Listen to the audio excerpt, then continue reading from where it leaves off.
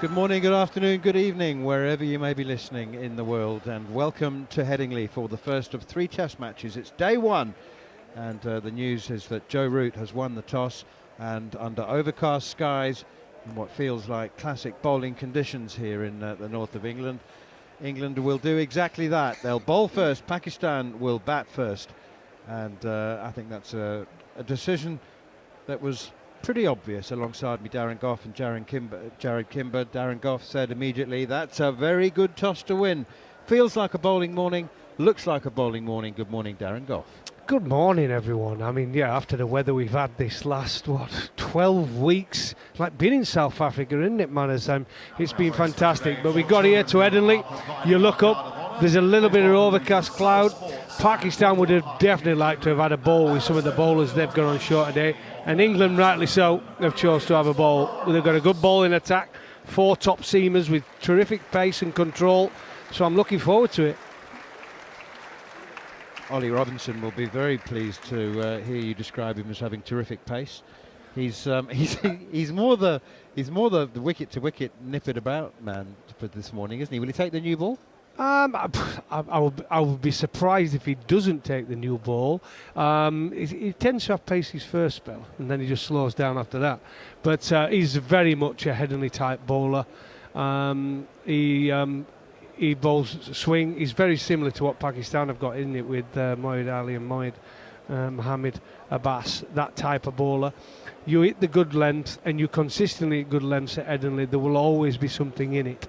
But if you get it slightly wrong, as we've seen in many, many years and many series over the years, you can fetch you at Headingley. Lots of boundaries. Good quick outfield. They say, Jarrod Kimber, that a relegation battle can be as exciting as a top of the table clash, and there isn't relegation, of course, in the World Test Championship. Emotionally there is, morally. So who's your money on? It's funny, I did a preview the other day with Behram Kazi, who'll be on talkSPORT later on as well, and he was like, what do you think? And I said, I have no idea, because I don't know what England really are going to do. I thought they would look at all-rounders, and England didn't even name their team 2 days out. I was in shock. That was really funny, because Joe Root was asked, we asked him yesterday, he said, do you have a team? And he said no, and we said, is everyone fit and available for selection? And he said, yes, I think so. And he didn't know. He said, how can I tell you? Because, the guys are still out there bowling. Yeah. We've only been together for a day and a half. He said, that's the nature of the schedule. But it'll be interesting to see whether Joe Root does revert back to tradition and hand the team over at the toss during his second tenure as captain. Sometimes we've got the team 2 days before the game started with Ben Stokes as captain, but he genuinely didn't know. Yeah, and I think we just don't know that much about the cricket from either of these sides at the moment. We've got their Pakistan anthem on now. Beautiful rendition thereof as well. I think we should listen.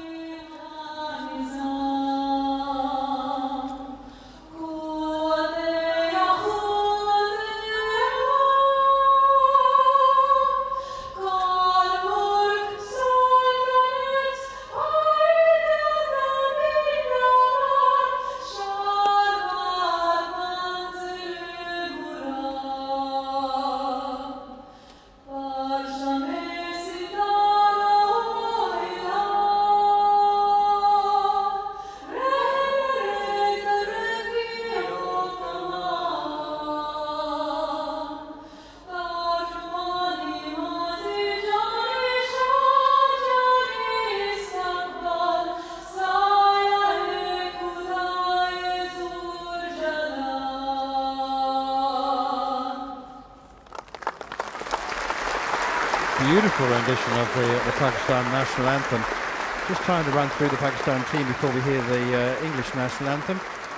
Azan Awais, Imam ul Haq, Shan Masood. I shall break off.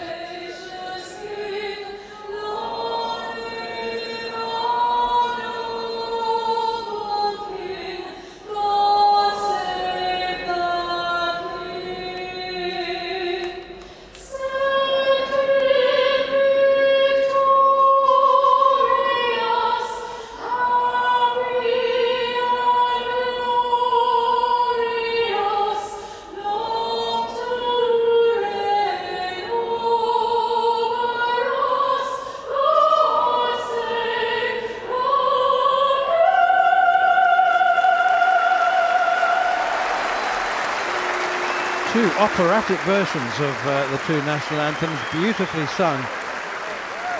What were you about to say, Jarrod? A reminder, the toss won So by basically Kimber. what I was going to say is you've got one team with an interim coach, a captain who's come in straight from the 100, a team that we thought might have a bunch of all-rounders in it that doesn't have any all-rounders at this point, and then you've got Pakistan, who basically have worked out how to win on spinning conditions, and we haven't seen them win a test match when the ball hasn't been spinning in years now, right? So we have no idea what is happening. Babar Azam is pulled out. It could be chaos in either direction. So I think this is a very good toss to win, because if you're England and you get a couple of wickets early, Pakistan are going to be so confused. And I think it might have been the same if it went the other direction as well. So I think England would be happy with that. And the thing is as well, with Sham Masood, I mean, we saw he had a terrific time here at Headingley. He got lots of runs here, a good average. Did you sign him? Yep.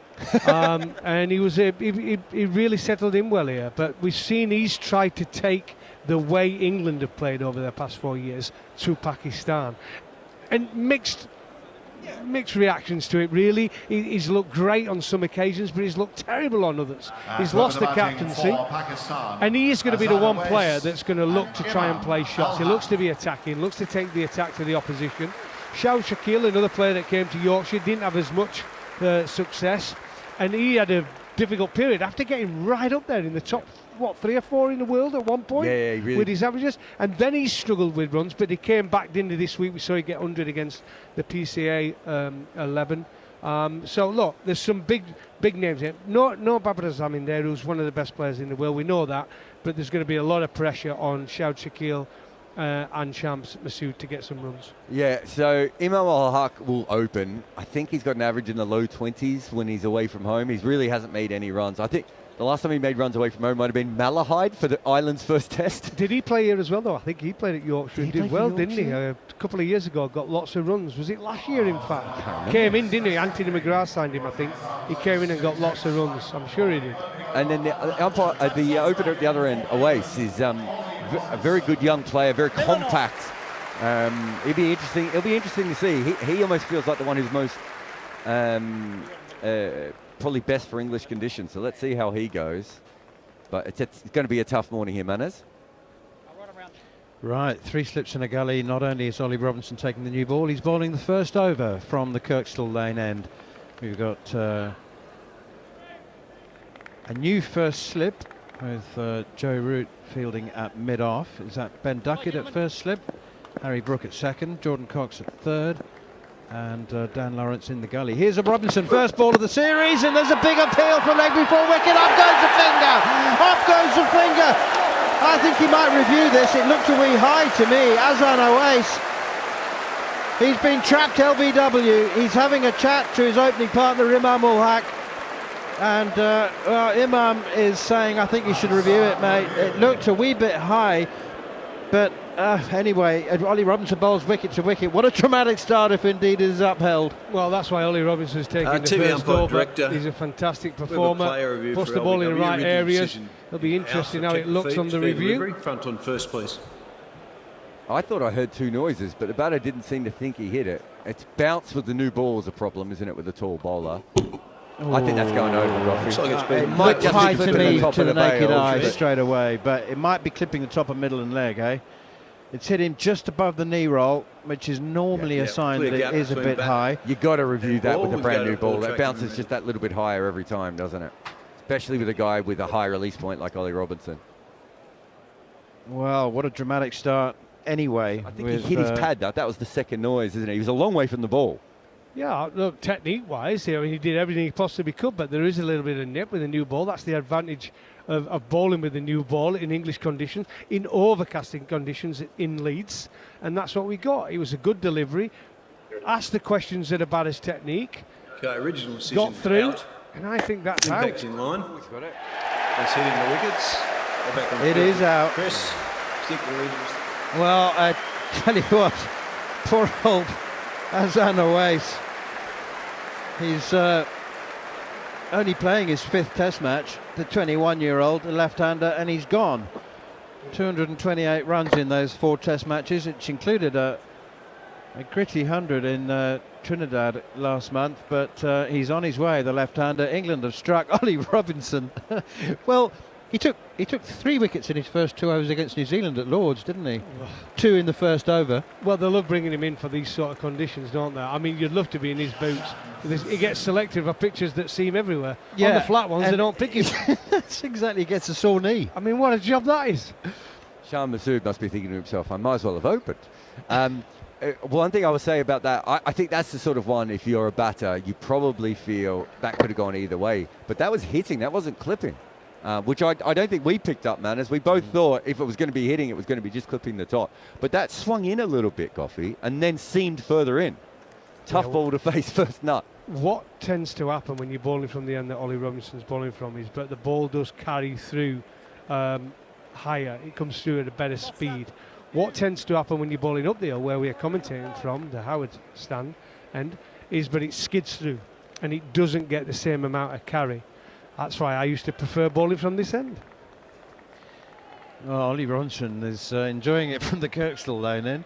We are commentating, by the way, from the football stand end, which is unusual. The media centre and the commentary box is mainstreamer at the Kirkstall lane end. Here's Shan Masood facing the second ball of the Test match, and he pushes it defensively away up towards mid-on, where it's fielded by Jofra Archer. He's a fascinating player, Shan Masood. He was picked late for Pakistan, by Pakistan standards when it comes to age. And apparently Misbah al-Haq took him to one side and said, well, I was even older, so you'll be fine. It comes from a very privileged family, and he's used that privilege to work very hard, and he's basically gone around the world to improve himself to the point at which he's been a very, very good player at times for Pakistan. Here is Ollie Robinson again, bowls and beats the outside edge. Shan Masood having a little push at that one, and you know what, he bowled a couple of in-swingers, and that one has just held its line and gone fizzing past the outside edge. Draws an acknowledging nod from Shan Masood. He averaged 54 in 2 seasons here at Yorkshire. Yeah, he was fantastic. Only averages 31 though in Test cricket after 45 Tests. He's been really up and down. He's played some very good innings for them, but a lot of failures as well. But the fact they keep going back to him, I think, tells you that there's a bit of a dearth behind him as well. Here is Ollie Robinson again, bowls. Shan Masood pushes that one firmly straight back to the bowler, into the ground first. The crowd thought it was a return catch, which Robinson shelled, but it was hit into the ground. We've got to remember as well with Shan, he looked good, didn't he, in the Caribbean? He got an 100, picked up that injury. He's been training, not had any time out in the middle, been training in the nets, and he's coming to this game now. He'd like to have just had a little bit of a look, wouldn't he, first? But coming in, second ball of the match, as his captain has missed out. If Shan would have missed out as well, it would have been a huge loss. Robinson in again, bowls, and Masood pushes up to defensively to mid-off. Was it a finger injury as well, wasn't it, that he had? Yeah, finger injury, Shan. He gets a lot of finger injuries, believe it or not. He had a few when he was with us here as overseas player at Headingley. I think he's Gary Palmer, his batting coach, I think, that used to work with Alistair Cook. And he's also worked a lot with the CricViz guys as well. I remember after he struggled in England the first time, he sought me out to just say, you know, what did you think I was doing wrong? One of the things was he just kept playing it back of a length balls outside off stump, and England just stacked the cordon against him. And as you said before, Gough, he's gone from a defensive batter to a very attacking player now. He tries to hit the ball. But as I say that, they've stacked the cordon against him. Here is Robinson once again running in from the Kirkstall lane, and Shan Masood pushes it out towards mid-wicket. Emilio Gay dives over the ball, and he seemed to have it covered, but dived over it, and Jofra Archer has to pursue it from mid-on. So Ollie Robinson becomes the 5th England bowler to take a wicket with the first ball of a Test match. Maurice Tate the first to do it against Australia here at Headingley in 1926. Jeff Arnold did it twice, Ryan Sidebottom and Jimmy Anderson against South Africa in Centurion in 2019, and Ollie Robinson today. I'm going to tell you a story about first ball of a Test match. I should have been on that list as well. Lords, first ball, Sherwin Campbell. Go look at all the footage you want. Dickie Bird said to me, he said, I couldn't give it first ball. That's his exact words to me. LBW on the back foot. It was dead, middle stump. You go back from that series, I promise you, it was unreal. Can't give it first ball. Can't give it first ball. Of course you can if it's out. That's so dicky. Absolutely so dicky. Oh, he wouldn't have been able to brilliant, get away with it though, would he, in this era with the... no, exactly. the You'd have umpire reviewed it reviews. straight away, I assume. I was reviewing it then before it even came out. Azrain Awais is the second Pakistan batter to be dismissed first ball of a test match. It's only the second time that's happened. Mohsin Khan against India in Jalandhar in 1983. Jofra Archer in with his first ball outside the off stump, left alone by Imam ul Haq. I'll tell you what, a little bit of surprise here. Jofra Archer choosing to bowl from the end, we are commentating from now, which is my preferred, the football ground end, because a lot of fast bowlers like to run down that little hill, right? If you look at the fast bowlers of yesteryear, I think Jimmy Anderson bowled a bit this end. I definitely did, although in my later career, when I got towards the end, I like running down the hill. Bit of momentum. 3 slips to the gully for Archer as well as a backward square leg. That's left alone by Imam ul Haq. Now, I looked for a second as if he was looking to ramp that, actually. He swayed out of the way a bit, but he kept his hands and bat sort of in the plane of the ball. I think he was actually leaving it, but it looked for a second as if he was thinking about steering that one over the slip cordon. Interesting to see we had a number of moments yesterday when Joe Root had a fully 30-minute press conference when we saw the cheeky Joe smile. The one was asked when he was asked whether he would field at mid-off or at first slip. That's edged down into the ground, nicely fielded on the bounce by Jordan Cox, and he grinned. I mean, he has a remarkable. He's played 166 Test matches, so you know it won't be a surprise to know that he's caught 218, but he has dropped a few over the years as well. So when he was asked whether he would carry on at first slip or whether he'd be at mid-off as Ben Stokes, he said, "Oh yeah, mid-off. I think we'll give that a go." So he was quite happy. You know, it's a duty that he has manfully held at first slip for many years, but happy to go at mid-off now. Back on the back foot now, Imam ul Haq plays it out towards cover, fielded by Gus Atkinson. Hasn't the ground filled up, Gough? Really, an hour ago it looked like we might have 2,000 or 3,000, but it looks like it's about 80-90% full now. Yeah, which is good to see, you know. It was always a worry when you've got a test match at Headingley straight after the 100 in August, but the way it's filled up this last hour is it's refreshing, isn't it? Let's be straight about it. We're a bit worried, but there was not going to be nobody here watching. It's filled up beautifully now. Here's Archer running away from us from the football ground end, and that's wide of the off stump, left alone by Imam. No run. And rightly so. It's the first ever test match. You expect wherever you go in the country to be a decent crowd in. I saw a couple of people when I posted the picture, but it doesn't look like it'll be a full house, saying, but what do you expect on a Wednesday? Well, there's no difference to me whether it's Wednesday, Thursday or Friday. If you're going to go and watch cricket, you've got to take a day off anyway, haven't you? Well, simple as that. If you're going to go and watch the cricket, you've got to take a day off. If you've got a job. Yeah, if you've got a job, yeah, correct. Well, you need a job to pay for a ticket. Yeah, that's true. Archer and again outside the off stump, and there's no run. As I said that, I thought, how many people without jobs can afford to come to the cricket? Good over from Jofra Archer, maiden over. Pakistan 2 for 1. Just to complete their lineup, which I began to say between anthems. Azrain Awais, he's gone now, the 21-year-old opener. Imam ul Haq, Shan Masood, Abdullah Shafiq, who was a late addition to the squad. Saud Shakil, Mohammad Rizwan at 6. Captaining this test match, Salman Ali Agha. And then left arm spinner Ali Usman, and the 3 right arm fast medium pacers, Khurram Shahzad, Muhammad Ali, and the brilliant Muhammad Abbas, who has 897 first-class wickets. Played 30 test matches, got 118 test wickets. Many people say he should have played a lot more than 30 test matches. Here's Ollie Robinson for his second over. Bowls to Shan Masood, defends, straight back to the bowler, and there's no run. Good toss to win. Overhead conditions. I can see a couple of tiny patches of blue sky, but otherwise not thunderously grey overhead, but quite significantly grey. Really, really good bowling conditions. What about the temperature at Gough? I mean, I always associate slightly warmer, slightly more humid conditions with being even more dangerous for bowlers. It's quite cool this morning, but overhead cloudy grey clouds are pushed away defensively again by Shan Masood to mid-on, no run. Yeah, it's definitely cooler, isn't it? There's a coolness to the air, and you're right, when it's humid it does tend to swing around at Headingley, especially if you've got cloud cover as well. But to be honest, you don't often get it that warm here.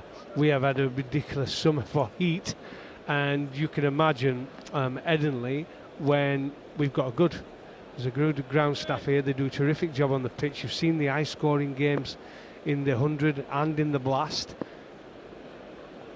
Second gully added now to 3 slips as Robinson is in again, left alone by Masood, no run, 2 for 1 Pakistan, asked to bat first. But as we've seen so far, yes, we're only in the 3rd over, but it's not really been swing, has it? It's been a good length ball by the English bowlers. If anything, there's a little bit of seam. But like I said, if it was humid, we'd probably get a little bit more swing through the air. But it's at this moment in time, it's seam that is benefiting the seam bowlers of England. 3 slips. Ben Duckett's new job at first slip. Harry Brook, Jordan Cox, Emilio Gay and Dan Lawrence in the gullies. Beats the outside edge, Robinson. Just a little bit of nip away this time. He had bowled a couple in the first over that held their line, a couple that swung in, and that one just seems, I reckon, to have nipped away fractionally. Beats the outside edge. Shan Masood confirms that he didn't do anything wrong. Oh, nipped away. Gee, but you look at the replay. Yes, it did. It's going to do. It's going to be. First up, having a little bowl at Headingley, that first hour. We always used to have the golden rule. If we can get to lunch, it tends to be most places you go in England, you get past that first hour and a half, you're in the game. Robinson in again, bowls. Masood turns it away out towards mid-wicket and fielded by Gus Atkinson.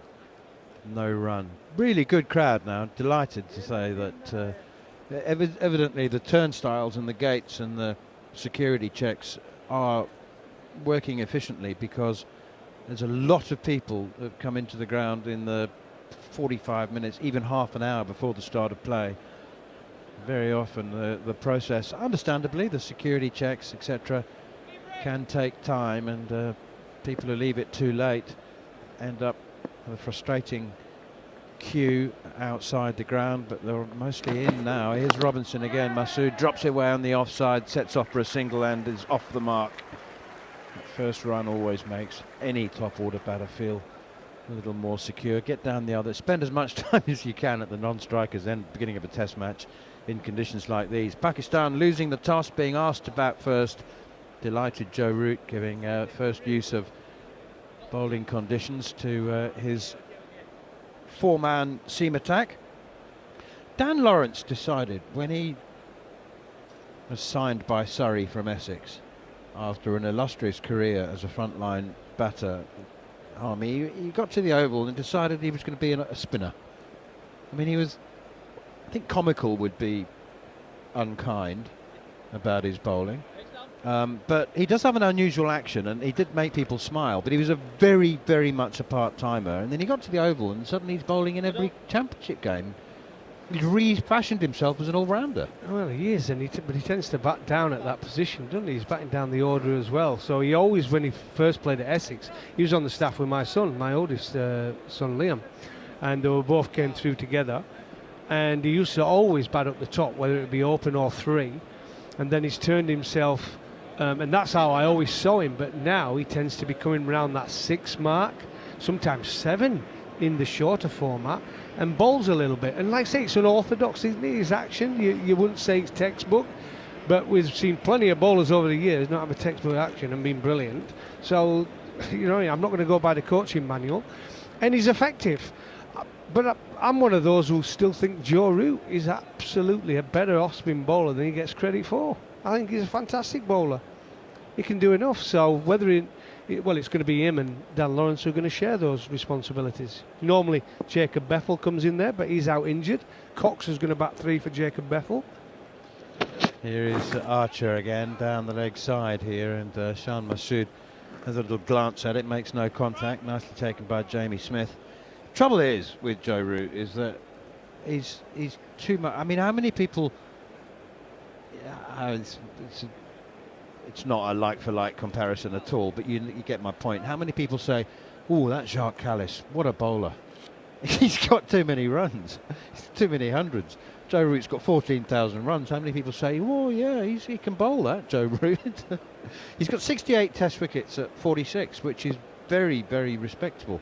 Here is Archer again. That's left alone outside the off stump. Actually, I'm doing him an injustice. Joe Root's got 74 wickets at 48. Dan Lawrence has got 64 first-class wickets at 46. I think over half of those have come while he's been at Surrey. But it's his batting that he needs to improve his record. This is his 15th Test match, Dan Lawrence, and he's not averaging 30 yet. 26.8 with 450s. I presume he's happy fulfilling the number 6 role in this team. I mean, would he prefer to bat higher up the order? Down the leg side again from Jofra Archer. Shan Masood leaves it alone this time. Well, I think it was a competition, basically, a decision between him or Ollie Pope. Now, they offer different things, don't they? Ollie Pope can keep, and I think he's now in a comfortable spot, having seen him on the golf course quite a few times over these past few months. Saw him at Wentworth on 3 occasions this last few months. And I think he's quite comfortable now, thinking that 6 is going to be, if he gets back into the England team, is going to be his area. And I think he wants to bat 6. Here is Archer again outside the off stump, and it's left alone. It's the radar's on the blink this over. 3 down the leg side, 1 outside the off stump, wide enough for Shan Masood to not even think about.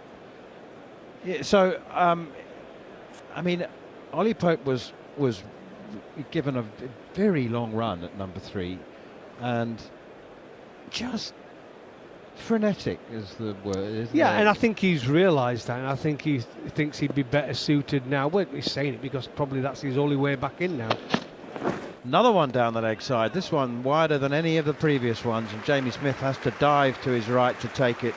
Archer's very frustrated with himself. He doesn't need me or anybody else telling him that he needs to bowl straighter. He's shaking his head in frustration.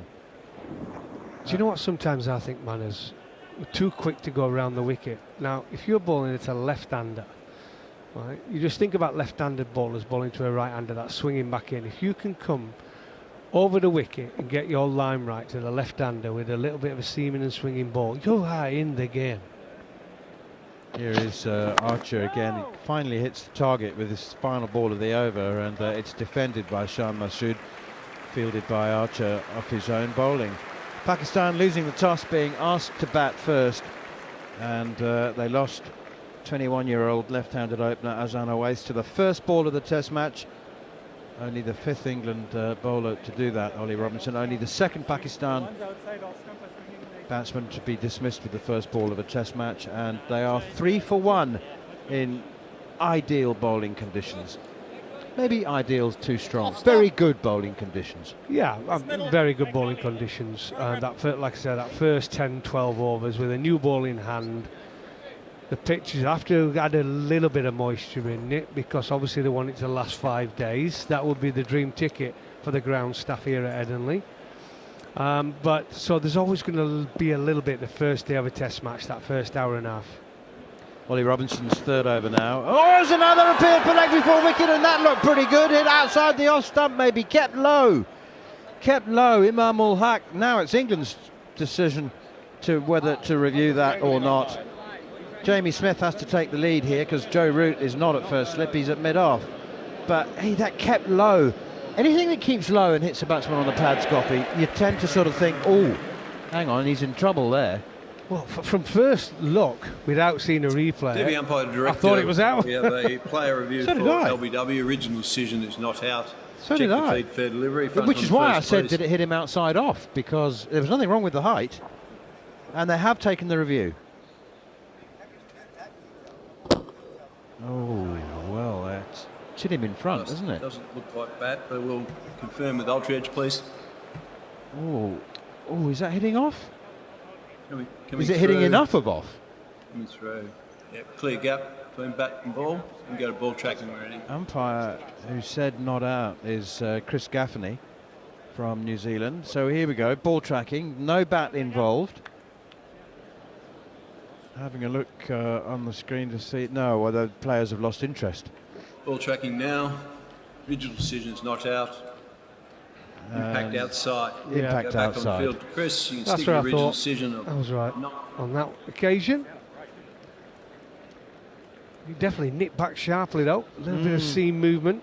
I put that in the fair enough category for a review. Well, it's not a shocker, is it? No, good decision from the umpire as well. Sometimes when you see a batter, he knows the ball has darted a little bit lower. Sometimes the finger goes up, doesn't it?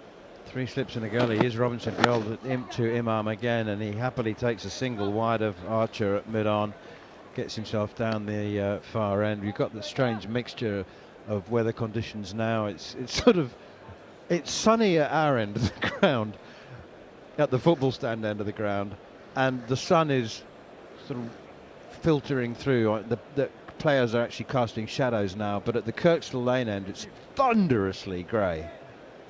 Looks really moody at the far end of the ground. That's what tends to happen. And I always remember when we play here, we used to always look to the houses to our left where we sat here, and if you can't see the roofs, you know it's end of the world.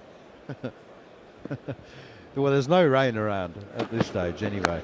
Steered away into the gullies, the wider of the 2 gullies. Dan Lawrence does the fielding very tidily, and it looks like he's on ball maintenance duties as well, because he begins furiously working on the ball, untucks his shirt from his sleeveless sweater.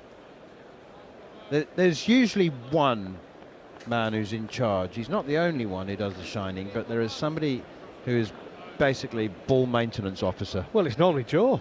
Yeah. Normally Joe. Yeah. But obviously he's got enough on his plate at the minute. Here's Ollie Robinson, and there's flicked away off his pads down towards long leg. Chance it could be the first boundary, then he's no. Intercepted down there on the long leg boundary. Josh Tongue. By Josh Tongue. Do you know what? That being in charge of the condition of the ball is actually hard work. It takes a lot of effort. It does on the laundry as well. Yeah, too. Yeah. There's that too. It is. Look, it's Do you think hard, Joe isn't said to Dan Lawrence, welcome back to the team, and by the way, you'll be batting 6 and you're in charge of the ball. it? The only one that could have topped it is you're doing short leg as well. and that would have been, well, it's normally the debutant, isn't it, who gets that, the batter who doesn't bowl. Or the least capped. Yeah, That's Emilio Gay. Yeah. It'll still be his job. Here is Robinson again. Oh, and there's another appeal for leg before wicket. Up goes the finger. That one looked absolutely stony dead. I think Shan Masood knows it as well. That wasn't so much an appeal. That was an instant celebration from Ollie Robinson. And Shan Masood makes his mournful way off the field. Do you see he had a little word with Imam ul Haq on his way past the non-striker, and he said, don't worry, mate, I know. Don't even think about it. I'm off. He knew it. Ollie Robinson has trapped him absolutely. That looked, oh dear me. Just seeing the first replay, and it looks as stone dead second time round as it did first. By the way, was he over the wicket as well when he bowled that delivery? He was. He was indeed. And what did I say? You bowl over the wicket at Headingley, you get the ball swinging back into the left-hander, you are in the game. And rightly so. The right decision. 6 for 2 now. Pakistan in serious trouble. Robinson has started beautifully. He's got his lines right, his length right, and made it difficult for the Pakistan batters. Jofra Archer has been a little bit wayward. Bowled too many balls down the leg side, but it doesn't matter when your man at the other end is bowling as well as he is, it helps. Shan Masood gone for 5. Azan Owais went first ball of the test match, obviously without scoring. Shan Masood has made 5.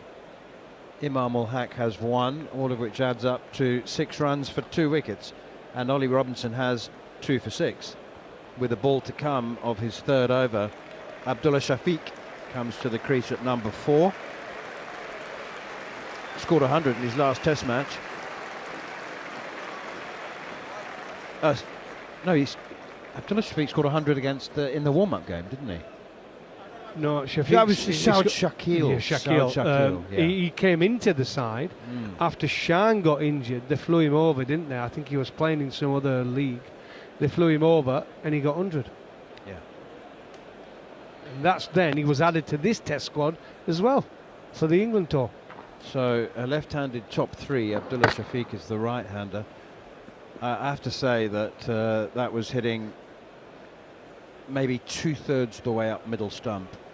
It's as out as an LBW ever could be. And Abdullah Shafiq has 1 ball to survive, and Emilio Gay is going in at short leg. I thought it would be his job. He's not been in there for the left-handers, but he is for the right-hander. And we've got 3 slips and 2 gullies. Joe has put himself into the finer of 2 gullies. Here is Robinson, bowls to Abdullah Shafiq, turns his first delivery off the inside edge down towards long leg, fielded by Josh Tongue. And the only reason I know it was an inside edge is because Ollie Robinson's reaction was to leap into the air, holding his head in his hands, indicating that he's nipped that one back into the right-hander, and it's hit the inside edge, so it was an inadvertent leg glance to get off the mark for Abdullah Shafiq. Pakistan 7 for 2. Well, the moment that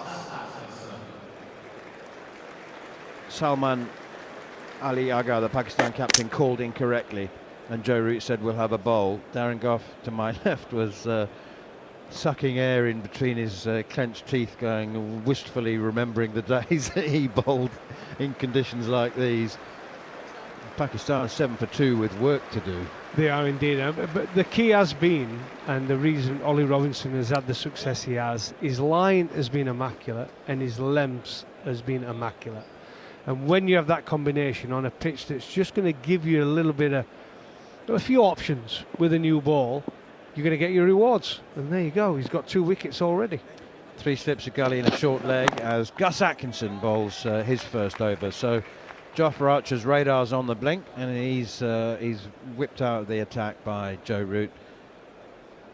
I am slightly surprised by that, unless Jofra has said, look, I am struggling running up the hill, Skip. Can I just wait till Ollie's finished? I think you're spot on.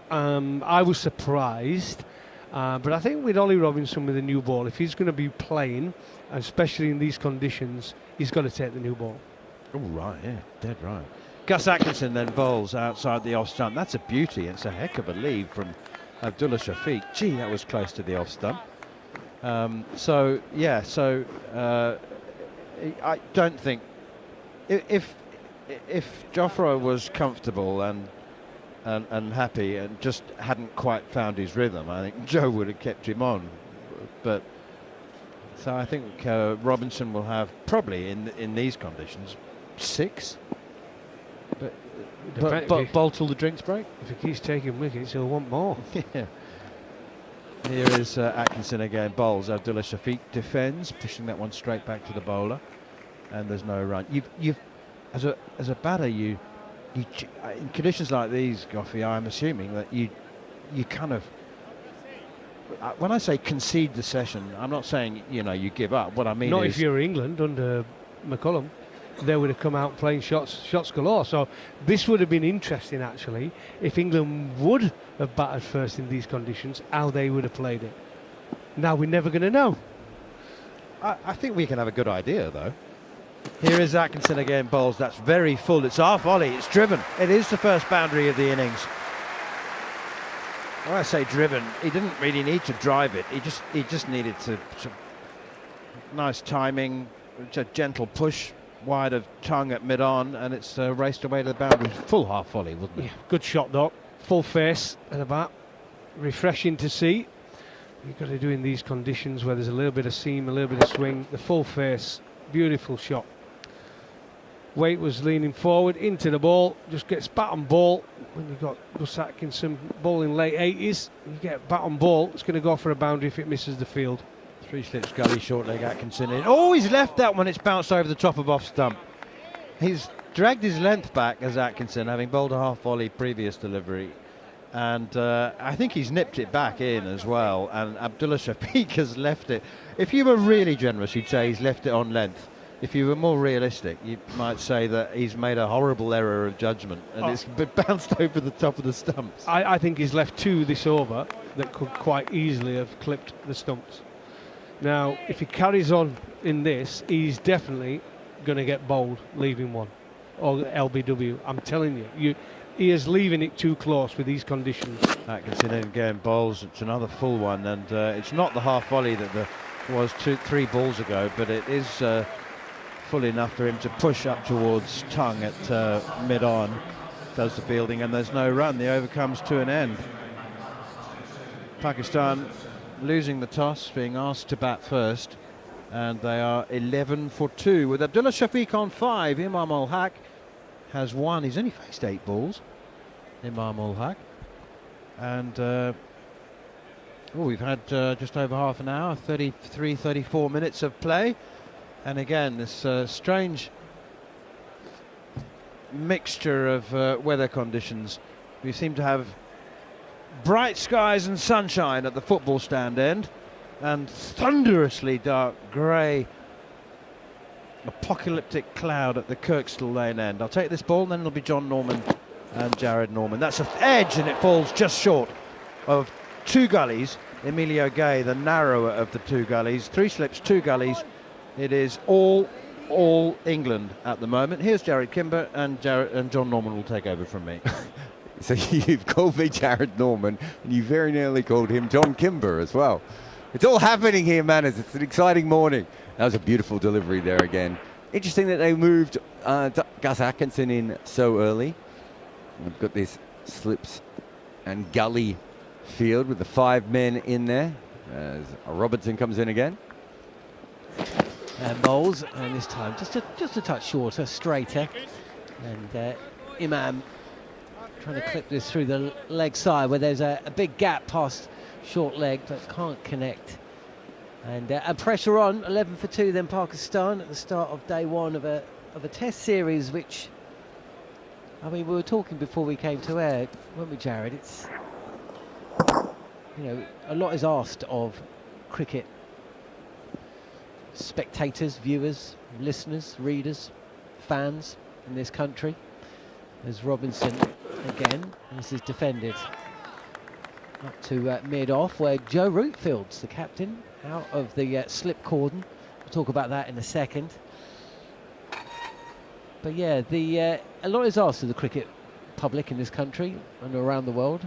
I suppose back in the day where you couldn't really watch anything outside of this country, it all kind of made a little bit more sense, didn't it? But now it's back to back, it's different colours, different formats, different coloured balls. Robinson continuing over the wicket. Oh, just touch early on this shot is Imam, who looks like he's trying to get his feet moving and the ball talking and rotating the striker touch. It's really quite gloomy here. Good toss to win for Joe Root on his home ground. But yeah, at the start of any test series, there's always the, you know, what is the relevance? What are the questions that we're looking to be answered? And there's so much about this test series which doesn't feel that new. Here's Robinson again. This time Imam happy to block it out to mid-wicket. You've got a returning captain. You've got Dan Lawrence returning back to the side in a new role, but one that's probably more suited to his batting, but no spinner. So kind of felt like that's going to be well, that is one of the reasons why he's playing. I was going to say. You've got Jordan Cox back in the sides, so for the second time this summer, but playing at a position that he's not that accustomed to. Familiar looking bowling lineup, but of course Sans Stokes defended again by Imam. Ollie Robinson seems to play the first test of the series and then disappears. Has bowled fantastically well so far in conditions that you would expect to suit, and he's exploited them brilliantly. I mean, I know that Joe Root, after bowling Jofra Archer for 40 odd overs at Mount Maunganui, said he might do things slightly differently, but bowling for just 2 overs was maybe going... You're saying he's under-bowled him after over-bowling him for all that time? Do you mind if I put my laptop there? Is that in your way? No. Just so we can see the chat. So yeah, do you know what I mean? It's a test series where we kind of feel like we've been here before in many, many different ways. But it's also one that, of course, deja vu all over again. There's a little bit. Atkinson running away from us here. Now, brilliant vantage point. I love this vantage point that we are in the football ground stand. There's no, well, we do have cover as long as the rain doesn't come in come on down any angle. Yeah, diagonally. Otherwise, Scott Taylor, our producer, is going to be... I am assuming, with all the cameras and everything up here, that it's... Although they do have a lot of campus covers around them as well, don't they? Yeah, well, hopefully we won't find out. Atkinson again. And Emilio Gay at short leg just reacts as though that was a little chance. Kind of dive into his right, but it's a single. Have we had a boundary today? We had that beautiful on drive, yes. didn't we, by Asad Shafiq? That's right. We've got a little pocket of light at the moment, but it is incredibly dark around the ground. Somehow we have peak sunlight, as you know, the very strong shadows out on the field. But just to my left at the moment, which I believe is where the weather is coming from, it is pitch black. Atkinson again with 3 slips at a backward point. It's Lawrence at backward point, and it's Lawrence at gully. And Archer at backward point, which I can't remember seeing before. This is pushed out to mid-on. Of course, there's no Zach Crawley in the slips. There's no Joe Root in the slips. There's no Ben Stokes at mid-off. Is that partly because Root is at mid-off, and that is where Archer would normally be? And so where was Stokes? everyone's Stokes used to be at... Well, that's... but that is where you put bowlers. So Josh Chung's at one position. Yes. Yeah. But you might be right. Yeah, Stokes, I suppose, often did mid-off and mid-on too. Oh, it jags away from the straightest of all straight blaze from Shafiq, who does take a tentative step down the track. And the ball misses the bat by quite some distance. 13 for 2, Pakistan. They would love to have had a bowl in these conditions. I mean, that ball has gone further than a leg spinner could spin it. That is a ridiculous cricket ball from Archer, from Atkinson there. So I'm watching Archer. I've got a note on Archer here, and it'd be really interesting to see if this continues for a while. Atkinson again. Oh, this is pitched up, and still extravagant movement away from the right-hander. Well, Joe Root raised an eyebrow or two when he brought Jofra Archer out of the attack after 2 overs, but just seen a couple of deliveries from Gus Atkinson, which, I mean, that's world-class bowling right there. There's nothing you can do about those last 2 balls. That one was at least edgeable. The one before that wasn't even edgeable. I don't know if I've seen Atkinson move a ball as much as those last 2. No, not consistently. It's really moving, both ends. Maybe that was the thing. They thought that the ball would move a little bit more in the air. He doesn't quite get the angles right on this occasion, Atkinson, and it's a comfortable single down to short fine leg. End of the over, Pakistan 14 for 2, with Shafiq 7 not out. He's hit the only boundary of the day, and Imam is 1 from 14. We've had 2 wickets, 2 LBWs, both going the way of Ollie Robinson, who has been extraordinarily good. Azan Awais, LBW first ball for the first time since we covered the Centurion Test match in South Africa, when Dean Elgar was caught down the leg side, first ball, after that photographer had injured himself. Do you remember the start of the series? What about Rory Burns? No, England. Oh, okay. England have suffered, but they've not taken. Ah. I think that must be what it is. And Sean Masood, it was... that might be a T-shirt. England had suffered, but not taken. Left alone. by Shafiq. Yeah, you were about to say something. I was. Can we sell talkSPORT cricket merch? That's a question for later. So Jofra Archer was at points, and he was 12 metres back from where Gully was, maybe 15 metres back. Like, his job was a point fielder. Generally, you do not see point fielders standing there with their hands on their knees like they're slip fielders, and that's what Jofra Archer was doing. So it'll be interesting to see if they come over and say no, because that's something that we have a lot of problems with in junior cricket. I know your son's just coming through Dynamos at the moment, but that next level on, everyone pretends they're a slip fielder, even if they're at fine leg. That's brilliant. Here's Robinson in, and this is pushed square of the wicket, where it's not Jofra Archer fielding now, it's Dan Lawrence. So Jofra Archer was walking perfectly at mid-on very normally just then. So either he was told he was at a catching fly point, or he just went, I think this is part of the ring, this is part of the cordon, isn't it? So I'm just going to sit here. So it's a fascinating little thing. As you said, moving him in the position. When does the cordon stop being the cordon? Well, when Jofra says, apparently.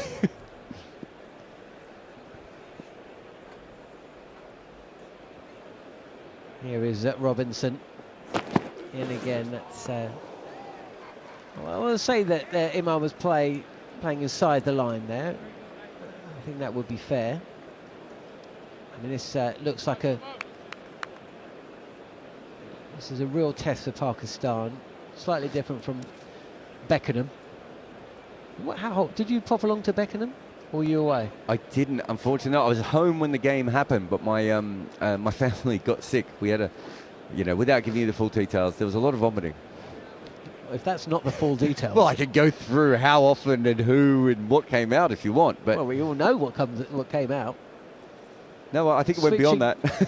Switching to round the wicket is Robinson, and this time forcing Imam to play a ball that was in and around off stump and defended comfortably enough. 15 for 2 Pakistan. I did see a lot of the Pakistani fans were complaining about the state of the ground at Beckenham.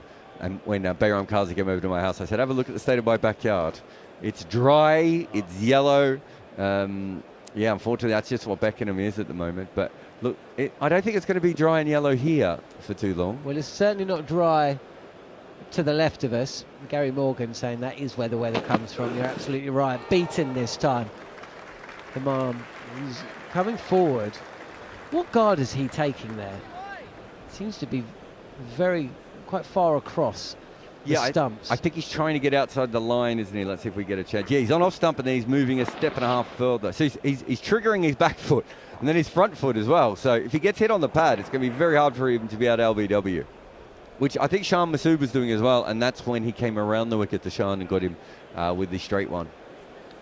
Which I wasn't on commentary for that, but I thought that was brilliant bowling. Yeah, tell us a little bit about Ollie Robinson, because there's so much. Oh, there's a thick outside edge. It will be a boundary. It's Cox, I think, at third slip. Diving to his left, but can't prevent the ball from crossing the rope. So 4 runs added, 19 for 2. And it's a fourth shot there from Imam Ul Haq. Yeah, tell us a little bit about Ollie Robinson for those, and of course he has been bowling for a long time, but he only played in the one test against New Zealand. And that was a surprise, and he picked up a little injury in the second test match. Wasn't deemed ready to play at Trent Bridge on a pitch and in conditions that you imagine would have suited him pretty well. How different would things have been if he had played, I wonder. We've lost our sun. We are now counting the minutes down to the first, at least rain. If not, it's actually really dark here. Very, very quickly. It's gone from bright sunlight. I'm surprised the lights haven't come on yet, John. Beckenham as well is a ground that batters often feast on runs, don't they? We said, well, Headingley is a pitch pushed out to Archer, who's now at, well, he's at short mid-wicket. He's doing all of this. Fielding bingo. He's going to be first slip. At least he's allowed to be in a catching position now, so maybe he said, look, I just want to be in a catching position. If this is not it, move me over here. If you're not going to bowl me. Yeah. How are the floodlights not on? I wonder if they've just taken a little, because it was bright sunlight, but they had to have seen that cloud was coming in, right? looks like it might be skirting us. It's raining to the left. Well, there's Driven. Front foot drive from Shafiq. Chase for Root, but the ball's going to win just in front of the Western Terrace.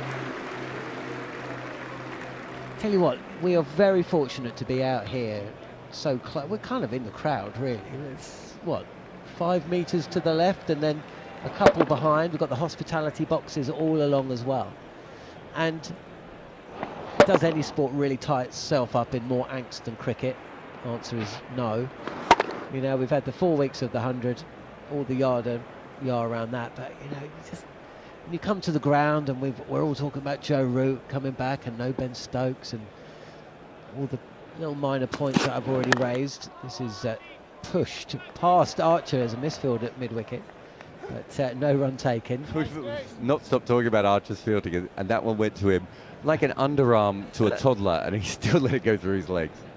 23 for 2 Pakistan. But when you sit in with the fans at a game of cricket, you are reminded of the fan that you used to be before we got and had to talk about, you know, such things. People rock up to watch England and they want to see England win, and that's it. That's it. Oh, wow, what a delivery. Is that an inside edge back to Jamie Smith? Was it a shout for leg before? Atkinson went up immediately. He almost didn't appeal. And Joe Root is just having a chat and has gone up for review. But for what, Jarrod? It's a caught behind, I'm pretty sure. Asad Shafiq might get in trouble here, by the way, because he said to the umpire, I didn't hit it. TV umpire director, we have a it's cut review back in, for is my guess. Court. I think it's hit his backside pad. I've checked the feed, So fair my delivery, immediate front on first thought, place. as you will have heard on the talkSPORT Cricket YouTube channel, was it was caught behind, and then the manner of the appeal was that he was bowled. Is it possible it hit the bail? I think it's just hit the top of his thigh pad, I think it has. and it's gone over. Yeah, he's missed it by a mile. Coming through, Atkinson's going, yep, nothing there. And he's not the flicking most back demonstrative leg. of individuals, is he, Gus Atkinson? But his appeal. Just Yeah. pull that ball. That's back poor from to Jamie past the Smith bat there, and because confirm I'm a that lot no further back away from valve. him, and Yeah, he's gap there, and it is no dark, back and it valve, was quite just clear back to me leg. that there had to be They'll a get chance of the back thigh on pad. field. And he's not. He's absolutely nowhere near that. And the wicketkeeper Right. is probably the only one other than the bowler who could have seen it. That's a strange one, that. I think that's quite a poor review from England. Check but they were ball excited. tracking. That's one of those ones where you review it because it's a beautiful ball. Yeah, and if you're asking yourself the question, Regional is that Sydney, it's LBW or not out. court, then Impacts usually in it's line. neither. 100%. And it's missing the wickets. Well, Not we know out. it was missing the wickets because it literally went over the wickets and it barely hit his thigh pad. I think the rain might be coming. It is incredibly dark here. They've just turned the lights on. They And are there's thunder slow in the air. burning. I mean, it was a beautiful delivery from ridiculous, Atkinson, because he's And they're had coming two. off. They are coming off. He had two which went past the outside edge. This one came back in. Brilliant, brilliant bowling. England will be very unhappy to be going off. But with them leaving the field of play, then we may about to be doing the same thing. Just having a little look to my producer, Scott. 2 minutes? Okay, it's fine. Just thinking. I mean, is it raining out there? The umbrella's up? Yes. It's definitely raining. It's not coming through to us yet, though, is it? No. I can see Manthorp and Gough have started packing up. So, oh no, Abandoned ship. I felt a drop just then on my arm, left arm, Scott. If you need the full details, it doesn't seem like it's just a and the little wind. bit blowy. I think somebody's blowing through, but we should be fine in here. We shall see. Fantastic start for England then. Yeah, and we thought it was going to be a good morning for England when they won the toss, but we did not expect the amount of extravagant seam movement, and it's also moved in the air. Yeah. Well, that is heavy thunder. And where there's thunder, there may well be lightning coming as well. It's really settling in. The only thing I'll say is it's already looking a little bit brighter to the left. We don't know what's about to come. We just had a question here from Zinch with an extra H. How do you pronounce that? Is that Zinch? Zinch. He says, thoughts on Root's two failed reviews. Gary sent us a stat on this, didn't he, earlier? Let me have a Just read. before we get to the... Yeah, sure, go for it. you looked that up. But what I was going to say is, in both cases, I would say Smith is to blame here. Smith had to know that the batter was outside off stump on the other one. which, again, I'm on a much worse angle than him, and I called that before. And on this court behind, we're on a similar angle to Smith and Gus Atkinson here. And straight away, I was like, that's a bad review, because chances are that's hit the thigh pad and nothing else. So, yeah, I think they have got a little bit carried away, especially on a day when so much is happening. It is raining here at the moment. It's important that I'm putting the full raining thing in. This is not a little bit of mizzle. The groundsmen are now full on sprinting around. There is a poor security guard who has been fighting with a poncho now for 12 minutes. He's not got the hands in the right arm. He might have the head in the armhole. It might be backwards. I tell you what, we might need someone to go out and help the security guard put actually something on. the shades of Mario Balotelli with this, for those listeners who remember that. It feels like the ground staff have been caught on the hop here a little bit, doesn't it? Security, this poor security guy. Has he got it? Has he got it? He's got his arm in. He might have got through. He's got one arm. He's got his right arm in. He can't get it down his back. No, now he's, and that's where the rain's coming from. Oh, he's got it. He's done it. Well, that's us for the day. Yep. We'll see you tomorrow here on talkSPORT Cricket. We will be back here on the talkSPORT Cricket YouTube channel. The covers are coming on. The players are off the field. The waterproof poncho is on one of the secure. Who's going to be running out onto the field of play, by the way? And we're set for a little delay here at Headingley, but we'll be back on the talkSPORT Cricket YouTube channel as soon as that play resumes.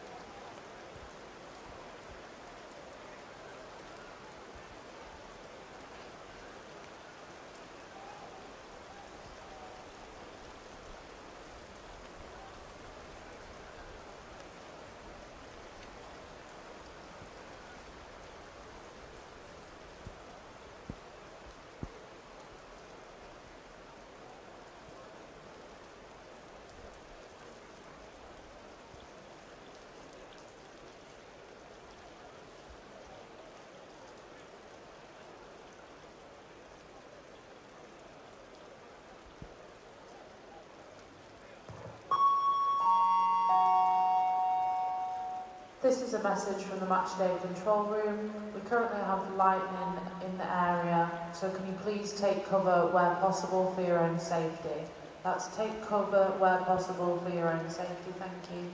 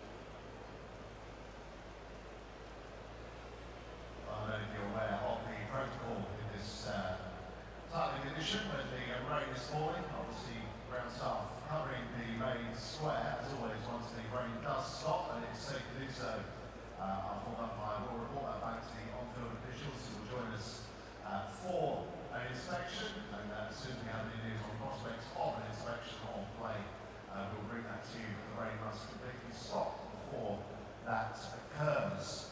Meanwhile, just to remind you that there are chances for you to win here throughout the week.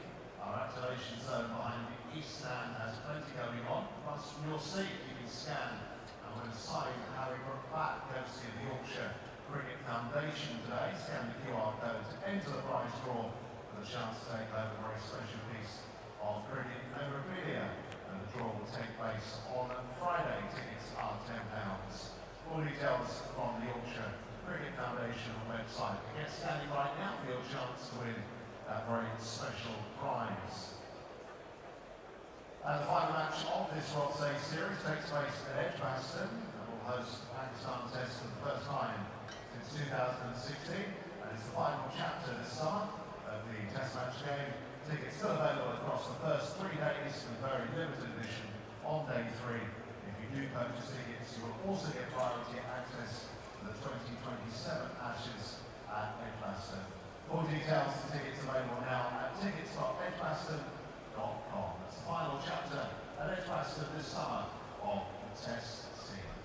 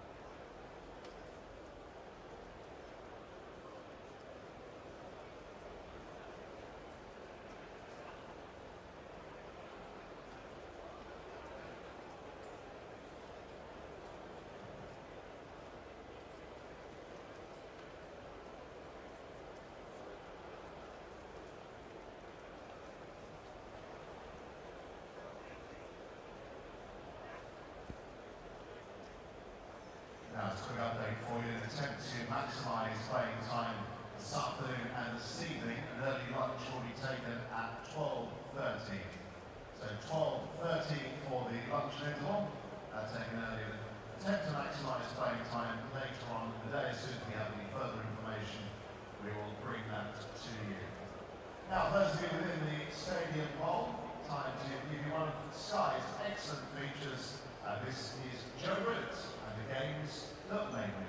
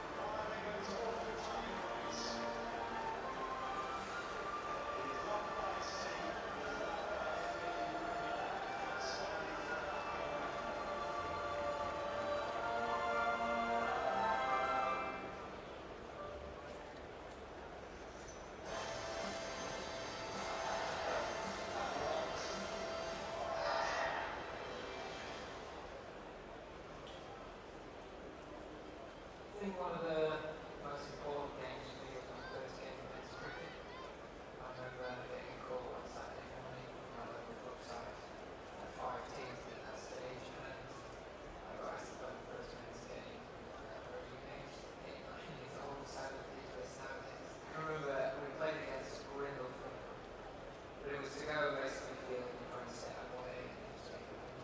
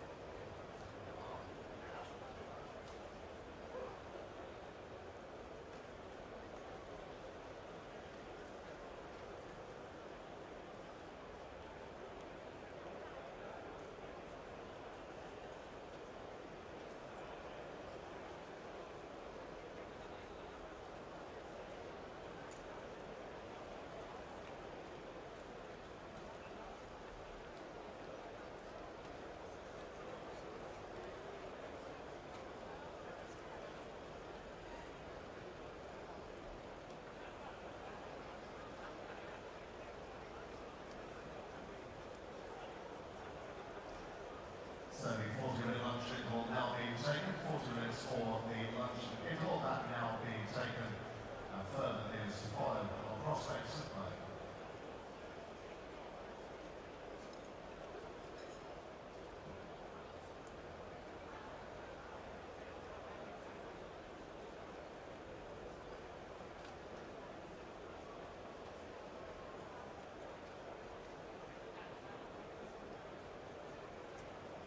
After a successful first year, the Toyota Gough Cricket prize draw is back to help local clubs keep scoreboards ticking over. You can purchase a ticket in the Toyota Gough Cricket prize draw and support your local club. Each side will receive 100% of the funds it raises. Ticket bundles start from just £5, giving 5 chances to win. And Toyota has again provided a prize pot valued at over £200,000. That includes 3 brand new Toyota cars, international match tickets, and money come by experiences. So buy a ticket and support local cricket. Visit toyotagoughacricket.co.uk. Terms and conditions apply. Are you ready to score big for your health? You can win a hospitality experience for you and 3 friends to an England home fixture of your choice in 2027 with Vitality. All you have to do is get a quote for Vitality Health or life insurance. It literally takes minutes. Find out how at vitalitysportshub.co.uk/cricket. And Hancock Cricket Chris Brand Tyrrells is a proud team partner of England Cricket. To celebrate this iconic partnership, Tyrrells have created a brand new limited edition flavour, English ham and mustard, inspired by the flavours of the Great British Picnic and charred for summer's day at the cricket. Made using only the finest potatoes, this limited edition is free from anything artificial. This great flavour speaks for itself. Check out the Tyrrells website right now, where you can pick up a pack before it's too late.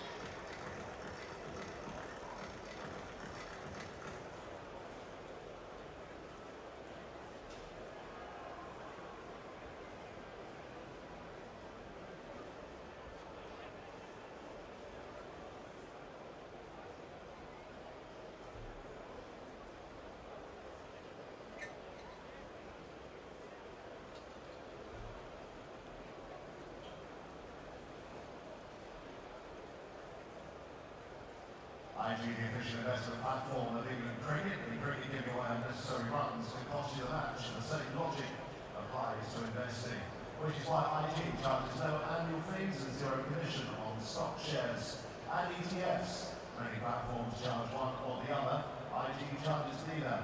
Backed by over 50 years of heritage and named Best Low-Cost ISA at the 2026 Boring Money Awards, IG is built for investors who believe their money should go further. IG Trade, Invest, Progress. And when investing, your capital is at risk. Other fees may well apply. And with a huge 2026 season featuring blockbuster series home and abroad, you can back England in the official range of England cricket and Castor, designed for every moment of the summer, from high-intensity preparation to match-day atmosphere. The 2026 England cricket kit brings together bold modern styling with elite-level performance technology. Whether you're supporting from the stands, the boundary road, or the backyard, there's no mistake in your team colours. The collection delivers comfort and performance for players and supporters alike, featuring striking graphics inspired by England's fiercest brand of cricket. The range is made to stand out through every bowl, catch and boundary. And with Headingley, great teams deliver when it counts, and so does Headingley. Millions of people around the world trust Headingley to send money quickly and safely overseas. And with Headingley's great exchange rates and low fees, more of the money you send makes it to the people that matter. Send it like a pro, send it with Headingley, the official money transfer partner of England cricket. A soaring LBW fly. Traditions play a huge role in cricket, but some things need to change. Cognizant is helping the ECB modernise the game where it matters, starting with introducing the seamless digital membership experience, so teams can spend less time on admin and more time enjoying the game. That's technology with purpose. Learn more at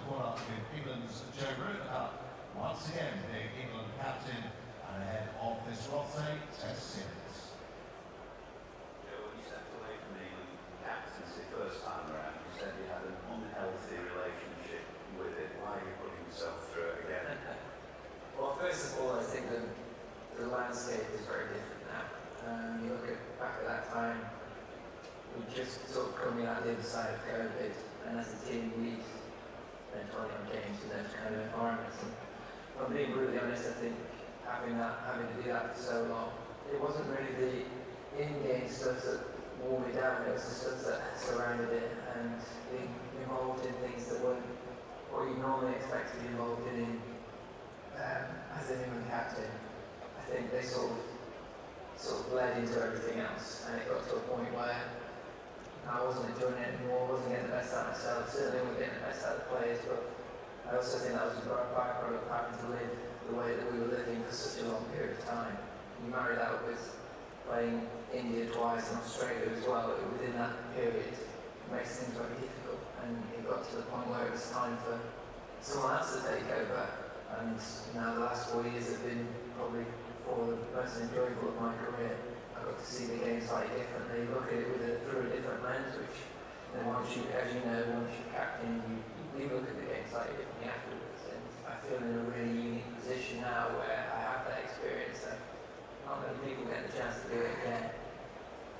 And the world is a very different place, and 4 years more experience, a lot more games from my belt, worked with Brendan and Baz in a slightly different capacity, and feel really ready for the challenge that lies ahead. We'll come on to how you might do things differently, but are you confident you won't get damaged again by the experience if that's the right time?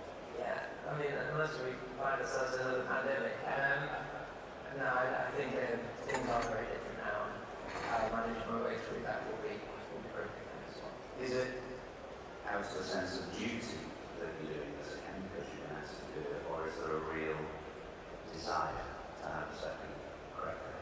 No, I think there's just pure excitement by where we currently sit. I think we've been underwhelmed with our performances, but if you look at the talent that lies within that team, you look at bowling, for example, and the start that those individuals have had, and the impact they can make on test matches and test cricket, that's a really exciting group to be working with, and a variety of pace, different skill, different sort of release points and angles to be able to operate with that is very exciting, and feel like there's a lot of good stuff that we've done over the last 4 years, and it's probably been slightly overshadowed by our performances in the recent past, but I don't think there's a huge amount that has to be done, or certainly not drastically. It's more being quite cute and tweaking things and building on a lot of good stuff that's been laid over that period of time.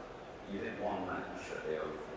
Was there anything that happened in that game that gave you second thoughts about wanting to have a crack at the captaincy? Yeah, because you dealt a pretty poor hand in that game, but clearly it didn't go well.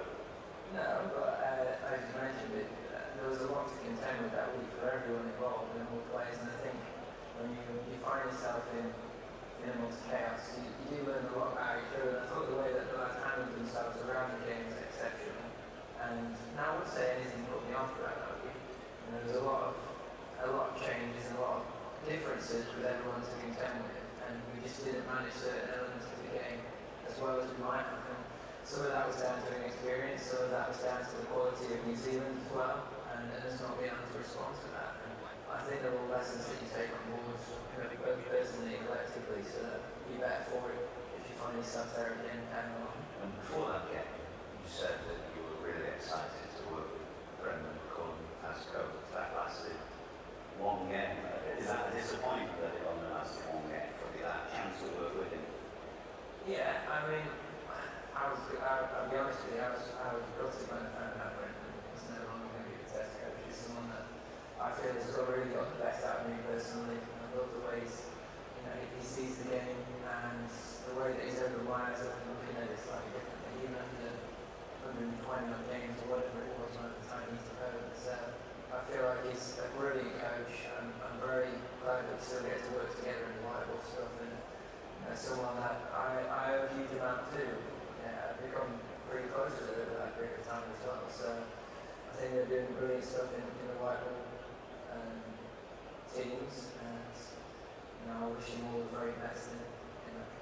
That said, you had a chance to work with Stephen Fleming. What excites you about him and that opportunity? We've crossed paths a bit over the last few years when he's coached different teams around the world, but someone I've always admired is when I used to, when I used to watch Channel 4, watch you and your team play, and New Zealand were touring, you come over and see the opposition captain. He's someone that I really did admire in the way that he always held himself as a captain first and foremost, the way he played, and then his record as a coach has been exceptional, albeit in T20 cricket. He's had to manage some very experienced environments. He's been in high pressure situations and has got a huge amount of success with a lot of the teams that he's been involved with. So to get to work with someone with that amount of experience, 100 games as a test captain as well, understands what the role takes from a personal point of view, but also very calm, has a really good way around. From my experience already around the group and when you speak to the guys that work with him, creates a brilliant environment for us to thrive in. So there's so much that I'm looking forward to in that respect. Were you consulted about this point? I had a good conversation with him. I didn't necessarily think that it would be the right thing for me to be involved in that decision. It was for him to choose his captain, and the fact that that's what he wanted really excited me as well. In fact, we're very aligned on a lot of things. I think it's a really good starting point and place for us to work. Since you stepped away as being captain for the first time, obviously we've had 400 years of basketball, so-called. A change, really, a transformation change. Around the team, both for good and in some ways not so good. What are the bits of basketball that you want to keep in your second game? I want to keep they're always looking to move the game forward. But it's so big in the situation to find something. I think one thing that Baz did was he took away a lot of fear. I feel like there was periods where guys played with fear, especially batting. No country would feel like that. It's like always looking at how you can affect the game, how you can take wickets. But it's the method of how you go about it. It doesn't have to happen. You can't always win a game now. You might have to work your way through it, go through it, absorb a lot more pressure, and take 2 hours to solve the problems, and then make it easy for yourself later on. So I don't want to sort of impress a style on this team. I think Test cricket is about understanding what the game requires in each and every moment, and being good enough to execute that, recognising it, and then executing that. So I think that's the one thing for me is can we be good enough to do that? And look at the skill within that group of players. It's definitely there. So is that the key change that you want to make? Perhaps what we might call situational sort of activity? Yeah, and I don't think it needs much. I think a lot of the time we did a lot of really good things, but we didn't know necessarily shift gear. And I think whether that be up or down, that's a small learning for us that could make a big difference. Towards the end of your captaincy, August in 2021, New Zealand set the team up. What might have been thought of as a relatively adventurous run chase, it didn't seem to be even thought about going for the runs. Will an England team under Joe Root Mark II play that situation differently? I think again it depends on the situation of the game, but you always want to look to win first. I don't like the narrative of potentially being seen as an England captain. I don't think that's how I play the game. You watch me back, certainly not how I go about it. It's always about how can you get there, how can you get to where you want to get to at the end. If it's chasing the score down, how does that look? Can you construct your way through it? And depending on the conditions, what does that look like? So certainly we'll always look to try and win the game. If that's not a possibility, can we sometimes find a way to get through? Ben Stokes, a remarkable England captain in many ways. Well, what did you learn from him? A lot like his playing, really. The way that he always, he's always led from whether he's a player or not. He certainly tried to do that as captain and was very successful in many ways with that. I think the clarity in terms of what was expected from the group, making sure that everyone was fully aware of what was required of them, especially at the start of his tenure, was exceptional. And he fiercely defended his players and attacked them as best he could. He's obviously a great friend of mine, someone that we'll always stay friends beyond cricket. And of course it's sad that he's no longer playing. I think he's left a very good legacy as both the player and the leader. What can you do better as captain? Difficult question to answer. I think sometimes that's quite personal and subjective answer, but I think more than anything is build on what he's already, a lot of the stuff that he's already done. I think ripping things up and starting again and trying to change things is not necessarily the answer. I think we want to keep a lot of the good things that have been put there and just make small adjustments that over time will make big differences. I often wondered about the person who would have to take over from that stuff, so he wasn't going to be an easy challenge in the sense that he was a very charismatic leader. I'm not saying formally, I'm not, by the way. Yeah, but there is a challenge there. Have you thought about that? How you're going to put your own imprint back on the team? It needs to be Joe Root's team again and not Ben Stokes' team, doesn't it? How are you going to do that? by me myself, and I think the hardest thing for me will be people's opinion of how I captained 4 years ago. And I think it's very important to remember, and for me to remember more than anything, is I'm a completely different player to what I was 4 years ago. I've had 4 years of experience in a very different environment, which has opened my eyes up in many different ways. I mean, even you as a broadcaster or pundit, you'd be a very different commentator to what you were the first time, or even 4 years ago. You're always evolving, you're always learning. And the reason I've played 160 test matches is because I have that mindset and mentality. As a player, I've always looked to evolve and move my game forward. And I don't see this as any different. And to be honest, when you make mistakes and when you get things wrong, you look at yourself and I don't want to make that mistake again, you learn from it and deal with it differently next time around. So the fact that I've got all of that experience in the bank and been there before, I think it's a massive bonus. It shouldn't be a hindrance. I hope people don't see it like that. I hope they see it as a massive upside to getting a chance to do it. You talked about how many people get the chance to do it. You must have thought about lots that went on in that 4-year period. Are there specifics that you thought about and said to yourself, if that situation arises again, I'm going to do it differently?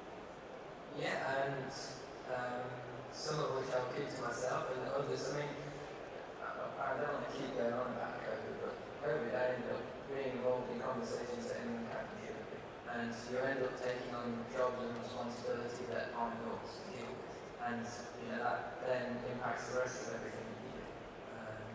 And I also am fully aware that that was a very unique set of circumstances where no one had been there before, no one had any experience in it, and sort of all living in the moment and trying to do your best to get through in whatever walk of life you're in.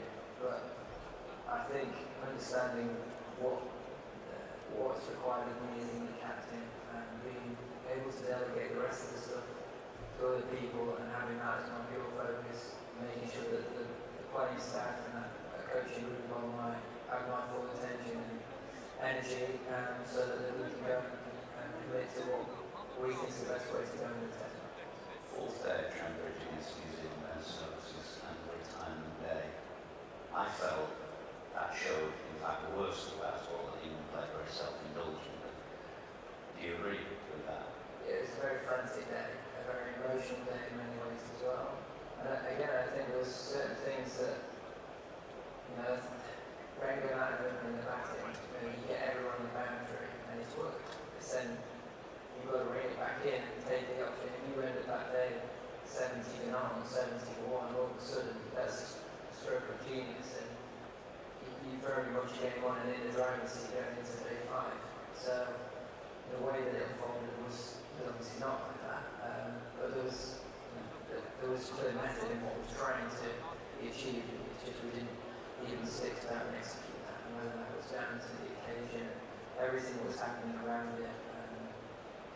Who knows exactly, but it's frustrating because, again, that 4 years, you had someone that's lived it and had so much joy and played in so many amazing games and successful series and moments.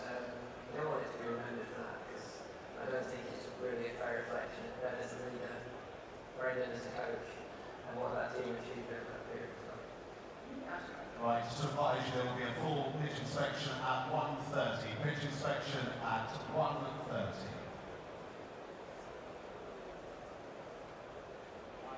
Feeling that's been expressed by many that you didn't necessarily handle Joffre brilliantly in your first spell. First of all, do you agree with think it's understanding when you've got such an amazing talent and how to handle that. You look at the attack that we had there. We had a number of extremely high skill bombers, but we're all very similar. Chris Woods, Stuart Ward, Jimmy offered very similar attributes. And all of a sudden, Jarrod falls 90 miles an hour, he's got a high release point, and it's very effective, and it looks like a very dangerous option on passive surfaces. So I think at times maybe I did overbowl and overuse it. You look at the attack that we're working with this time around, it complements them really well in that respect, and there are other people that can potentially play a role that I might have used Jarrod for in the past. I believe he's a generational talent and someone that is going to have gone and produced wonderful things for England across the format, but in Test cricket is capable of doing some wonderful things. So I didn't get everything right first time round, and I made mistakes, but he's going to be a really important factor of what we'll do moving forward, and very excited to work with him again in that space. And so I get on really well, we've got a great relationship. He's my son's favourite player as well, so there's pressure from there. But no, it's good to get going just in general, to work with Jarrod in that space. It's going to be fun. Where does Harry Gough fit into all this? Rob Key, when he announced you as even captain for the second time, said Harry Gough's not ready. In what way is Harry Gough not ready? I think that's Rob's key, and it's his skill to make those calls. But Harry's he's a phenomenal player, phenomenal talent, and he's already becoming a fantastic leader in the white ball space. To be officially captain, it doesn't mean you can't lead. So I think he's going to have an integral role within his team in that space, and whether that's through how he performs out on the field in terms of his runs and by example, and tactically being there for me as well on occasions, giving me someone to bounce ideas on, or just even the way he puts himself around training around the group. So I think he's already formidable in that space, but I look forward to working with him in that capacity as well. And the fact that we get on so well has makes away from the game, and we understand each other's game very well, and we're working alongside each other in very well. So it's a good thing. You talked earlier about not kind of getting sucked into areas that you don't want to get sucked into as a captain. In that regard, then with Harry, is it part of your role to bring him on, as it were, or have you just got too much on your plate for that kind of stuff? I think more than anything, you want to encourage as many of those guys around you to feel like they can lead and help move this team forward. As a captain, it's important that people understand what you expect of them, but you also want to allow them to grow as players and to fulfill their potential throughout their career. And part of your evolution as a player is becoming more senior and is taking more responsibility in certain areas. So if you can help that happen over a period of time, then great. But fundamental focus is what's going to get the best out of this group, and as an individual, Harry being a strong leader will help us at Aegis. So I'm sure that he'll work towards that and give as much as he can in that space around the rest of this team. Can I ask about curfews? This is your team now. It seems to me that management have got themselves in a horrible mode with curfews and whether the team can drink or can't drink. What are you going to do about the curfew? There's not going to be a curfew. And I don't think this needs to be a big deal, to be honest. My view on curfews is I don't think they work, and if you want guys to take responsibility on the field, they've got to feel like they can figure adults off it and make good strong decisions off it. And that's for us as a team to manage well and self-police well for me and Glenn to manage well in many ways, but ultimately you've got adults, you know what it takes to play for England, you know what your responsibilities are off the field, and so you need to make sure we don't find ourselves with any of those situations off the field to manage around what should be. We should know how we play cricket and what we do on the field.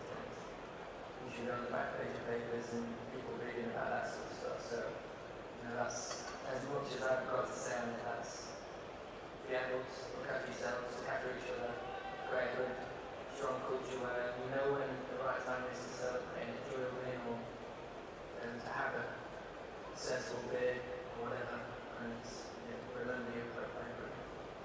Music to my ears, at least.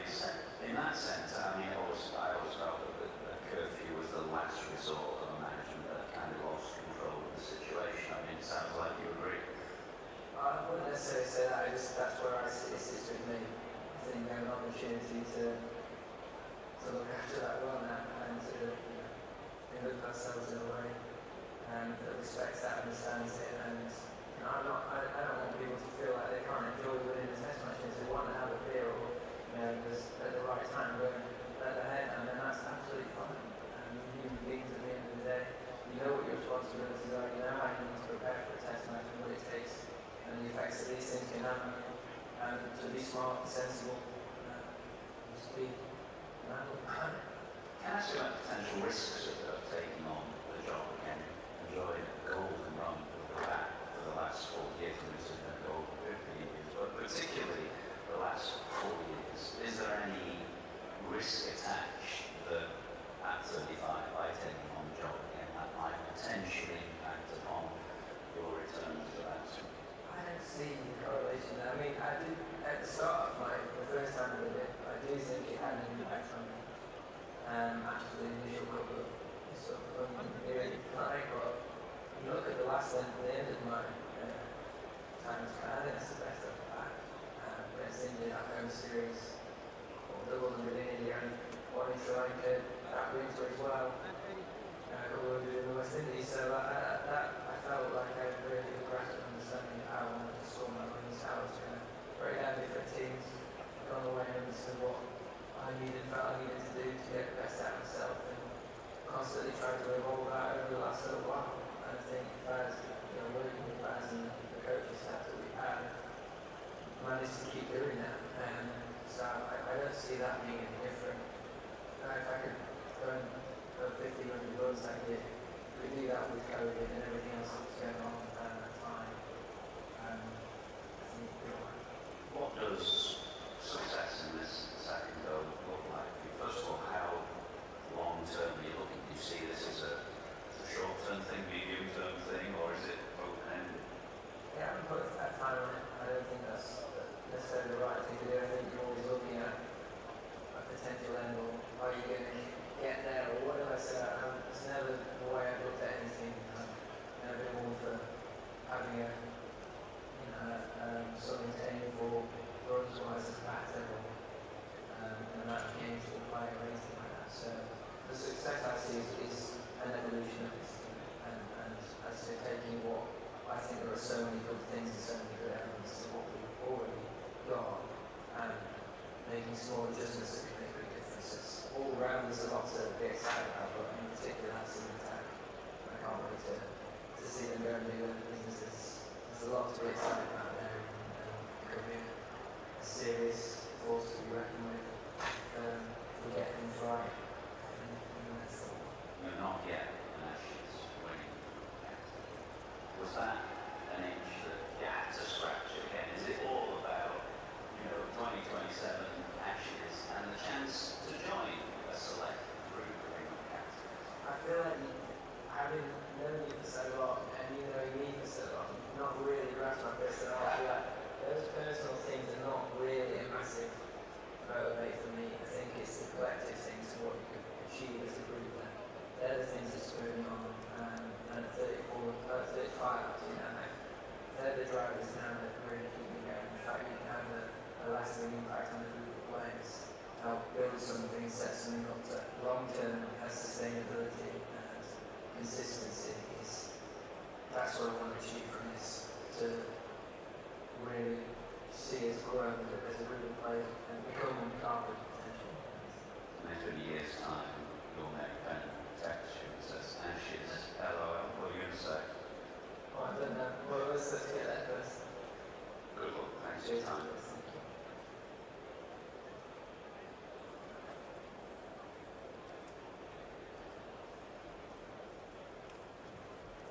We're talking to Michael Atherton last week ahead of this Rothsay Test Series.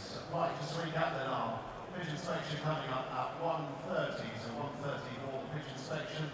Reminding you have to get listed behind the east stand, that's our main activation zone, where many of our partners are represented. Get involved there in activations to win prizes, and a reminder that behind, opposite side of the ground, you will find food and drink facilities galore available throughout the course of the day.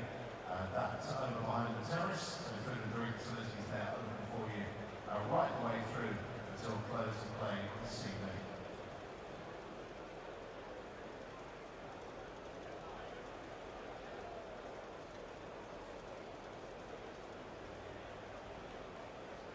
Well, there's plenty of chances to win here at Headingley throughout the day during this Rothsay Test. And of course, with Toyota once again had their Good for Cricket prize draw taking place in 2026. That raises funds for your local club.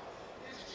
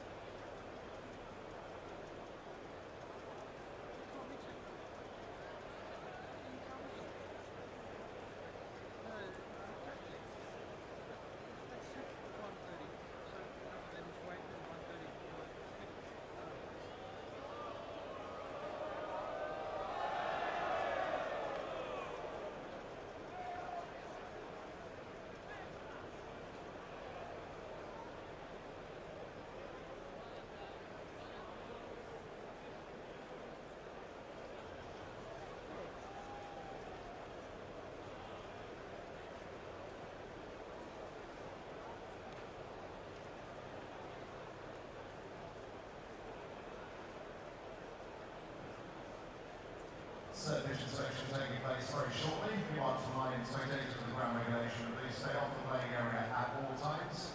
Anyone ignoring this request will be ejected liable to prosecution and exclusion from cricket grounds. Sure, we appreciate these measures are in place for the safety of everyone, in particular the players and match officials.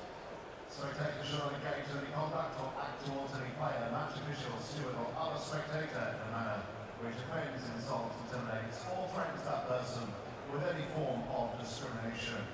And in the interest of safety and security, we ask you to keep your bags and belongings with you at all times. Any bags left unattended may well be removed. And please keep an eye on the playing area at all times. Cricket will often hit hard into the crowd, so please protect yourself at all times. And if bad behaviour is spoiling your day with us, you can contact our stewarding team quick and easily by texting the word respect to 16650 with your message of concern or by speaking to your nearest steward. We're dedicated to raise the game. If you witness it, challenge it, call it out. All that said, have a great afternoon with us here at Headingley. And for those that have a view of the playing area, our on-field umpires are on the field for the inspection.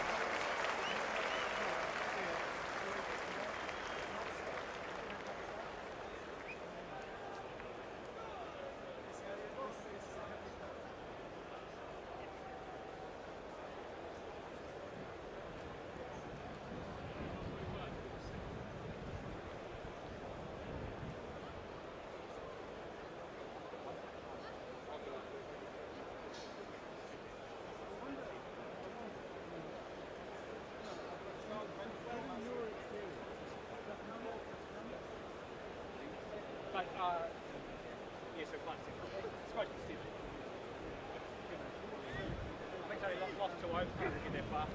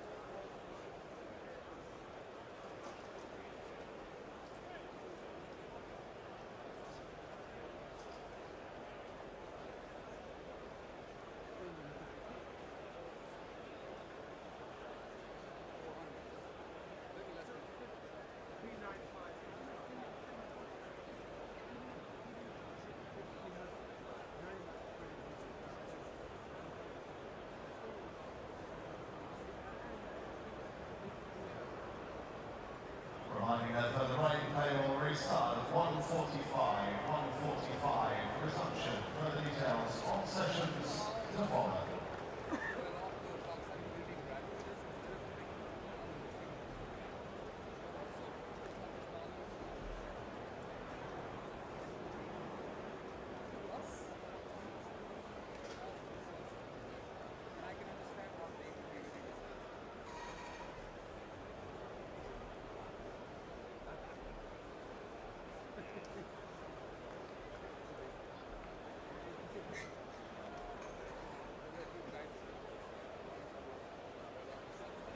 Stars and learners, a perfect way to introduce kids to cricket, learning new skills and making new friends.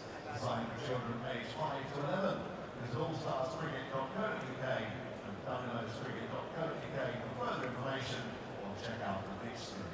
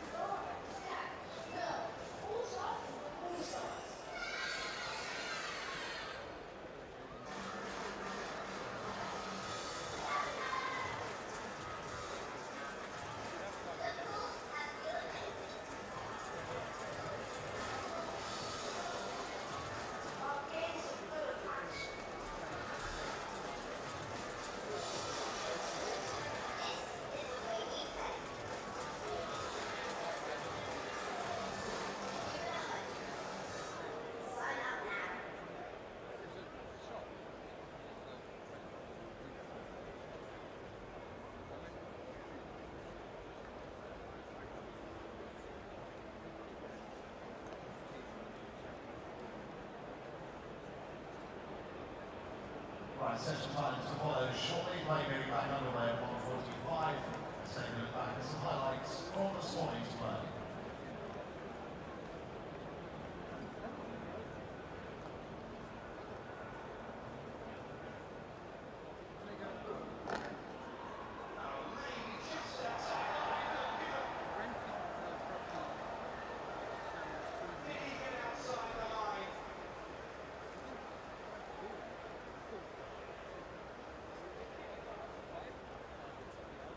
This is time.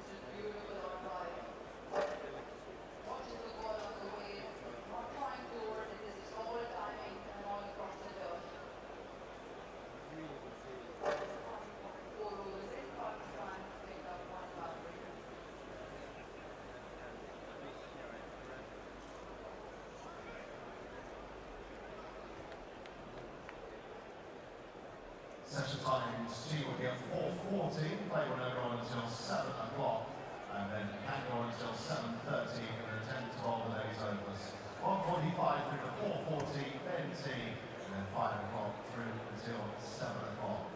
Now, a reminder, if you like priority ticket access to future England internationals, all you have to do is sign up for the We Are England Cricket Supporters Club free of charge today, with a chance to beat the queues and get early access to tickets. Find out more and join online at ecb.co.uk. Let's see what the We Are England Cricket team have been up to around the ground this morning.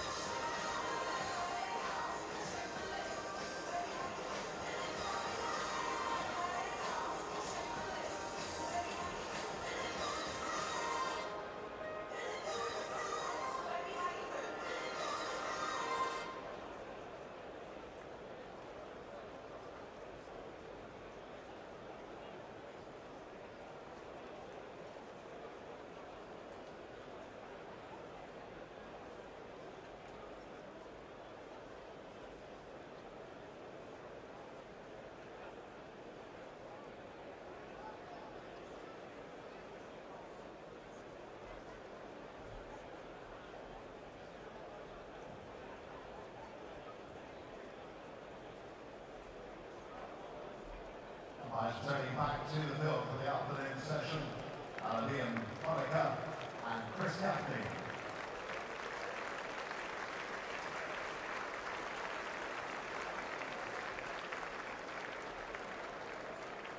On third umpire, Paul Rifle, fourth umpire, James Manthorp, match referee, Ranjan Magali, and scorers John Thurn and Sarah Palmer.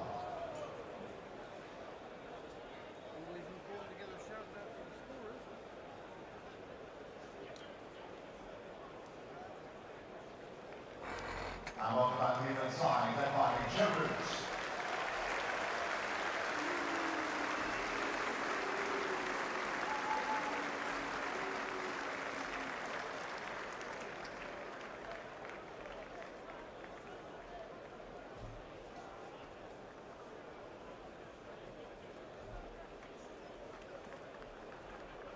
And to resume for Pakistan, Imam al-Haq on 5. And Abdullah Shafiq on 12.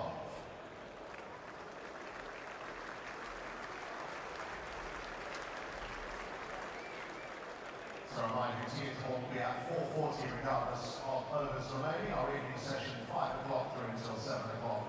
The play can go on until 7:30 in an attempt to bowl the day's overs. Will be Abdullah Shafiq to take strike. There are 2 balls remaining of the 10th over. Now being created for England from the Howard Standard by Gus Atkinson.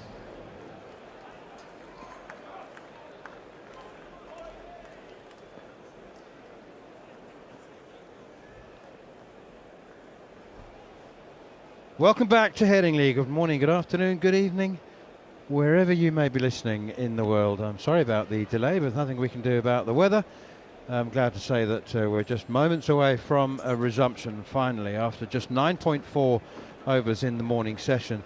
We've got 2 deliveries remaining of the 10th over being bowled by Gus Atkinson, and the sunshine is out here in Leeds. Headingley bathed in, be it slightly watery sunshine, but the rain has gone. There's no more forecast, and we can make up all but 3 overs of the overs that we lost if we play on till 7:30 this evening. Here is Gus Atkinson, 3 slips a gully in a short leg. Abdullah Shafiq plays defensively up towards mid-off, and it's fielded by Jarrod. It was a fairly meagre sight looking at the stands during the rain, but also as close to 45 minutes before the schedule started play, it looked like nobody was going to turn up, and then suddenly it started to fill up. Steve Harmison is alongside me. He's been working the corporate hospitality boxes, but this is where he belongs. Here's Atkinson again, steers away behind square on the offside. Abdullah Shafiq, they'll go for a couple as Dan Lawrence slide tackles alongside the ball. Sunshine out, mostly blue skies above. Steve Harmison, it's been a busy day for you. It is when it rains and you're in the corporate boxes, isn't it? It is, yeah. Good afternoon, Manners. Yeah, it is when it rains, but it's nice. I mean, it's nice to see how Headingley's a brilliant place, and working with Ryan Sidebottom and Richard Blakey.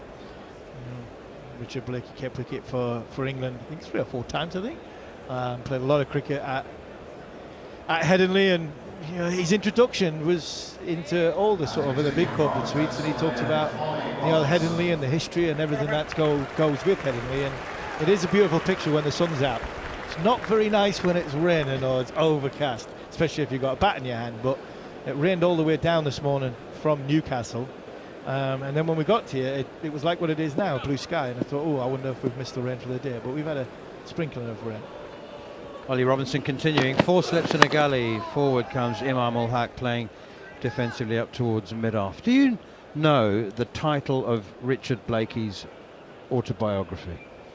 I can't remember, but you asked me this last year and you told me it, and for some reason I can't get it. I can't quite get it. Taking it from behind. Taking it from behind, that was it, yes, yeah. And sums, Richard Blakey up there, taking it from behind. What a title. He's a terrific character, isn't he? Brilliant man. Here's Ollie Robinson again, edged, and it falls just short of Dan Lawrence in the gully. 2 gullies, Lawrence the straighter of the squarer of the 2. Emilio Gay the finer of the 2, and then 3 slips as well. There's also a leg slip in, so it's all out attack for England. And Pakistan really struggling in bowling friendly conditions. Yeah, it has been. It's been good to watch Ollie Robinson this morning. We talked about it just before the toss, and, along with Ryan Sidebottom and Richard Blake, you played a lot of cricket here, and it was like, what would you do if you win the toss? And they both said bowl. Here is Robinson again from the Kirksall Lane end, and inside edge onto the pad. There would have been a massive LBW appeal had he not nicked that one. Ryan Sidebottom is one of 4 England bowlers who did what Ollie Robinson did to become the 5th today. I didn't phrase that very easy to understand, did I? First ball? Yeah, first ball at wicket with the first ball of a test match. Where was Sid's at? Was that Sid's at News? I'll tell you, man, it was against the West Indies, 2007. Yeah. You remember it now? Was that Chesley Street? I believe it was. Here is Robinson again, and edge, past the outside edge. Well, Imam ul Haq played at that one outside the off stump and taken low down by Jamie Smith. Chester Street, I think it might have been at Chester Street. Remember I tell that story about the West Indies, the Australian coach having a go at the West Indian players for doing fielding practice in their batting gloves. That was the first day of the Test match. It was freezing in. It might have been in May. It might have been the last week in May. I think it was in. It was definitely early season. Chesley Street, freezing cold. Here is Robinson once again, and it's driven down the ground by Imam ul Haq. Nicely done. Jofra Archer has a chase on. And he will win the chase. He'll overhaul the ball, but they'll run back for 3. That was driven through mid-on. Yeah, I'll just remind you, for those interested in a little bit of history, Maurice Tate against Australia here at Headingley in 1926. Jeff Arnold did it twice against India at Edgbaston in 1974, horse, yeah. Against New Zealand in Christchurch just 6 months later. Ryan Sidebottom against the West Indies, Chester Street, 2007. And Jimmy Anderson against South Africa in Centurion 2019. We were there, and then he limped off, didn't he? He limped off, didn't he, in the middle of his first spell. Never to be seen for, well, what a lot of people thought for Jimmy Anderson, never to be seen again. But he was. Here is Robinson once more. Abdullah Shafiq, the right-hander, steers it away to towards cover, fielded by Gus Atkinson, who's got his sunglasses on his cap because the sun has just been momentarily covered by grey clouds. But lovely to see the crowds filling the stands here at Headingley. There's not too much cover, and so the concourse was absolutely packed. And I thought for a while, this isn't moving. It's going to take me, because we were being fed in the media centre, which is on the opposite side of the ground, and I realised that the crowd wasn't moving, not because it was congested, but it wasn't moving. People had nowhere to go. There's nowhere to go. We had it last year, didn't we? When we had the heat, didn't we, last year? That first couple of days of the test match against, was it last year or the year before? Was it last year, wasn't it, against India? When we were on the balcony on the other side. And the first hour of each day was just, I mean, it was unbearable, the heat. I think I'd just come back from Hull as well, where I got ridiculously sunburned. So it was unbearable. Atkinson begins a new over. Imam drives it up to Josh Tongue at mid-on, straight to the fielder, and there's no run. Well, we're on the balcony again, just on the opposite side of the ground. Quite like this setup on the balcony. It's not very good if it rains, but I like being outside. You just mentioned there Jeff Arnold, what a man. He was, I talk about Norman Gifford in such warmth manners to you many times on our cricket show, but Jeff Arnold was Giff's sidekick. He was his right-hand man when it come to the bowling side at Durham when I first started. Atkinson around the wicket, bowls to Imam, turns it away off his pads, down towards long leg. It'll be fielded by Robinson, running around the boundary's edge. They go through for 2 more. I can't really tell you what he used to say to me, because horse being horse in the typical way. Can you give us a censored version? Give us a sense of what it was. The censored version. Well, he said the same words all the time, which was his buzzwords, which was a swear word then, hell. And then he would say it again, and then he would say, is there any chance of you bowling straight? That was the gist of what he was saying, but there was a few other words involved in it. Atkinson again outside the off stump. Nicely done, Harmy. You got through that with ballet shoes on. Yeah, it's a good job I stopped drinking, because I reckon if I tried that about 4 o'clock last year, I might not getting it out properly. But no, he a great man, great. He's still Jeff Arnold is still an England scout, bowling scout. So he still goes around watching, I think, under 15s, 16s, and 17s in the south, along with Ray Wilson, 2 very, very experienced scouts. Atkinson in again, and he's bowling full and straight, clipped away behind square on the leg side. Emilio Gay chases it from leg slip. They'll go through for 1. I just want to go back to wicket with the first ball of a test match. It's only been done by 5. It's only happened 5 times. So I wanted to ask you, and this may be sort of tapping into your subconscious as a bowler. But when you were bowling the first ball of a test match, I don't know how many times you did that, but I did it famously. Yeah, no, well, first ball of a series, yeah, very famously, infamously even. But I wonder how many bowlers really think, I've got to make him, I want a wicket with this first. Here's Atkinson again outside the off stump. Because, I mean, I've done, as you know, 390 odd test matches, and I reckon that in the vast majority of them, the first ball of the test match, I've gone, oh, and that's wide out for the off stump, left alone. Because you just want to sort of get it out. The wicketkeeper. Yeah. That's it. The buzzword is to try. Can you get it to the wicketkeeper? and get confidence from there? Can I start my Atkinson's at the top of his mark. He's just about to take 2 or 3 steps. I'll take your job from here. He's now running in. He's holding. Now going to hold his pose. He hits it back of a length, and it goes through to the wicketkeeper. What I think, when describing it like that, when Atkinson's at the top of his mark and he's getting himself going, he's wanting to build momentum, but his eye line will be looking at something on the surface. So as he comes up, it's a bit like the aeroplane taking off. It's going flat, and then as it sort of speeds up, and you can hear, when you're on an aeroplane, you hear the engines roar, and you know that you're about to take off.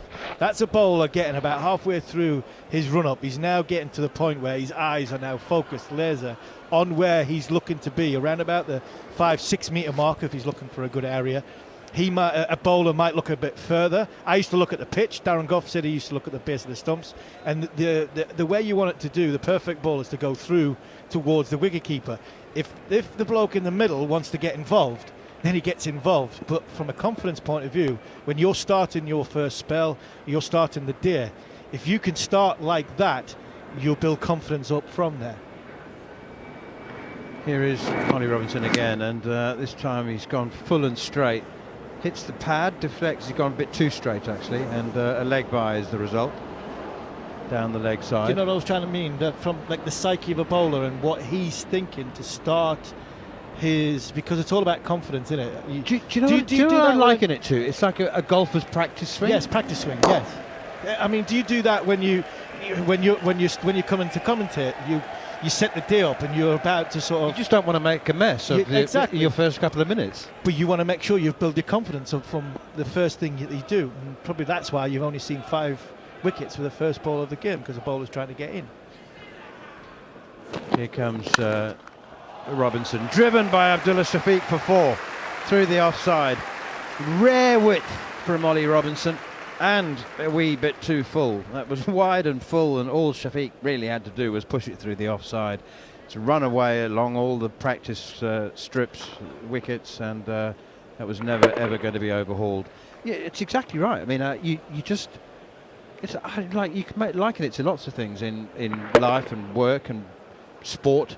I mean, how many golfers start a round of professional golf, going full out for birdie on the first hole. Here is Robinson again, and that's pushed out towards mid-off. You're not trying to make par, of course, yeah.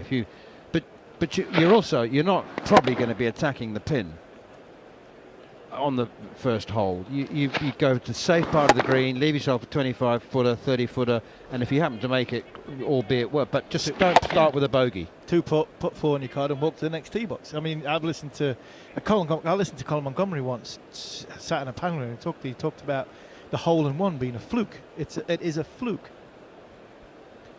Here is that's a thick outside edge from Abdullah Shafiq against Robinson, and it runs away past gully. Lawrence is in pursuit, and Joe Root happily let him. Lawrence is quick across the ground. Root was closer to it, but Lawrence got there. Well, it depends. In the last round with the pressure on, it's a miss hit. It's not the perfect shot. It's a miss hit. Yeah, it is a miss hit. He basically said everybody thinks the hole-in-one is a perfect shot. It's not. The perfect shot is what you think your putting strength number is. So if it's 6 foot uphill, right or left, that's your putting stroke. You want to be, your perfect shot is to leave the ball 6. Pushed away by Shafiq to short leg. Emilio Gay fields, no run. So you want that little 6 foot putt uphill, Bosch, right or left, but just on the outside the hole, and that's where you want to leave your perfect shot. It's a little bit like, as a bowler, you want to run up, you want to pitch middle and hit the top of off. How many times do you do that? Very, very few times in your career. It's a fluke, but the concept of it, of starting your day, starting your spell, as a batter, the batter will say, if I can leave the first 2 or 3 balls of the day, then I'll be happy because I can get a sighter and see what's going on. Robinson again. Shafiq plays defensively up towards mid-on, and there's no run. Particularly with an LBW first ball of a test match. See, if Robinson had bowled, I mean, he's probably running in thinking, more of 4th stump line or 5th stump line, isn't he? Probably. So he's probably bowled it too straight. straighter than he wanted to. I mean, if he'd had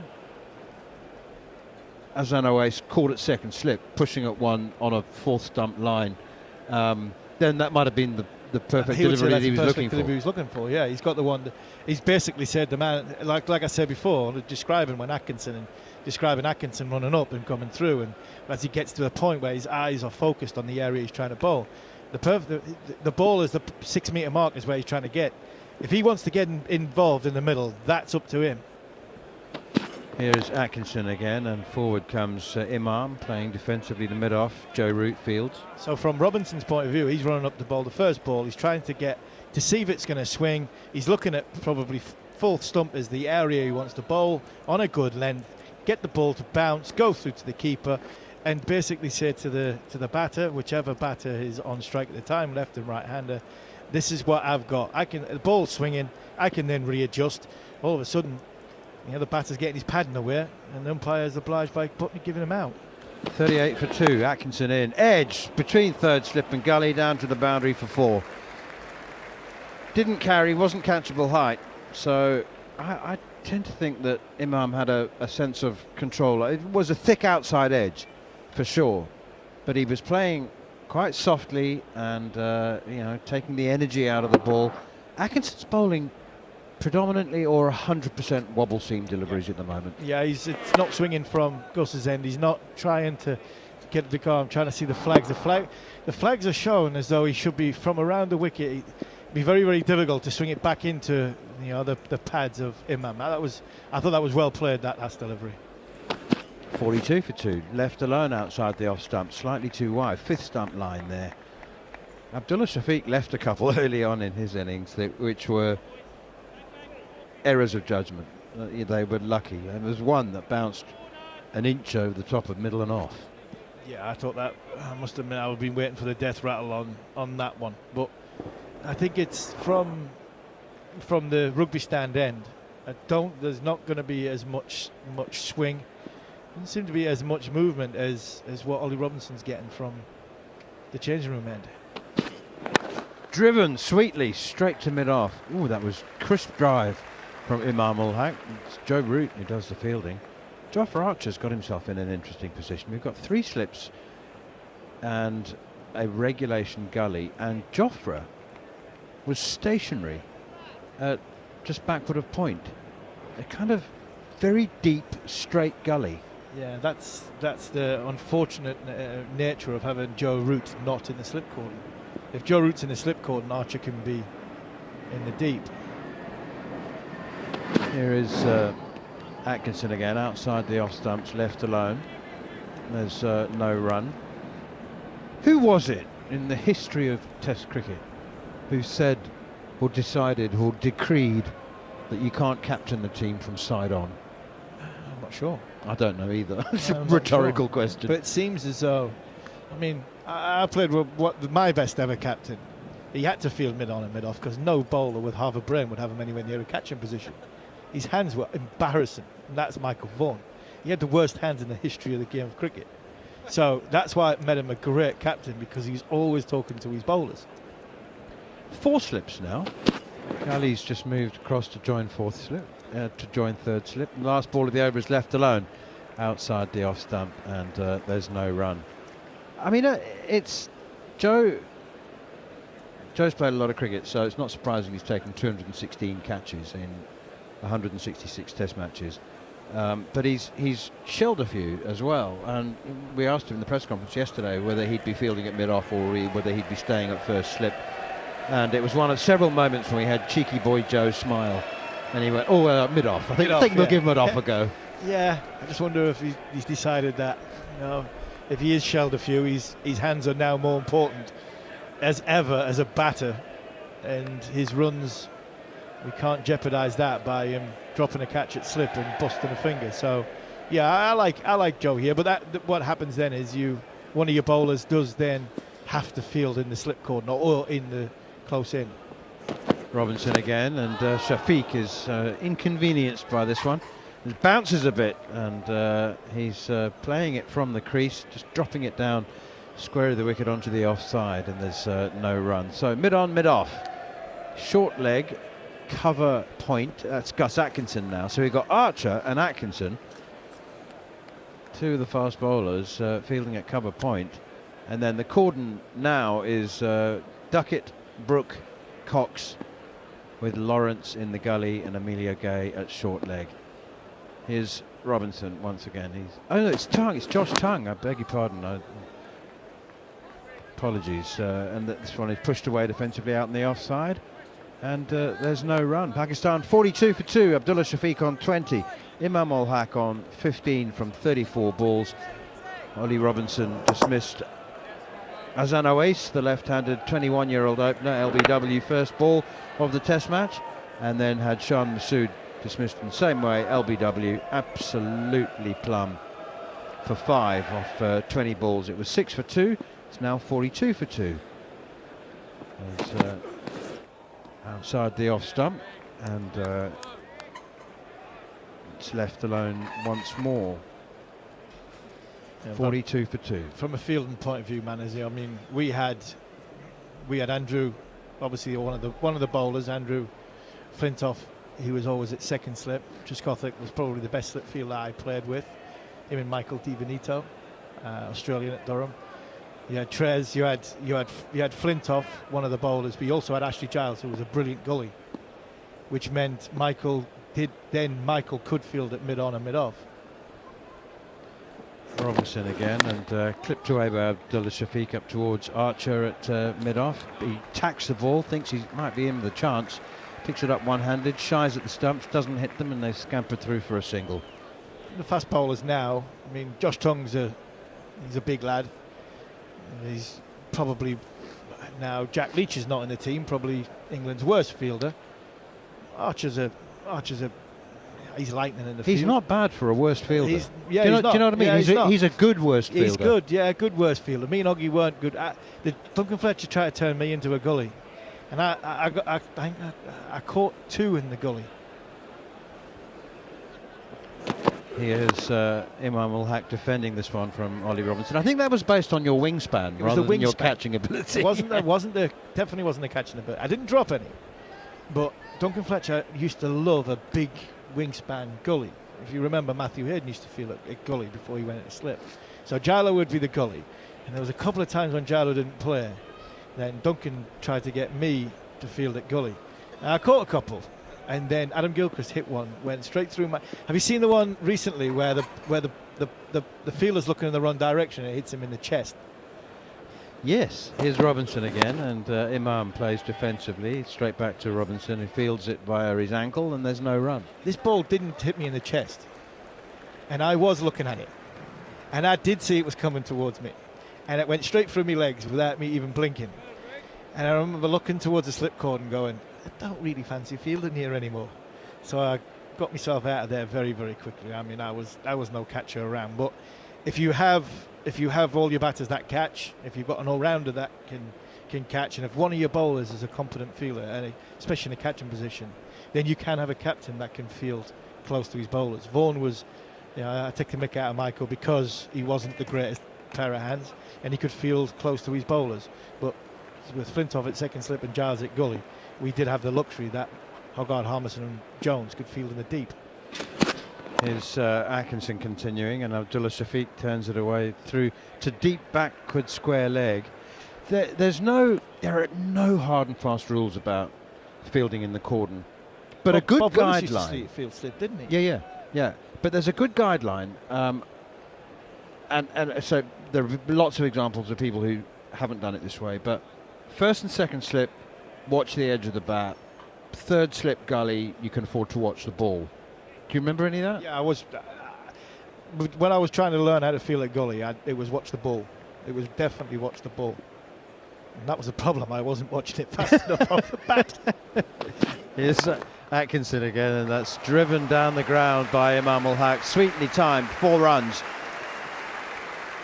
I'm actually quite pleased to see the pitch playing as well as it is at the moment. I mean, I know we've got blue skies above, and the old Headingley thing, it's the sky rather than the pitch which affects how the ball behaves. But I wouldn't want to see, the the juice and bounce and seam movement that we had in the first 45 minutes for the rest of the next couple of days, it might be quite a short test match. But these two have applied themselves well, Imam Ul Haq and Abdullah Shafiq. That's left alone outside the off stump. Yeah, they have, and I think what they've done is they're back to basics of test match batting, which is play for your off stump and defend the ball. You've seen there Imam Ul Haq, who's just he's hit it back down the ground, but he's hit it into the ground. So balls come from around the wicket, and he's not looking to sort of change his shape. He's looking to wait on the ball. His balance was good. His head position was in a good place. His hands were in close to his body, and he played the ball into the ground, which hence it went down the ground. And the pitch has played not too bad. I think it swung first thing this morning, which was good for bowlers. Is Atkinson. It's pushed up towards the mid-off, and there's no run. 48 for 2, Pakistan. They were 6 for 2. So I've never bowled a wobble seam delivery in my life intentionally, and I don't know how it comes out the hand.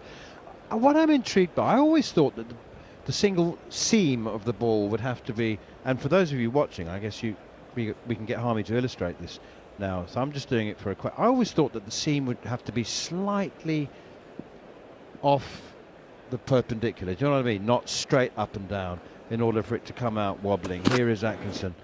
Again, outside the off stump, left alone by Imam. And yet, Atkinson seems to have the seam absolutely bolt upright. It looks like he's going to bowl like a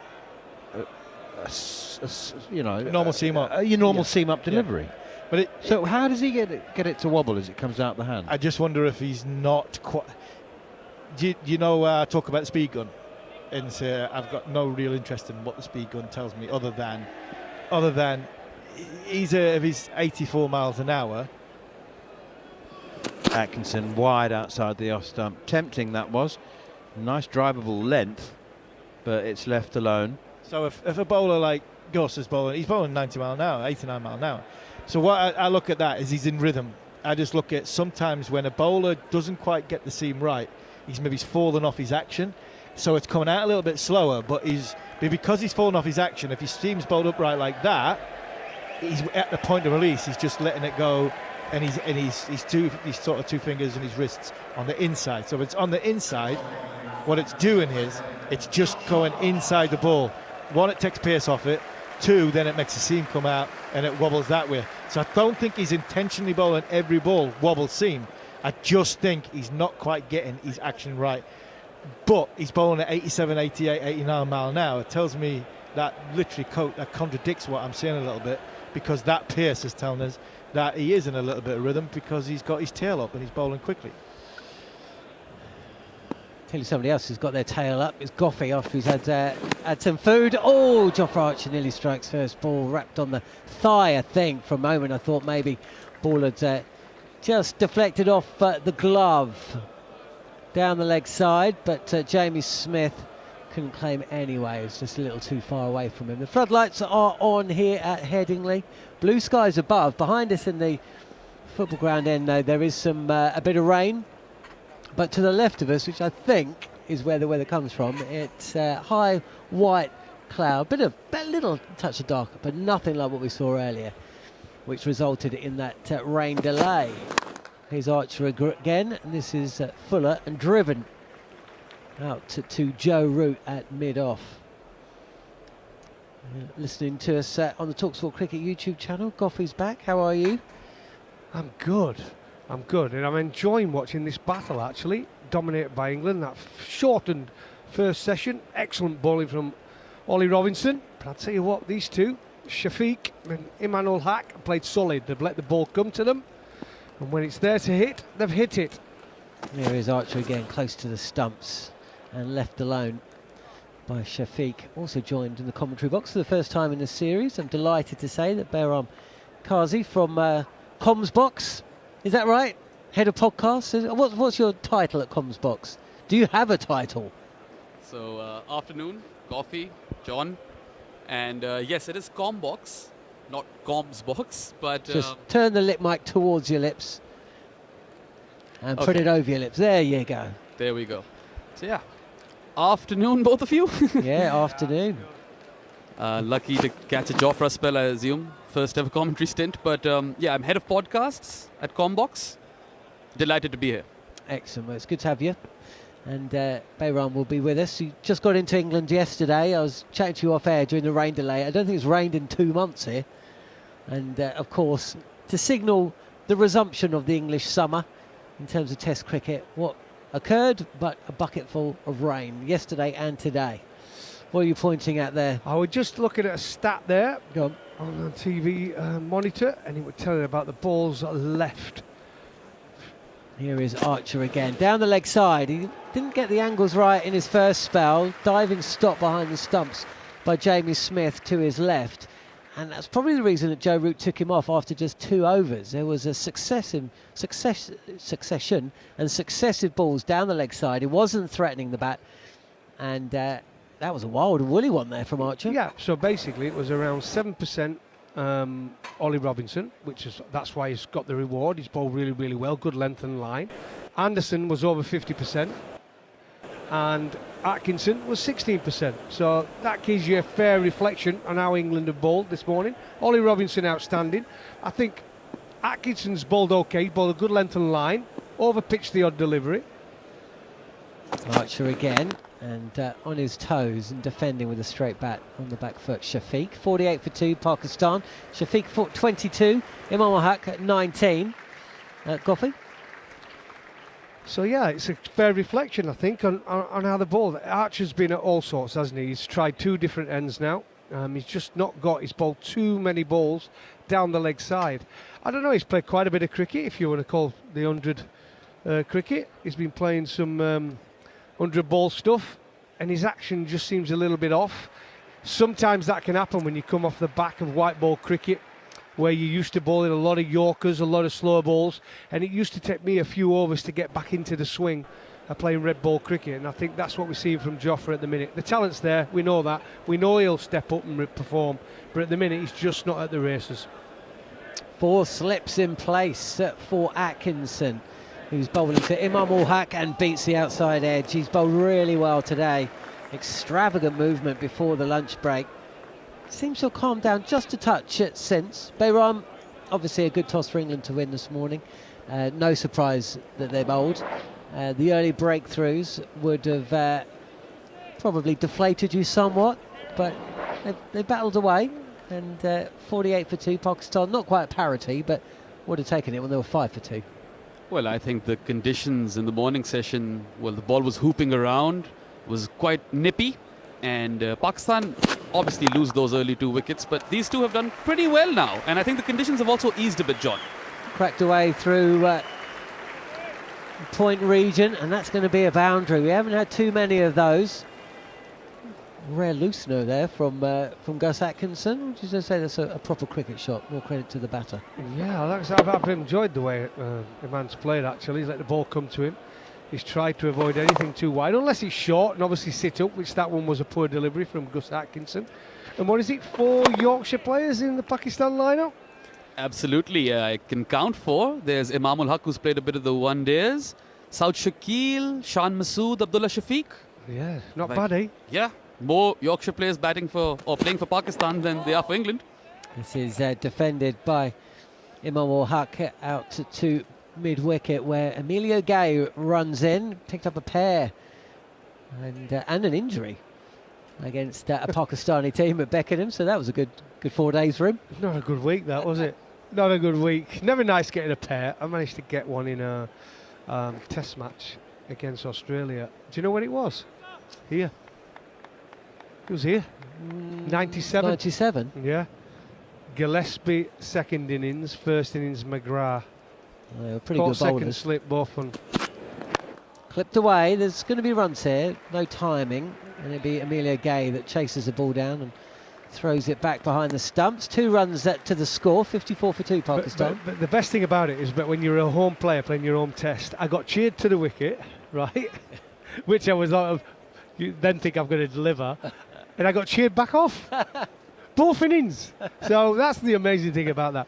But the worst what thing test was that, though? Because Edgerton was test number 1, and of course you and Caddick I got ran through the Aussies. We got off to a winning start, but then we did, yeah. Went a bit wrong after that, didn't it? And Mark Elam got put an actual fruit pear in my shoes when I walked off. Left alone by Imam Ul Haq. I suppose you're too young, Bayram, to remember the last time Pakistan won a series in England.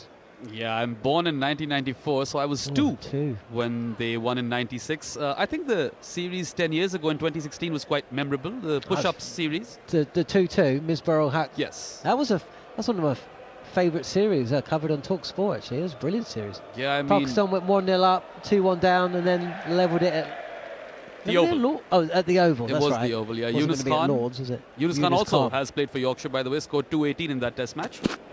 Ooh, I played with Yunus Khan. Snakes back past the stumps and left alone by Imam Ul Haq. So end of the over, 54 for 2. Imam Ul Haq 25. Shafiq.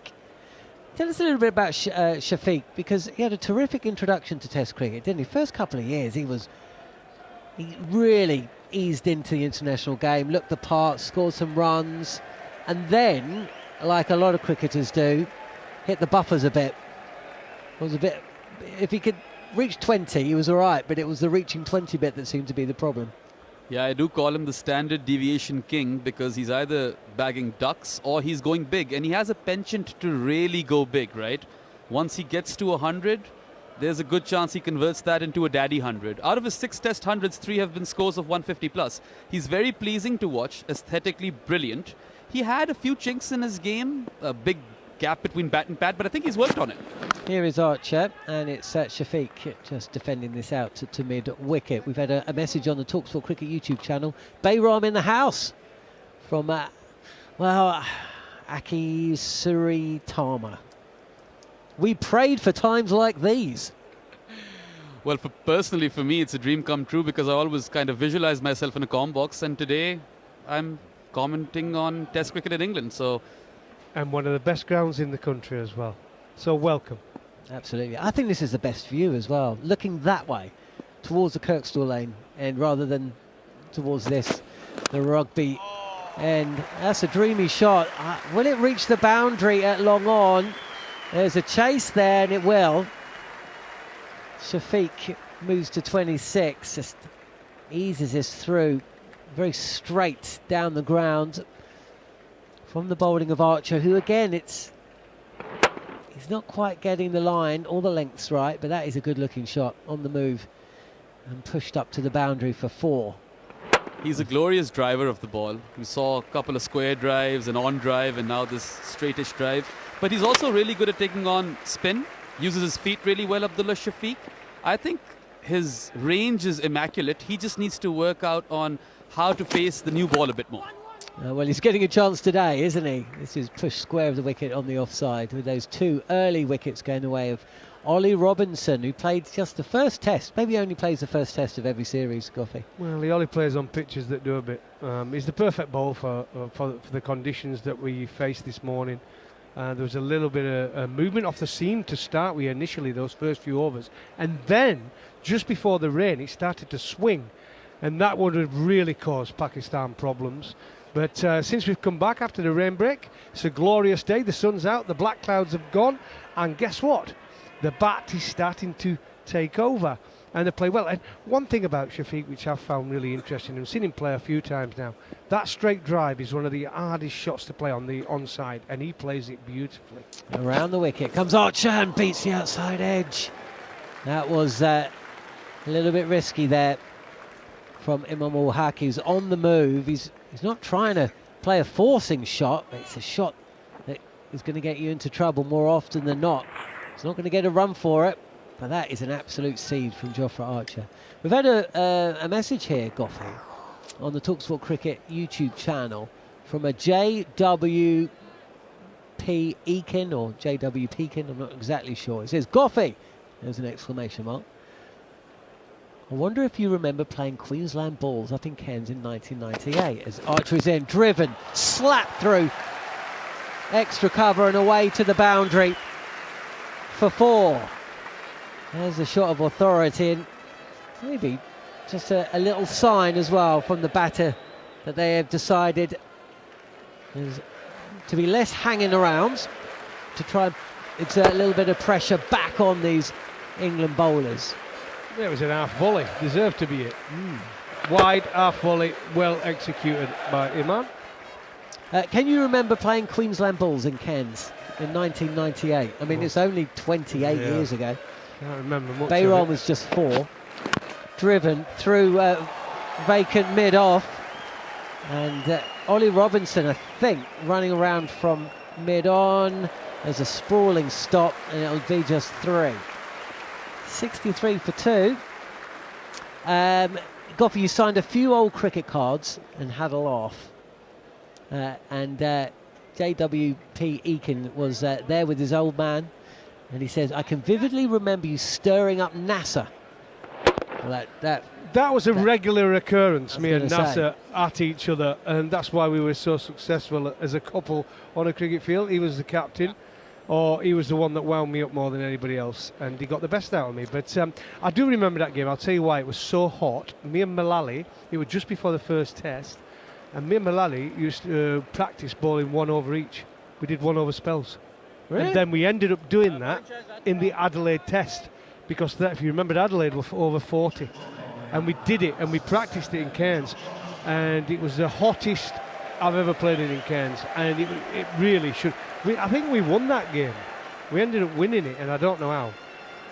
Well, the message continues. Yeah, my dad still talks about how good of a bloke you were to me and him. Signed a few old cricket cards, had a laugh.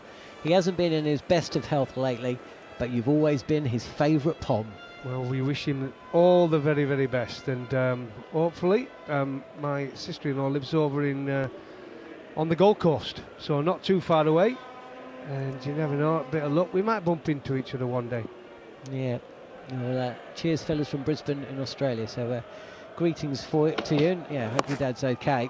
This is just guided down to fine leg for another single. Runs just starting to come a touch easier than they were earlier today. Murosh says here only for Bayram. Well, that's good because he's going to be part of the coverage. And I am Faze Yarkin says, what's your take on Pakistan going with a frontline spinner? Well, it is a bit surprising given that England have gone with a 4-pronged pace attack. I would have probably gone with Sajid Khan as the frontline spinner ahead of Ali Usman. I know that England don't have a lot of left-handed batters, but Sajid is experienced and he has those crazy eyes, the aura. He plays tricks with your mind. Oh, what a ball from Josh Tongue. First up, brought into the attack, and in his first over, he has just got Shafiq playing. Oh, he's turned him inside out, essentially, isn't he? Do you know something, John? I said to you, didn't I, just off air, I can't believe he's not actually bowled on this wicket. I think if we look at this last 6 weeks, in fact the last 6 months, I would go as far as saying he's been England's best bowler, wouldn't you? Without a doubt. And he's come on. How many overs have gone? We've had about 18, have we? Because you asked me earlier and I said we'd bowl. Yeah, this is the 20th over. So Tongue again, and he pulls the length back just a touch, and it allows the batter, Shafiq, just to get up on his toes and clip it down to Jofra Archer at fine leg for a single. What I find a bit fascinating with Josh Tongue is that there's an awkward action over there, and it probably takes some getting used to for batters. His best delivery is really good. He will bowl you out with a seed, and the one that he bowled just now to Abdullah Shafiq was just brilliant. However, he can be a bit erratic, and he wasn't at his best in that test series versus New Zealand. So I would like him to up the consistency a bit, but he does have or possess that X factor. Certainly does. Round the wicket, and this is left alone. Too wide, and Imam ul Haq just raises a bat and sees it go through. Pakistan just playing to their strengths, essentially. You know, often England may have picked a spinner when just for picking a spinner's sake. You know, would Pakistan just have erred in similar way if they'd just gone with another seamer? I think Pakistan weren't confident to play either for Ubaid Shah or Amir Jamal, and that's why they've played a frontline spinner. However, let's see how the 3 stock bowlers go. Mohammad Abbas is someone everyone will be looking forward to. Oh, it's not too far from off stump, and Imam ul Haq shapes to play, then at the last minute just decides to leave it alone. 68 for 2, Pakistan. Yeah, I would have liked to have seen Mohammad Abbas and Mohammad Ali bowling this morning in those same conditions. I would say they're probably closest to Ollie Robinson, pace-wise, and what they try to do. So, look, England won the toss. Of course, they were going to have a ball at Headingley. The forecast is obviously a little bit of showers, isn't it, throughout the day? I think a few tomorrow as well. But I tell you what, Pakistan, 68 for 2 now.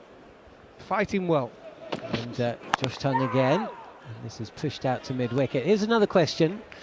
Given the recent state of play, would Pakistan feel Babar is a major loss for them, or are England still more reliant on Root? I think England have that pairing of Root and Brook who tend to do really well versus Pakistan, so that's a big edge. And they're both Yorkshiremen as well, playing at their home turf. Pakistan will obviously feel the absence of Babar Azam, but I think Abdullah's done very well at number 4 thus far. And even though it was really difficult in that morning session with the ball hooping around, I think ever since they've come back and the sun has beaten down a bit, they've been a bit fairly compact. They've played within themselves, and that one shot off the cut that Imam played, that's his strength. He doesn't leave balls in that area, so they just need to continue to play to their strengths and not try something extravagant, because surviving the day should be Pakistan's prerogative. Here's a question for you, Bayram, because of course when Pakistan come to these shores, and they do so frequently, which is great. Archer again. This is pushed into mid-wicket by Shafiq, who's 28 not out. You hear the same names banded around. You know, we've moved past the Java Mienda. You don't really hear about Java Mienda so much, but you do still hear about the Wakars and the Wazims. So what about those? What about for you? I mean, when you look back at your kind of the glory days of Pakistani cricket, is it the Inzis, the Yunus? Well, no, not Imran. I'm talking about they actually watch play. Well, of course. Here's Archer again. This is again defended towards square leg, no run. After having worked in cricket professionally for so long, you do a lot of research, and that team in the late 80s that Imran led, I think that was probably the best Pakistan team in Test cricket. But I was old enough, like in my 20s and late teens, when I witnessed Misbah lift the Test mace for 20 seconds. And I think that was very significant, because post-spot fixing scandal, the way he then comes back to England and Pakistan draw that series 2-2 and then eventually go up to number 1, I think that was the best phase in Test cricket for Pakistan in my lifetime. Archer again. This is down the leg side and fielded by Jamie Smith. What is it like? I was at that Test match as a spectator. We've in 2010. What was it like as a 16-year-old having to live through that period when I don't think I cared more about cricket than I did when I was 16? You know, that is the age where... Do you know what I mean? I'd only just started playing cricket then. Well, properly. I mean, it was absolutely heartbreaking. Heart was shattered. I lost my grandmother the same day that news broke out, so personally for me that was a terrible day. Here is Archer again, and this is driven, touch fuller, and it's fielded by Ollie Robinson at mid-on, no run. And also the way that team was playing, especially that pace bowling attack with Asif and Amir. As a 16-year-old, I got super excited, because in Test cricket, you tend to win more when you have a really good fast bowling attack. And Pakistan seemed to have unlocked that, and all of a sudden it all came crashing down, and Salman Butt, the captain himself, a part of it all. I don't think there's been a darker hour in Pakistan cricket as far as corruption is concerned. That has to take the cake. But it kind of literally just sucked your soul out, right? Like, as a fan, you didn't know where else to look at that moment. Yeah, I think that was the great disaster, really, with match fixing. Pushed out into the covers and quickly taken round, shy at the stumps at the non-striker's end, and it's accurate. Dan Lawrence. And Dan Lawrence it is, running in, good spot. Gough, he's been taken out of the slips, which I would suggest might be a good thing, and put into the covers. And that's a fine throw, but the batter's home. It's actually a good slip corner when you look at England now. I mean, Joe Root's normally in there, isn't he? I mean, he's Mr. Reliable at first slip, took loads of catching. But Ben Duckett used to keep, good slip fielder, good set of hands. Harry Brook, we've seen some of the catches he pulls off. And Jordan Cox, I think, is there at third. 3 good slippers. How do you come back from that then as a 16? I mean, I remember giving up on cricket when Mike Gatting was bowled off his pad's last ball of another torturous Ashes display in about 1992 or so.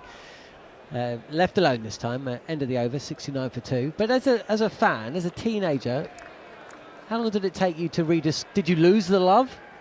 Did you have to rediscover it? I did lose the love for a bit, and I think Pakistan had a really good campaign in the 2011 ODI World Cup. They lost that semi to India at Mohali, and I think a lot of the fans just kind of came on board once again. But truly that moment of redemption or satisfaction came when Misbah was able to draw that test series after 6 years. You know, it kind of came full circle as well. And I feel like just watching Pakistan lift the test mace after being in exile and being so successful in the UAE, they were almost near invincible in the UAE. That was, you know, really rewarding as a cricket fan, because you felt like, you know, Pakistan fans deserve better, and that was better.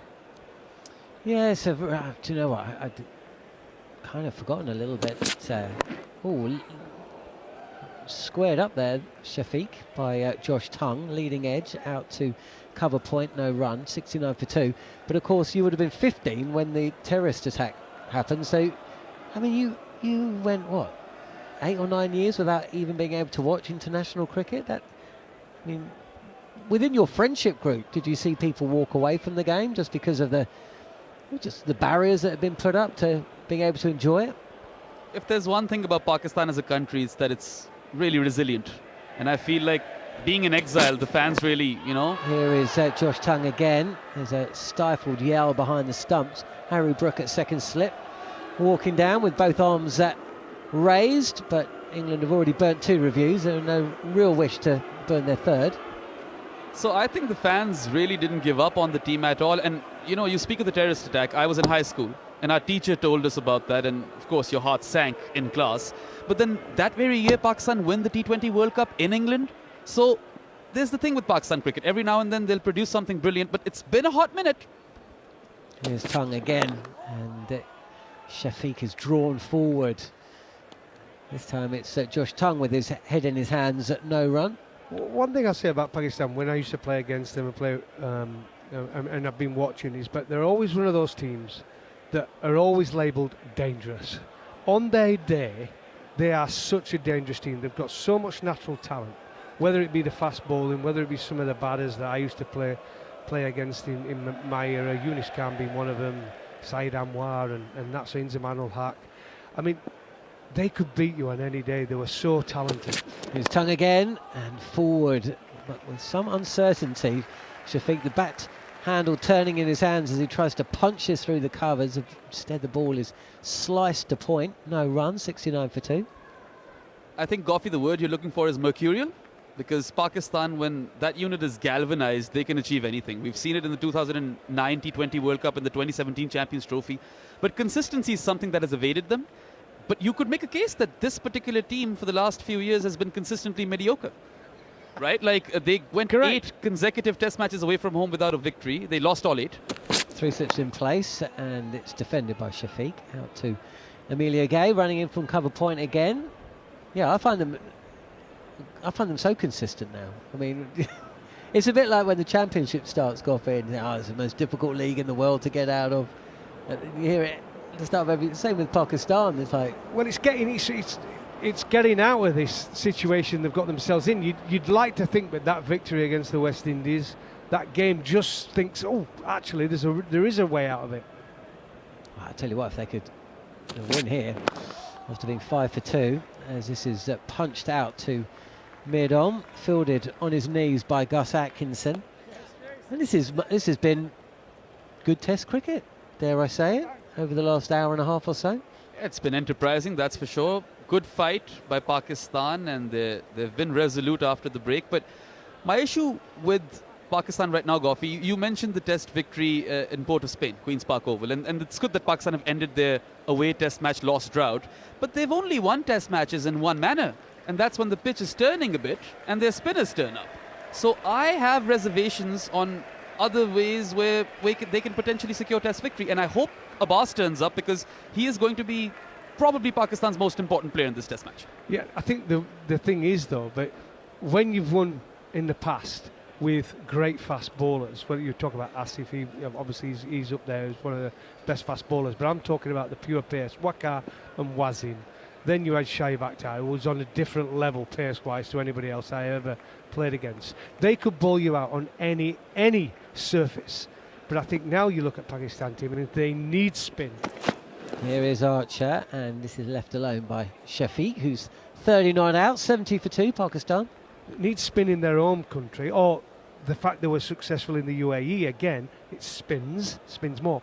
When I've been to Pakistan, my experience of Pakistan is that the pitches tend to be flatter, and so without that express pace, they're always going to struggle to win test matches. You know, it's all right when you've got Mohamed Abbas here and the ball seaming around. He's got 897, is it, first-class wickets? He's going to be, if it's seaming around, he's going to be in the game, and Pakistan have a chance, right? Here is Archer continuing, running in from the Kirksey lane end down the leg side, and there's an attempted pull from Shafiq. And just need a little bit on that, and that would have gone down to the boundary. But again, Archer not looking the happiest of England's 4 fast bowlers. You're not wrong, Goughy. I do think that Pakistan cricket's heritage lies in fast bowling, but it's been missing for quite a while now. I think that spot fixing ban is where it kind of comes to a close, but you saw Naseem Shah and Shaheen Shah Afridi do well in between, in patches. Pakistan were obsessed with the bowler who bowls the magic ball, and they kind of wasted Mohammad Abbas's career because he was a wobble seam stock bowler. This is tucked away off his hip from Shafiq, but straight to fielder at point, at square leg. It's Atkinson who's moved around the field. But you always need bowlers like that. I mean, he's the perfect man to be in a 4-man attack or 3-man attack where you got 2 pacemen and then Mohamed Abbas to bowl. He's the guy who you need in there. And you look at, I think it's the same when Mahmood and Razak were bowling. They were so good bowlers, but sometimes they got left out purely because they didn't see them as out-and-out express bowlers. And they were as hard as anyone to face on the day. Here is Archer past the umpire, and again it's helped fine. Josh Tongue down at a very straight fine leg on the boundary, so it'll just be one more run added to the score. 71 for 2, couple of balls left of Jofra Archer's 6th over. Archer looks rusty is one of the comments on the talkSPORT Cricket YouTube channel, and he does. Well, he's got away with, I think, with the figures. I mean, was he bowled 6? Was it 6 point? I ain't got my glasses 5.4. 5.4. Sorry, I'm at that age. 56, mate. When you get there, you have to wear glasses. But he's, yeah, he's got away with it run-wise, but he's bowled so many poor deliveries down the leg side. He's been a little bit wayward. He's something not right. No, not right at all. This is a little bit better, but this time too wide on the offside, and this time it's left alone by Imam ul-Haq, who is 33 not out. Yeah, he sprayed it a bit, Jofra, today, but just to your point, I think what Pakistan need in their bowling attack is, you know, different dimensions. They're a bit one-dimensional now. All of these guys are stock bowlers. Mohammad Abbas, Khurram Shahzad, Muhammad Ali, they lack an enforcer, whereas in the past you see there are too many enforcers and no stock bowlers. So I think they've just looked at the wrong things, and the way the wobble seam era has kind of, you know, propelled medium paces like Abbas, they've missed that trick. Around the wicket again, and this is angling into the left-handed Imam ul-Haq, who comes forward and pushes this back to the bowler defensively. And that's the end of the over, and I think it might be the end of my commentary stint. After a word from Bayram and Goughy, it'll be Manners and Jarrod to come in. Yeah, decent session so far from Pakistan. 71 for 2. I think they play really well, these two, Imran and Abdullah Shafiq. They've been excellent. They've waited for that loose delivery, the full one or the short and wide one, and they've latched onto it, and they've put together a good partnership. They really, really have. I say 30 for Shafiq and 33 for Imran ul-Haq. And a partnership of 65. Here we are, Neil Manthorp. Thank you, Goughy. 3 slips as Josh Tongue continues to Abdullah Shafiq, who's looked very compact and organised after a shaky start early on. Tongue is in again, bowls, and Shafiq nicely compact, clips this through the leg side, out towards the square leg boundary. Dan Lawrence is in pursuit and picks it up well inside the boundary, and they go through for a couple. But Shafiq certainly very organised. He left a couple early on which were clear errors of judgment, one of which passed an inch or two over the top of middle and off stumps, and he got that one wrong. But he's more and more organised at the moment, and sound in his decision making. So mid on and mid off, quite straight and quite deep. 3 slips, cover, extra cover, mid wicket. Oh, that beats the edge. Good delivery. Shafiq Can't do much about that, and adrenaline rush sees him jumping up and down, bouncing on his toes afterwards. He knew that was close to both the edge and the off stump. It's a good delivery. You have to accept that there will be those. You just have to be grateful that you haven't nicked it. Third slip has taken us 3 steps forward, Jordan Cox. So Duckett and Brook looking pretty orthodox, albeit alongside. With Duckett's maybe only a yard behind Jamie Smith. Harry Brook may even be a yard in front of Smith. And Jordan Cox is a yard closer still, as Tongue plays defensively to Abdullah Shafiq out towards mid-wicket. Jarrod Kimber's alongside me. I would normally associate that with the ball keeping low and not carrying, but there doesn't seem to be a particularly obvious lack of pace in this pitch. Well, they're practicing it now. Have a look. So you're right. Jordan Cox moved the entire slip cord there. He came up and they all had to come up. And now Duckett and Brook are having a conversation. But what's weird is it's after a ball that Smith took above his waist, right? Yeah. I was hoping you would have an answer rather than reinforcing my question. Tongue in again outside the off stump, wide enough for Shafiq to leave. If you want my answer is that I think this is a new slip cord. That all 3 of them are having discussions. In fact, I just see that Duckett's come up here. I think what the conversation is, we're not in the right order here. We need to get this right. And I don't think it's about coming closer. It's just about getting the stagger right. But yeah, from here it looks like Duckett's quite close to Smith. So maybe Smith's too far back. Maybe he's causing the issue. But I would assume it's just that they're new and they have never stood in slips together before. They do look like they're taking each other's sizes, don't they? Here's Tongue again, flick down the leg side for 4. That's 2 straight.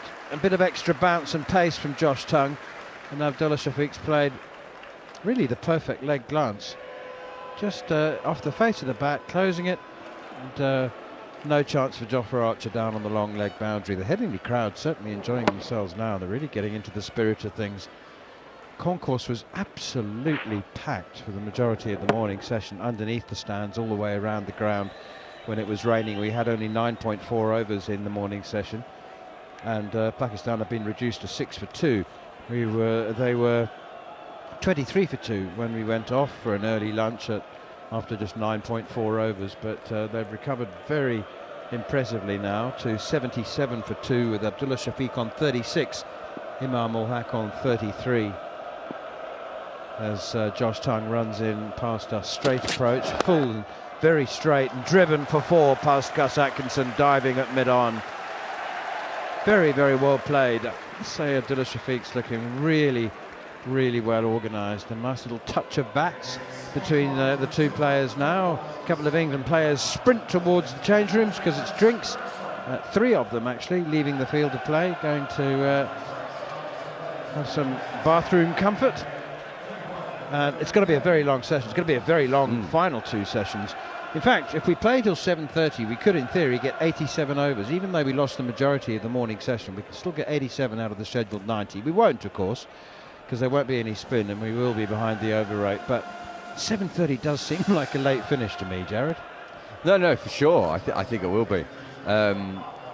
It got dark quite early last night, I felt, up here as well. So be interesting to see if light plays a part. But this is what I talk about Abdul Shafiq there. He's played 2 on drives today. First one is what I would call the Virat Kohli on drive, the Sachin Tendulkar on drive, the proper straight elbow right up between mid-on and the umpire. Just a beautiful strike. And then that one there, Manners, was a little bit different. That's more like maybe the Muhammad Azharuddin, the Mark Waugh sort of flick through wide mid-wicket. And it's not an easy shot to play in on drive. Most cricketers don't play the on drive all that often at test level anyway. The fact he's got 2 versions of it means it makes it so much harder to set a field to him. He's a special talent. He sees the ball really early. As you said, he had some problems with leaving the ball early on, but Josh Tongue made 2 mistakes there at the end, and he capitalised on both. I think we will see a sustained amount of short bowling at him sooner rather than later. I think,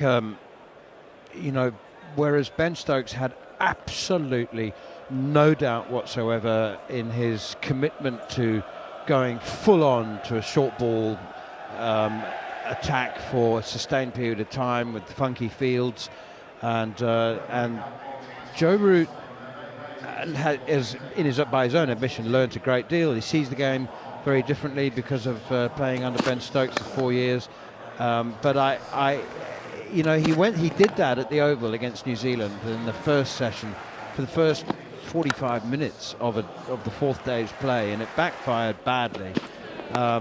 So I'm fascinated to see whether he does fully commit to it, or whether he sort of, has maybe two men out, maybe a deep cover, whereas Ben Stokes just sort of had this, right, it's plan C, guys, scatter to the positions that we discussed in the team league. We're going short ball, and we had Josh Tongue running in and bowling, 5 out of 6 short balls in and over.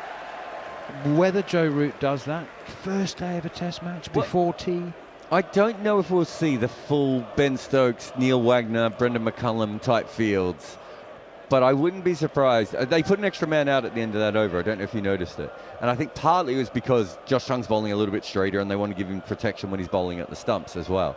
But maybe just 2 men out on the leg side with a potentially, I don't know, a catching mid-wicket type of person as well, like not a short mid-wicket, but like someone back on the end of the edge of the circle there for a skied shot. But you're right. I don't think we'll see the Ben Stokes, Brendan McCullum spamming it with a deep third and another third and a fine leg and a backward square leg and a deep mid-wicket and a catching square leg. I don't think we'll see all that. They had a man at sort of deep extra cover for the flail as well, didn't they, when they were really going full on. But we haven't seen any sustained period of short pitch bowling at all at the moment. In fact, I don't think we've seen more than one short pitch ball in a single over so far. Agreed. We haven't seen it. The reason I say it with Shafiq is that it is something that is talked about in international cricket, that you can... it's not even about just being a weakness, although some people say that. It just upsets him a little bit and changes the way he thinks about batting is the theory. He's very good when it's on wheels, and some of those drives today, he looks like he's been on wheels. I missed another on drive. I forgot he's done 3 on drives. Jofra Archer's continuing. Drinks have been taken now, and that's short and cut, splashed away for 4 behind square on the offside from Imam. He's burst into life with that one, but I have to say, if that was as free a hit as you're ever going to get with 3 slips and a gully, you just need to get as much bat on it as possible. And it was short and wide, lots of width. That was an absolutely as free a hit as you're going to get. It wasn't quite as short as I was with you. I thought it was quite short. It was the width he just went with, wasn't it? It was very much, that looked like a Robin Smith type of shot from a different era. Here is Jofra again, beats the outside edge. Beauty, absolute beauty, fizzing past the outside edge into the gloves of Jamie Smith. Did you watch Australia when they were bowled out for 190 odd, I think, against Bangladesh? Is that 198? That's right, 198. Yeah. In that innings, Steve Smith he did what Imam Al-Haq just did there, with a lot of soft playing around the top of off, a lot of looking for singles to get off strike, and then the minute there was a bad ball, he would go to the catalogue and find as many kitchen sinks as possible, order them all at one time and throw them at them, and there were some ugly shots, but he knew what he was doing. That's what the Imam shot reminded me of. Here's Jofra again, and it's defended by Imam towards mid-off, but doesn't reach Joe Root. Jofra intercepts it. It was fascinating, wasn't it, how biased would be the wrong word, no, maybe the right word, how biased the Australian commentary team were. They were talking about the inadequacy of Australia's batsmen, and all the batsmen made mistakes. There's a distinct lack of acknowledgement for some very, very fine, consistent, proper test match bowling, I thought. Outside the off stump, left alone by Imam. It was a weird day, so I've access to MV Play, so I can go back and watch these things ball by ball. So I watched. It takes about 20 minutes to watch the innings, so I watched it over 40 minutes. What it was is beautiful bowling by Bangladesh, and the minute they bowled a bad ball, Australia went out. So I think that's what the commentary was picking up on. But what they weren't saying is, well, look, Eberdot's line was immaculate, and he really had them in trouble. Tascam was so accurate at the top of off stump that they couldn't go anywhere. And Mahmood was bowling it both ways, right? Moving it both ways. Flicked away through square leg by Imam, and it's racing towards the boundary. I suspect Josh Tongue will just get there. He does, he dives, he flicks it back, and they'll go through for 3 in the end. By the way, you want to know your first change since Bazball? He did not sprint around for that. He thought that's going to go for 4, and he very, very casually went after it and suddenly realized it wasn't going to go because of the wet outfield, and had to save it at the last minute. That was very poor effort by Josh Tongue until the end, where it's going to look like they're going to show it, go, oh, what a great save. I was watching him. He gave up on that 20 or 30 meters out. They went, oh, no. You are exactly right. I think he was expecting it to run very, very much more quickly over this outfield, which is one of the quickest in the country ordinarily, but we did have that hour or so of rain in the morning session. 3 slips, no gully now, as Archer is in again, outside the off stump once more, left alone by Abdullah Shafiq, and there's no run. Abdullah 40, Imam 40. Pakistan was 6 for 2, they're now 88 for 2, and suddenly it looks like there's a bit of batting to come. Suddenly it's funny how the middle order looks longer when there's a partnership building for the 3rd wicket. Saad Shakil, Mohammad Rizwan, and then the man captaining Pakistan for this test match, Salman Ali Agar. I don't know much about Ali Usman's batting. He seems pretty high. He's listed at number 8. No, I think he can hold the bat, can't he? Okay, I think he's one of those players that gets called an all-rounder but probably isn't. But I think at 8 he's probably ideal. I think a 7 would stretch him. But I don't know if he's one of those people they hope one day will be better at batting.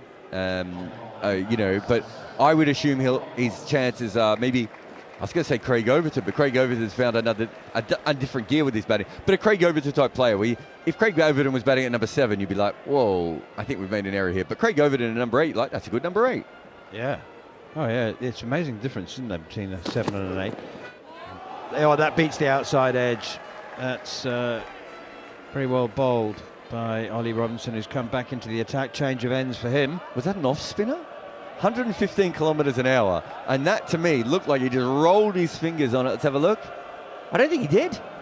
It's just gone like an off spinner. It turned, I thought, but him on a whole half side. Come on, mate.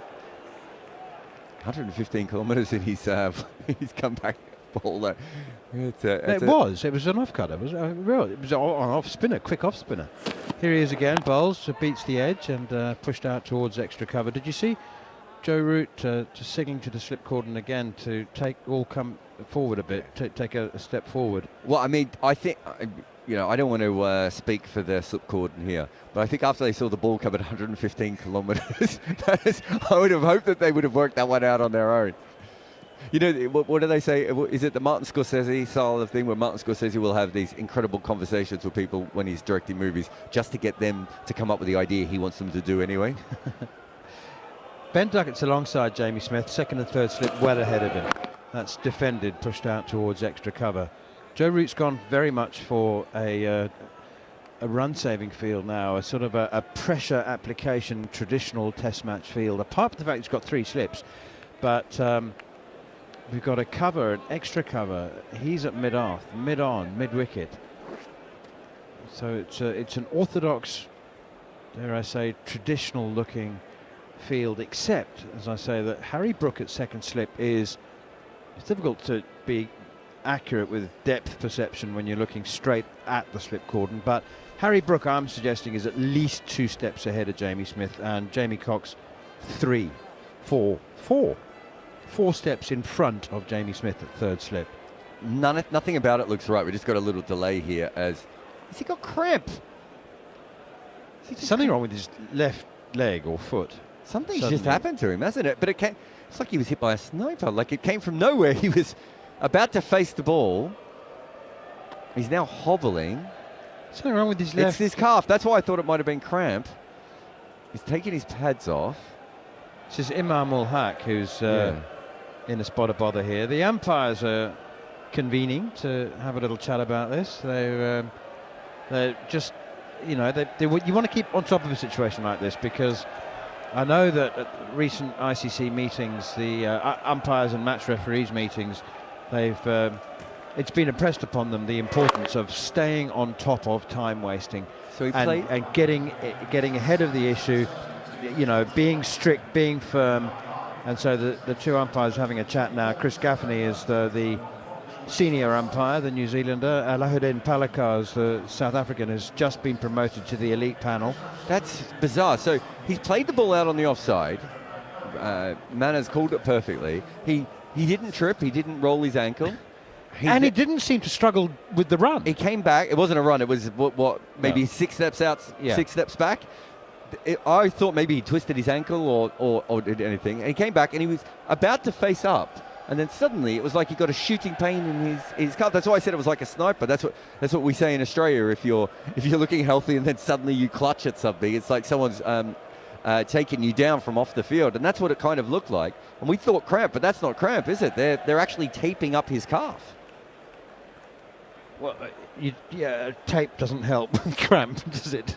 I mean, it's not cramp. They haven't put his toes back at all.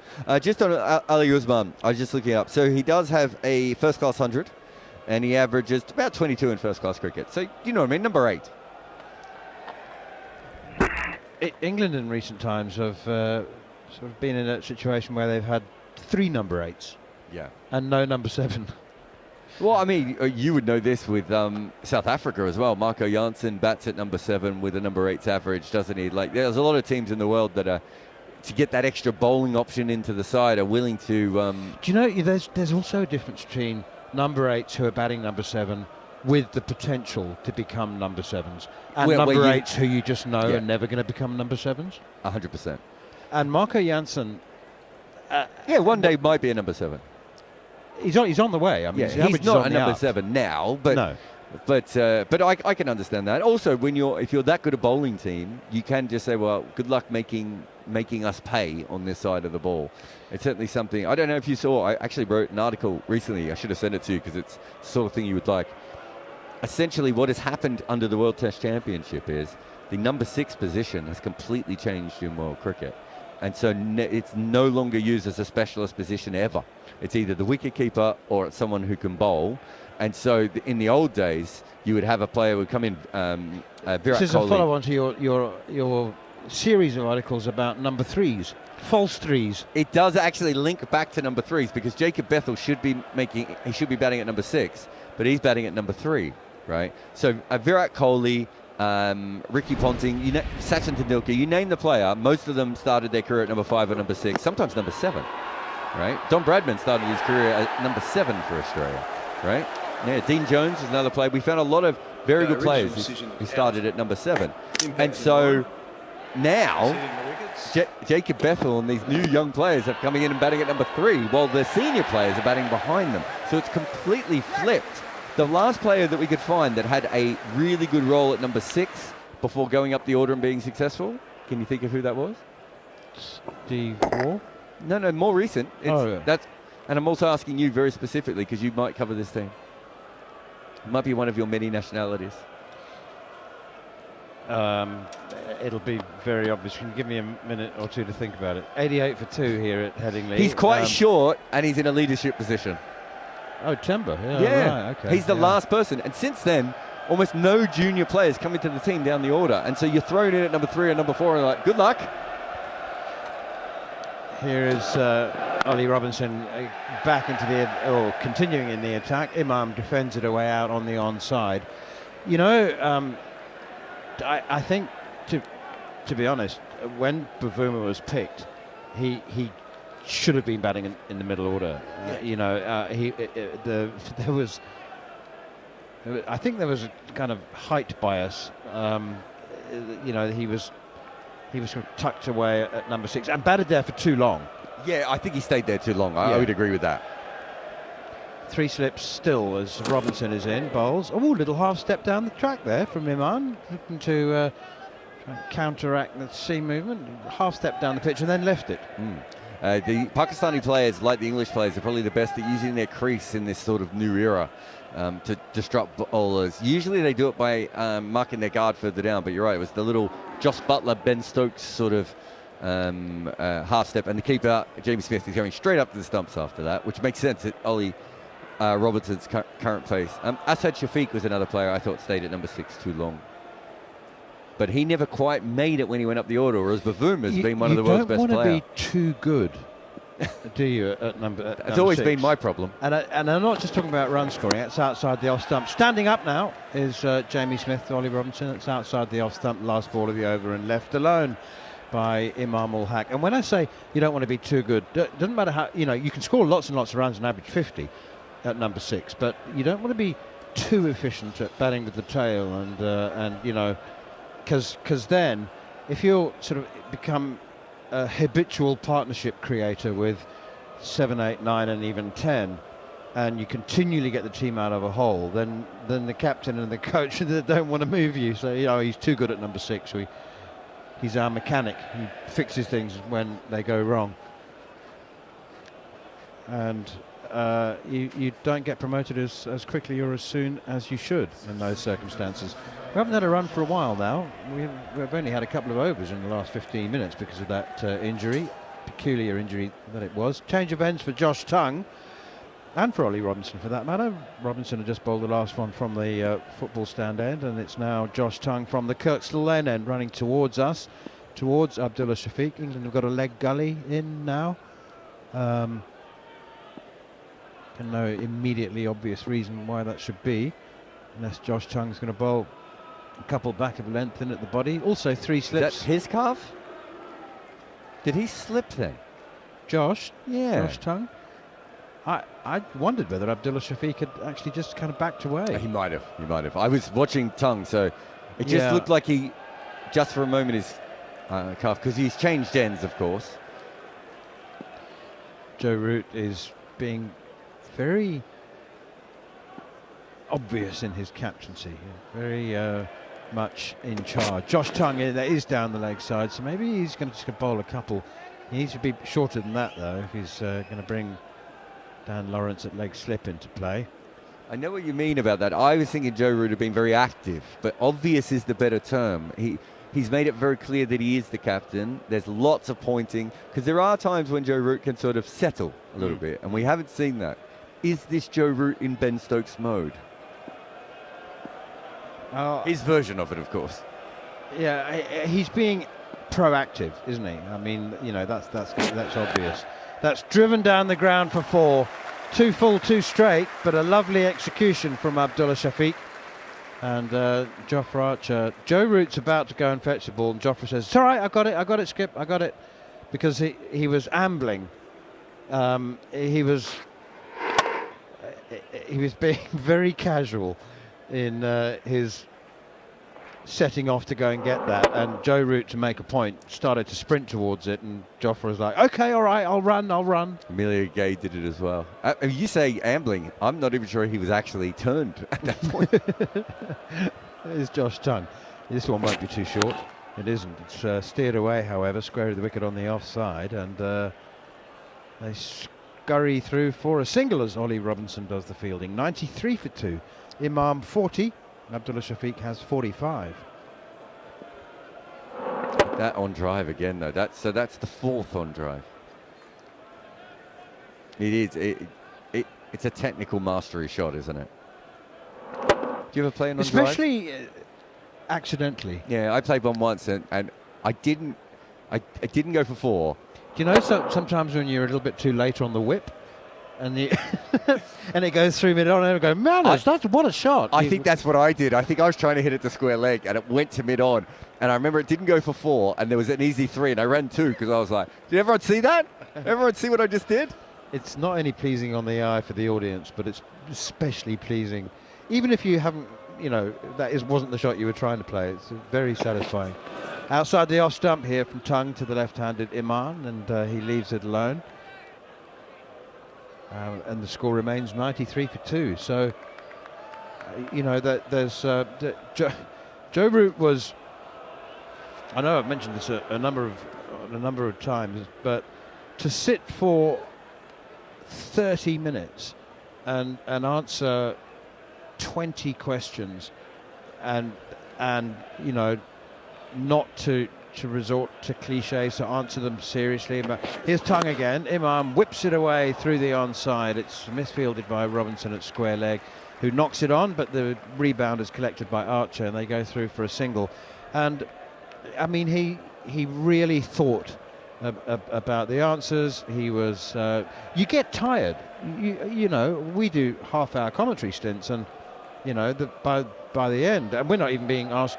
We ask each other questions, but he's, you know, in front of a packed room, 6 cameras, and he said on a number of occasions, you know, I've played 166 Test matches. I'm a different player. I'm a different person. I'm a different captain to the one I was 5 years ago. I've got over 60 Test matches as a captain experience behind me. That's tries to flick it away on the onside. Does Abdullah Shafiq, doesn't know where it's gone. It's between his feet. He's called through for a quick single by Imam. Finally, he sees where the ball is and realises that it is a safe single. But I'll be honest, if I'm the batter there, I'm just saying no to that call and kicking the ball away from the stumps. Because it did roll back a little bit towards the way too close to the stumps. Imam, the ball before, was it 2 balls before? He flicked that ball in the air on the leg side. That's so close to the stumps. He could have stood on it and dragged it back when he was setting off. Anyway, Imam flicked that ball to mid-wicket a moment ago, and it was misfielded, and he took the run. It was almost caught, and he then pulled up, I thought, really limply, and now he's stealing singles when the ball's on the stumps. Interesting, isn't it? But so. I sort of choosing my words guardedly, but you know, Ben Stokes, 2 ways to look at it. He's creative and innovative and imaginative as a captain. Ollie Robinson continues with Jamie Smith up to the stumps. Abdullah Shafiq defends it out on the onside, and there's no run. The other way of looking at it is that Ben Stokes was quite quick to lose patience as a Test captain. It's just an alternative viewpoint. I mean, you know, there are. I'm not sure that's an alternative viewpoint. I think that's the majority viewpoint.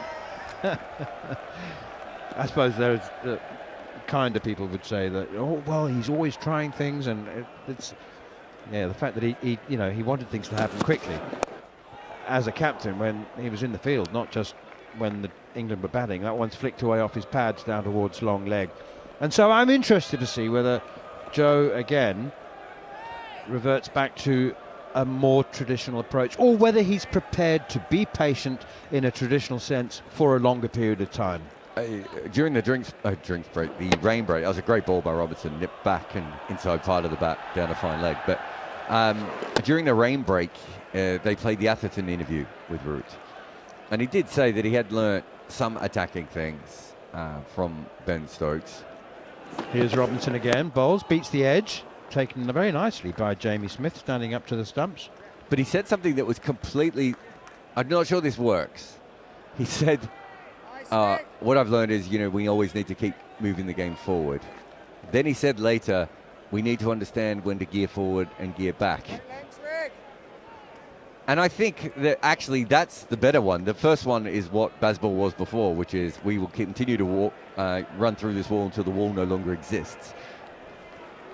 Here is Ollie Robinson around the wicket to the left-handed Imam, defends it straight back to the bowler, 96 for 2. Rather than thinking to myself, there might be a door, or I could just rest my face and then come back and try and walk through this wall later. So look, I do think he will be different. I think he has been a little bit more proactive today. He's been a bit more loud. I suppose eventually, the proof is going to be how long. He was fine when they were a good team. It was when they struggled that Joe Root sort of disappeared a little bit. I felt. I don't know how you felt. Flicked away off his pads by Imam as Ollie Robinson goes full and straight. And he's got it with the keeper up. He will be bowling full. He'd be bowling wicket to wicket, which is his normal modus operandi anyway. Turned away for a single down towards fine leg. Yeah,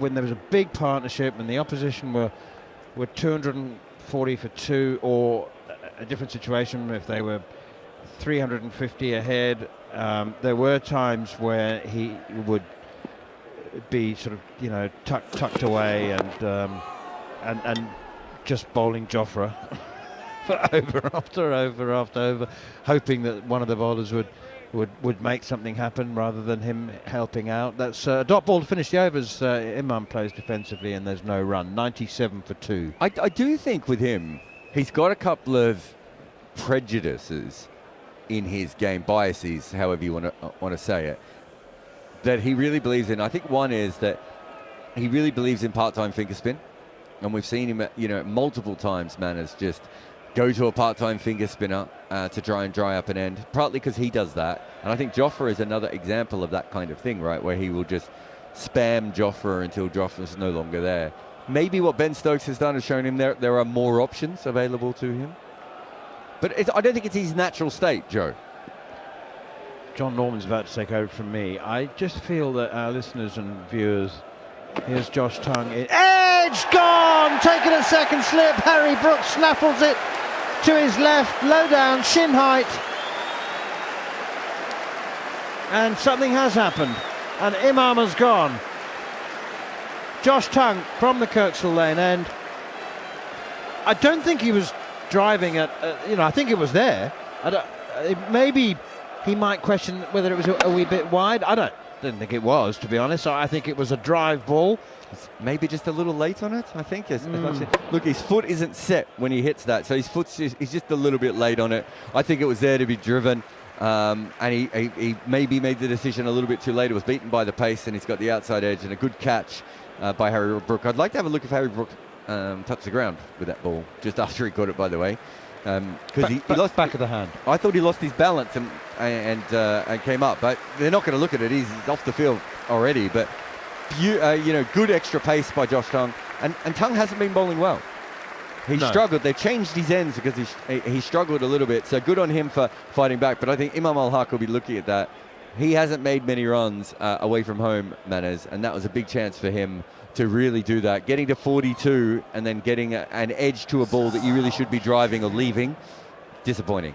I wonder with this England attack, Jon Norman's taking over from me. I'm not sure who's taking over from you, but it does seem that England have got a 4-man pace attack, which we know, of whom I would say at least 3 and possibly all 4 are not overly happy about running up the hill. Are they? No, I can see that. Yeah, it's fascinating. We've seen a couple of, one thing I would say for Joe Root today is twice we've seen him make early changes. We saw Jofra Archer taken out of the attack, and now we've seen Josh Tongue with changing ends. So I think that is, we talked about it before, more obvious, more proactive style of captaincy. Talking about someone who's proactive, it's Jon Norman. I am proactive. Proactive rather than reactive. England needed that wicket. Jofra Archer's been and gone twice now. Josh Tongue seemed to be struggling a little bit. Gus Atkinson bowled without reward in his first spell, but with Ollie Robinson called back for his third, it just seemed like, I don't know, Dan Lawrence might have had a bowl, which we weren't expecting when Pakistan were 5 for 2. They're now 97 for 3 here on the talkSPORT Cricket YouTube channel as Josh Tongue, fresh from his first success, bowls his first delivery to Shakeel, and it's defended away. That was somewhat of a surprise when that wicket fell. Pakistan were looking in good touch. Yeah, they were, and Imam Al-Haq, I think he's played really well. He's been watchful. He's let the ball come to him. That's the first one that wasn't quite an half volley. He's gone hard at it and edged it to Harry Brook, who's a pretty good fielder at second slip. Great position as the ball goes straight into those hands of his, and there's delight from the Western Terrace. Yorkshire. They've been noisy today, and they've actually picked out Josh Tongue as their go-to. This is wide and left alone by Shakeel. He's been fielding just down in front of the Western Terrace to our left, and quite early on in the piece the fans were starting to cheer him on, get behind him in that way that cricket fans do when they're a little listless. Wasn't a lot of cricket for the first few hours. Got a monster session. I might be wrong here, but you were talking earlier about we had a message on the chat facility on the talkSPORT Cricket YouTube channel, and you were talking about you and Alam Malali bowling 1-over spells in a warm-up game in Queensland back in 1997-98. There's Tongue in again. Oh, he's struck on the pad, but there's only a half appeal. In fact, a quarter appeal from the bowlers. A slip cordon were up, but they're going to have a little cursory chat about whether they should review this not out on-field call, but it's nothing more than that. But yeah, so this session that we've got now, it's 2 hours and 55. I think that famous test match at the MCG in 1997 when Dean Headley ran through the Aussies and Alan Mullally had put on 17 or something for the 10th wicket with, I'm not sure who he was with. Ewan Headley ran through the Aussies to seal a famous victory. I think that session... 3 hours, 10 minutes. 3 hours, 10 minutes. Because I think that was the longest session in the history of Test cricket or something. There was a record anyway. This is... a touch wide again, and Shaquille leaves it alone. End of a successful over for England then, here on the talkSPORT Cricket YouTube channel, which has seen at the end of a 74-ball knock from Imam-ul Haq, caught at second slip by Harry Brook from the bowling of Josh Tongue for 42. The thing about that test match, you know, when you talked about me and Dean Headley bowling there, that he said just one more, I can't take you off, I can't change the bowling now, because they only needed a few to win, didn't they? Oh yeah, and I think we kept won going by 14 or something. Yeah, we kept going. Oh, it's not the end of the over. He's bowling another, and there'll be runs from the bat of Shaquille, and 4 of them through vacant third, all along the ground. And now is the end of the successful over. 100 up for Pakistan, 101 for 3. Yeah, that was a brilliant test match, wasn't it? I remember listening to that. I was living in a house in Norbury in South London, middle of the night, obviously, and listening to Alan Mullally put on those runs. He hit Glenn McGrath for 2 4s over his head, and that was the end of the innings. Well, what was the bigger surprise, Mullally getting runs or us winning a test match in Australia? I mean, both pretty up there. I think Mullally, had gone on the previous tour, or is it that one? He got 5. He got the Olympic rings, didn't he? He got 5 rings, not 4. He'd gone past the Olympic, the Audi rings, the Olympic rings. He went for everything. Kept getting 0. I can't remember which tour that was. It must have been 97. It must have been. Yeah. Still well, 98, 99, wasn't it? 98, oh, 98, 99. That's right, not 97, 98. 97, the Aussies were here. Oh, Jamie Smith up behind the stumps of Ollie Robinson, who's bowling from the rugby, the football ground end. And Shafiq, 47 not out, just pushes at this delivery, goes through to the keeper. Well, he pushes it and then withdraws the bat at the last minute. I tell you what, we might just see this attack though, with the keeper stood up to England, without a doubt. Mohamed Abbas and Muhammad Ali. I saw they were practicing with the keeper stood up to those two. It's definitely going to be in the plans of Pakistan against England. Well, short legs going in as well now, it looks like. Emilio Gay just putting on the helmet. 3 slips in place with the keeper up behind the stumps. And this is very straight on off stump and defended. I tell you what, he goes on a little walk after he's playing the ball. If you watch Abdullah Shafiq when he bats at the crease, he just goes on a little walk after he plays the ball. And I think that's one of the reasons the keeper stood up, in case he misses one. He's bowled such a good line and length, Ollie Robinson. A bit earlier in the proceedings for the keeper to be stood up. I won't be taking that as a former fast bowler. He's bowling at about 72 miles an hour, Ollie Robinson. I think that would have been one of your slower balls. Pushed out to mid-off, no run. Mark Elam's played. Well, Mark Elam was 79, 80, wasn't he? He could get it up there. 72? It was skiddy. Probably more like Ian Austin. You reckon Ian Austin? Oh, he quicker than that as well. Probably on his day. I can't remember a fast bowler in our ball 72 miles an hour. I can't. I literally cannot remember one. I can't.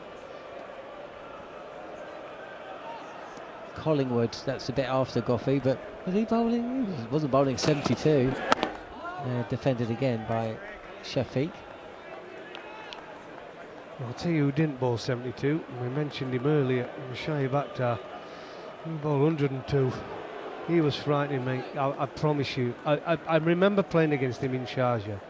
So all the games I played against him, Sharjah, he played off a short run because he was trying to get the overs in, and it's the quickest thing I've ever seen. I thought, what is going on here? Crofty just said to me, you take him out at the spinner. Thanks. This is on the pads and defended again by Shafiq. 101 for 3. That was good of Crofty. Well, it was typical Crofty, if I'm honest. Me and him were pretty tight, weren't we? We were pretty good mates. And I didn't know whether he were joking or serious. Because he was batting 8 and I was batting 9. I'm thinking, no, I think you've got it the wrong way around. You're the one with about 20 first-class hundreds. I've got 1. I think you've got it the wrong way around, mate. Let me play the spinner and I'll play a few shots. You see off shy back there. Did you back away? No. He got me out, though. How? Well, you have a bowler LBW all the time. This is on the pads. Rare loose ball from Robinson. Not that loose, but comfortable too. Backward a square on the leg side. The one thing I want to say about Ollie Robinson, I don't think the keeper needed to come up to him. He's bowled such a good line and length. The secret when you're bowling at Headingley, if you hit the pitch hard on a good length, you will find something. Now, one of the habits, the problem is when you come up, you're probably aware of it, they've got the keeper set up, the slips are closer, and you just tend to float it up there. You've got to hit that length hard and get rewards from the pitch. Oh, struck on the back pad, but too high. Also removes the chance of a caught behind, really, doesn't it? I mean, it makes it more unlikely, anyway. I mean, the keeper's going to have more of a chance of catching it, thin outside edge, standing alongside his slips and right behind the stumps. You'd like to think so, wouldn't you? And I just think there's enough in the pitch still for Ollie Robinson to bowl his full pace, bowl it back of a length. He's got a bit of seam. He had swing just for a couple of overs before the rain break, didn't he? He's just started to swing when we got rid of Sham Masood. But I don't think he does need to change anything, Ollie Robinson. No, I totally agree. I totally agree. He's been England's best bowler by quite some distance. Do you know what? You were talking about bowlers who bowled at 72 miles an hour when you were playing, and there was one guy that came to mind, and I didn't mention him at the time. He's got the same name as the guy coming on now. Same first name. Fraser was quicker than 72. Before his knees went, maybe. His hips. Was it his hips? Oh, it was your knees. His hips, that's mine. Knees and hips. Your knees. Your knees, his hips. Atkinson, who bowled really well in his first spell of the morning, but he's bowling from the Kirkstall Lane end. His first delivery is confidently pushed into the offside, no run. Oh, I used to say to Gus, take the C off chips and what do you get? Hips, Gus. There's a clue. No, but Gus, when I first played my debut, 89, I played my first class debut against Gus Fraser, Norman Cowans at Lords. I'll tell you what, I was a young kid going in. I'd come from nowhere really to play cricket. And he was the quickest thing I'd ever faced. I was suddenly facing Gus Fraser. I think he bowled around 85 miles an hour. Edged and just dropped short of Ben Duckett, who deflects the ball towards the two wicketkeeper, or the two helmets behind the wicketkeeper, and is alert to the fact that could cost England 5 runs. So kind of fields twice in one movement. Didn't reach slip, but that was a genuine edge. It was a genuine edge. Good length again. You're trying to get them to be stuck in that position on the crease, and I think Shad Shaquille there was stuck on the crease. Wasn't quite sure. Great length. There's a little bit of nip, and surprisingly it didn't carry. Here's Atkinson again. Oh, just extravagant bounce there, or certainly an extravagant leave from the new batter. Sal Shaquille, taken by Jamie Smith behind the stumps, 104 for 3, and Duckett's just hurt his finger. So he likes always grabbing his fingers, doesn't he? He tends to have a lot of problems with his fingers. That's probably why he gave up keeping in the first place. Now he's stood at slip. Well, we've seen one go low. Do you know why I reckon he's got problems with his fingers? They're not very big. No. Oh, there's a play and a miss. Atkinson's been unfortunate today. Of all the players in this England team, the one who would have in the sweet shot It's gone. Having his knuckles wrapped by the well, big Ben Duckett. My school went to school with my oldest son. Went to school with him, didn't he? Played on the vine with him at Stowe. But he was a naughty boy at school. Well, there was you go, Ben Duckett. right? But his mum was a teacher. Yeah, but my parents are teachers. I was pretty naughty. Oh, that's very wide, and Shaquille lets that one go through. He was a bit of a naughty boy, wasn't he? Old Ben. He was a naughty boy at school, let me tell you. He had a bit of cheek about him. I used to coach him at cricket, and I had an academy there at Stowe School, and he was one of them. I thought, whoa, in my day, if I'd have done that at my school, I'd have got a clip round the ear. Right? Well, he had his knuckles wrapped regularly, I'm telling you. It's left alone again, end of the over. A decent one. There was a half chance, and outside edge just falling short of Ben Duckett at first slip from the bat of Shakil. Abdullah Shafiq is still there. He's 49 not out. Pakistan 104 for 3. Yeah, don't just go back onto the lengths of the ball and about hitting the pitch hard. Did you see what I was saying that last over? You've seen Gus Atkinson come in his first over. He has hit the pitch hard on a good length. Not short, on a good length. He saw one skid through lower, right? Didn't carry to the slip with a nick. The next ball, same length, flew through, head high to the keeper. That's the length you have to bowl. You're getting consistency at Headingley. Always will do. Robinson continuing, picked up 2 wickets today, and there's going to be runs here, and it's going to be 50 for Abdullah Shafiq. Just guides this ball through vacant fourth.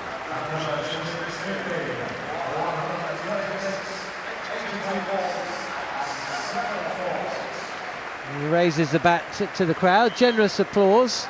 In fact, there's the majority of the crowd are actually on their feet. And I think that's because when he came to the crease with Pakistan 5 for 2, the feeling was that England were all over Pakistan and they'd do well. And he has done well, really well. Still there. Bat raised, and he'll take a run here. Oh, there is a comfortable run. But just for a minute there, or a second, it looked like third slip was going to come round Jordan Cox and stop the ball.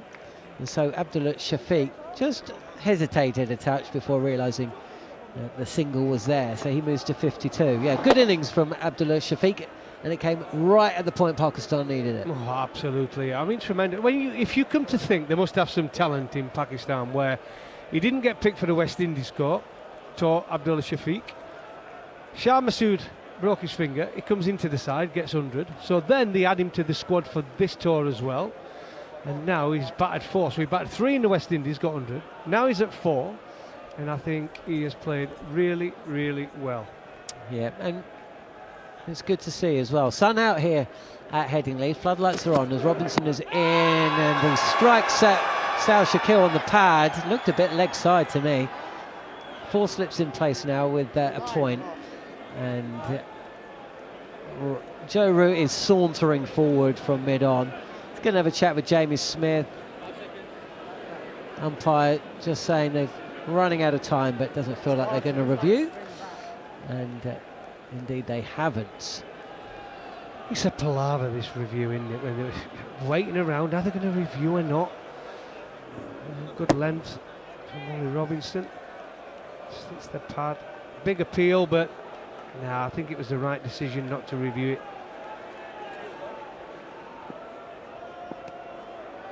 Bit more niggle back in the day, I imagine, as Robinson again. 77 miles an hour, that delivery. And it's defended out to a packed mid-wicket field. What have we got here, Scott? You're pointing something. Thoughts on recalling Sam Curran as an all-rounder? That's a question for you there, Goughy. Well, maybe it's a question for me, but I'm not really interested in my own opinion. What's yours? We don't like all-rounders. I mean, I'm surprised Rehan Ahmed wasn't even in this squad. And Sam Curran, I think they both give you different options. Both could bat in the top 6, without a doubt. Smith back behind the stumps, and this is driven powerfully. But it's fielded by Joe Root. Curran would have been in the squad if not for a little injury. I think we expect to see him towards the back end of the series.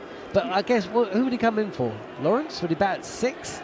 Well, that depends on the pitch, I think, doesn't it? What I always believe about Sam Curran, it's got to be your fourth seamer.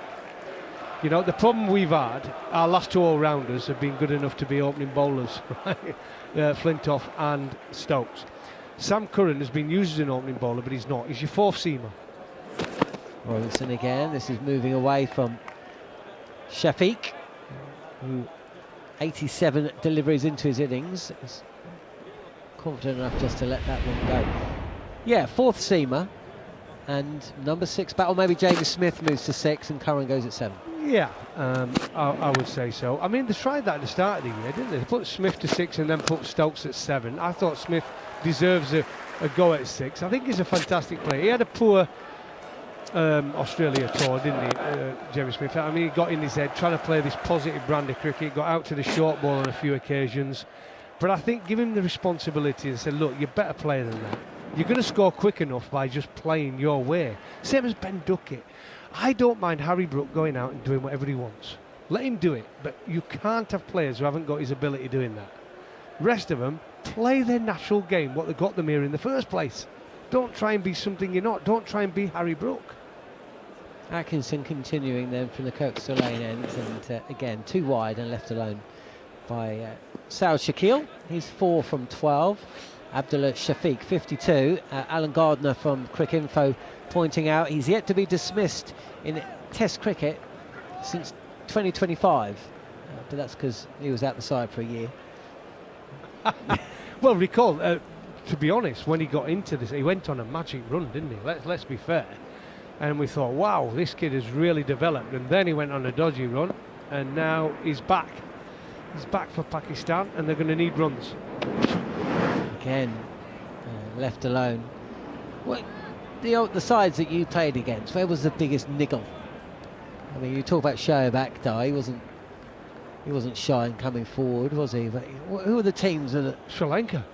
I have a feeling you're going to say Sri Lanka. I tell you what, for a nation that like Nepal, they're not very tall and they're not very big, but I tell you what, they've got some front. They front up to you, Sri Lanka. You've got to give them credit. They were tough. They were tough to play against Sri Lanka. Atkinson left alone. That's a better length. Maybe a touch too short there, just a fraction. Yeah, if you're going to be critical, look, it's a good dot ball. It looks good, but yeah, probably a little bit too short. I like the effort, putting a lot of effort there. Gus Atkinson, bit of a wobble seam delivery, but just a little bit short. Just going to try and get the batter coming forward, and then that temptation to drive at one that just nibbles, nick through to slip. There's your perfect length. We saw that earlier, didn't we, with Josh Tong getting rid of Imam. Edged and just short of Dan Lawrence at third slip. It's Jordan Cox. Apologies, I think that's just dropped short. Played at that with hard hands. Did Shakil, and Jordan Cox, who's had an unfortunate time of things in the field or in the nets, just holding his wrist. The funny thing is here, right, when you look at the slips there's only really Harry Brook who's not had many finger problems. You look at Ben Duckett at first and Jordan Cox at third. They've both had serious problems with their fingers, right? Breaking fingers and hands. You'd think they wouldn't want to be in the slips. Over the wicket comes Atkinson. This is down the leg side, and it's taken by Smith behind the stumps. Yeah, I don't know. I mean, I suppose this comes down to options, because if Root's not going in the slips, I mean, who've you got? Amelia Gay. I don't know where he fields. He doesn't field in the slips for Durham. No, we're not putting Archer in there, are we? Archer's not going in there. No. None of the bowlers are going in there. No. So that leaves you Lawrence. Well, this is Lawrence, isn't it? Yeah, that's so it. Basically we haven't got much of a choice, have we? We've got Lawrence, who's more of a gully fielder. But that's a big thing, another big aspect, though, isn't it? Defended on the front foot by Abdullah Shafiq. You know, there's there's a lot of familiar faces back in this side, but still a lot of question marks, you know. The third, fourth spells, the slip cordon, the lack of all-rounder. Bring back Zach Crawley, he's a good slipper. Oh, he is. He's got good hands. Yeah, absolutely.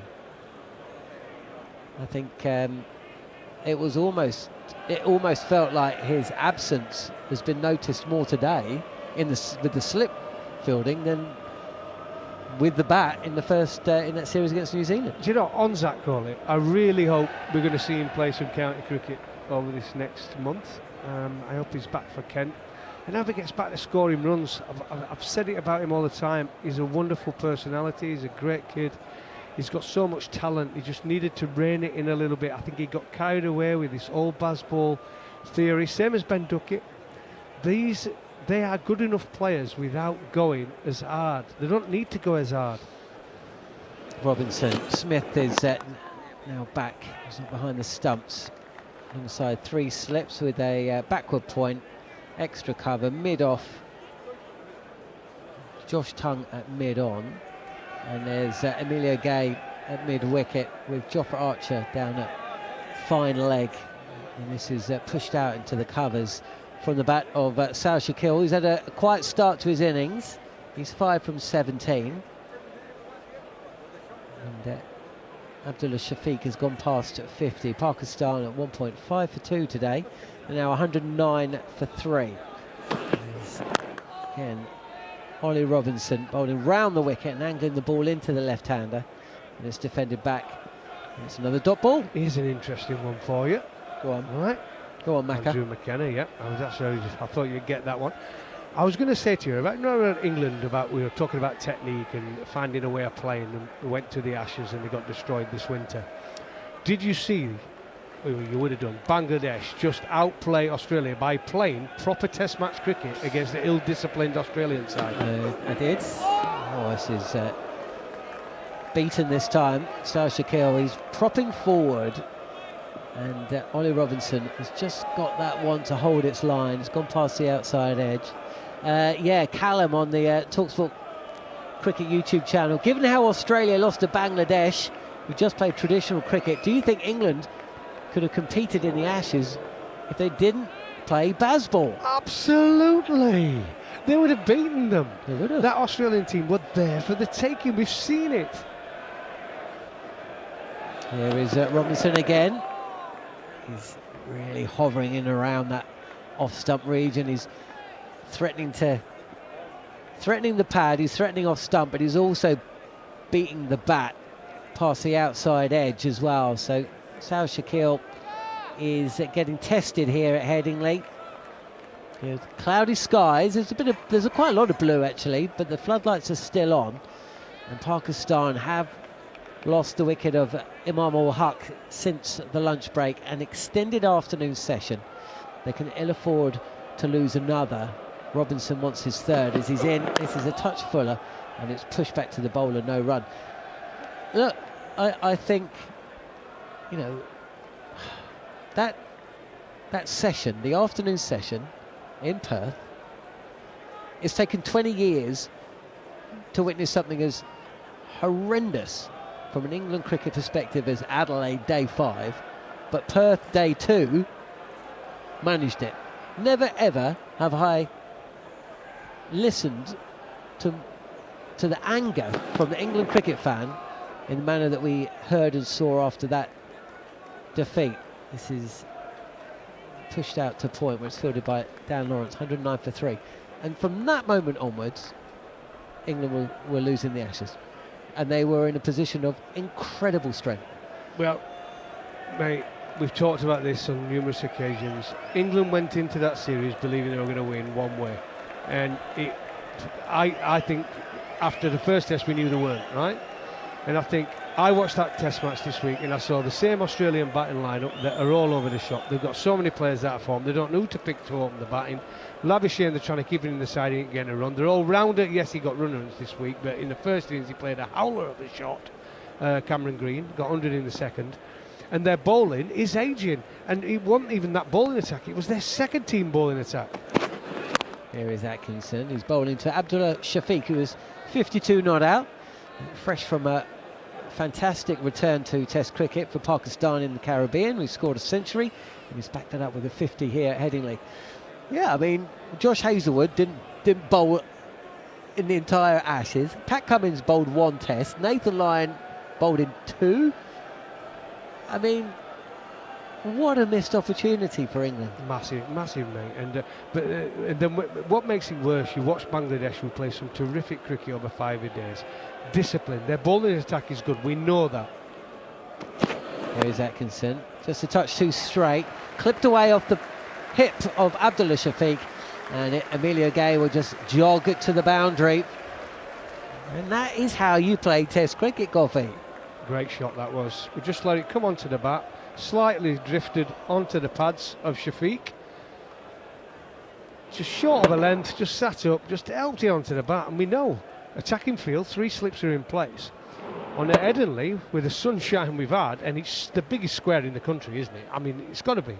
I mean, look at all the practice wickets. We've got 8 practice wickets to our right and 8 practice wickets to our left. And then all the square in the middle. There's Atkinson, and this is pushed out towards mid-on, but it's Gay running around from mid-wicket to field. But I thought just at no point did Australia look like they were winning that game. Okay, so they were bowled out for 190 odd in first innings. Good bowling, right? But really, really good bowling, right? And from all the bowlers, you know, it was Mahmood who picked up the 6 but he was backed up, and he was also backed up in the field. You know, Bangladesh didn't just out-bowl and out-bat Australia, they out-fielded Australia as well. And then when they came out to bat, they just batted time. Punched up to Jofra Archer, who looks a little laboured as he runs across at wideish at mid-on, but he does get down to field. Another run to the score, 114 for 3. He's been hard bowling them 20 balls. Well, I was going to say, he's only bowled 5 overs, so it's not like he's done an Ollie Robinson here. But you're right, look, the bowling of Bangladesh, I worked in the BPL this year, and it was amazing, right? And watching their bowlers, I said it on air many times over there, this bowling attack is a serious bowling attack anywhere in the world. And they were missing one as well, weren't they? Yeah, they got seam, they got everything. They're missing a few, actually. But the batting was the one thing that worried me about going to Australia. Round the wicket for Atkinson, and he's bowling to Sal Shakil. Gets up on his toes, gets big, and just pushes this out to cover no run. But the discipline they showed, and just said, okay, if you're going to bowl well at us, bowl well, and we'll see it off, and we'll wait until we find an opening, and then we'll attack. And that's what they did. Old-fashioned, proper, hard Test cricket. And they've just beat Australia. Would you have ever thought that would have happened? No, you wouldn't have done. No, and they beat them on day 4. They're not trying to win it in a day. This is pushed out to backward point from Matt Southall. It's just starting to look a touch more in tune with the conditions, the pace of the ball, and the game situation. He's 5 from 24. Shafiq is 57 from 92. Going to have a drinks break here at Headingley. And the other thing is, they bowl well with the pace and the consistency and the control in the first innings, and then they won it with the spin in the second innings. Off spin, wasn't it, as well? Yeah. Old-fashioned off spin. And nobody bowls off spin in Australia, right? Mehdi. Yeah, unbelievable. Like I said, and look, the wickets in Bangladesh, let's be straight about this. They've gone from Bangladesh. The pitches are turn friendly, right? They are spin friendly. Even in the tournament I worked on last year, a lot of spin. But to go over there against that attack and play with the discipline they play with, and so much talent, and to see it all being put into place, honestly, I felt like almost like I was the grandfather. I could have like rung every one of them up on that game and just said what a performance that was. It was proper graft Test cricket, and well done, Phil Simmons. You know, absolutely. He has got a great record as a coach. Really phenomenal record. Phenomenal record. Well, is it all changed here, Scott? Sorry, we could talk about Bangladesh a bit more a bit later. Manners and Harmy are coming in for us. Drinks break here in an extended afternoon session on the talkSPORT Cricket YouTube channel with Pakistan, 114 for 3. Abdullah Shafiq is 57 and Saud Shakil, the 5 not out. Harmy's about to get in, and there'll be Neil Manthorp to pick up.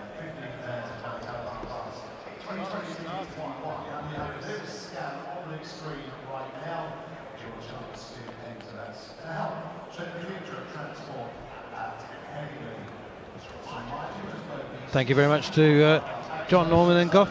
Players having a drink now.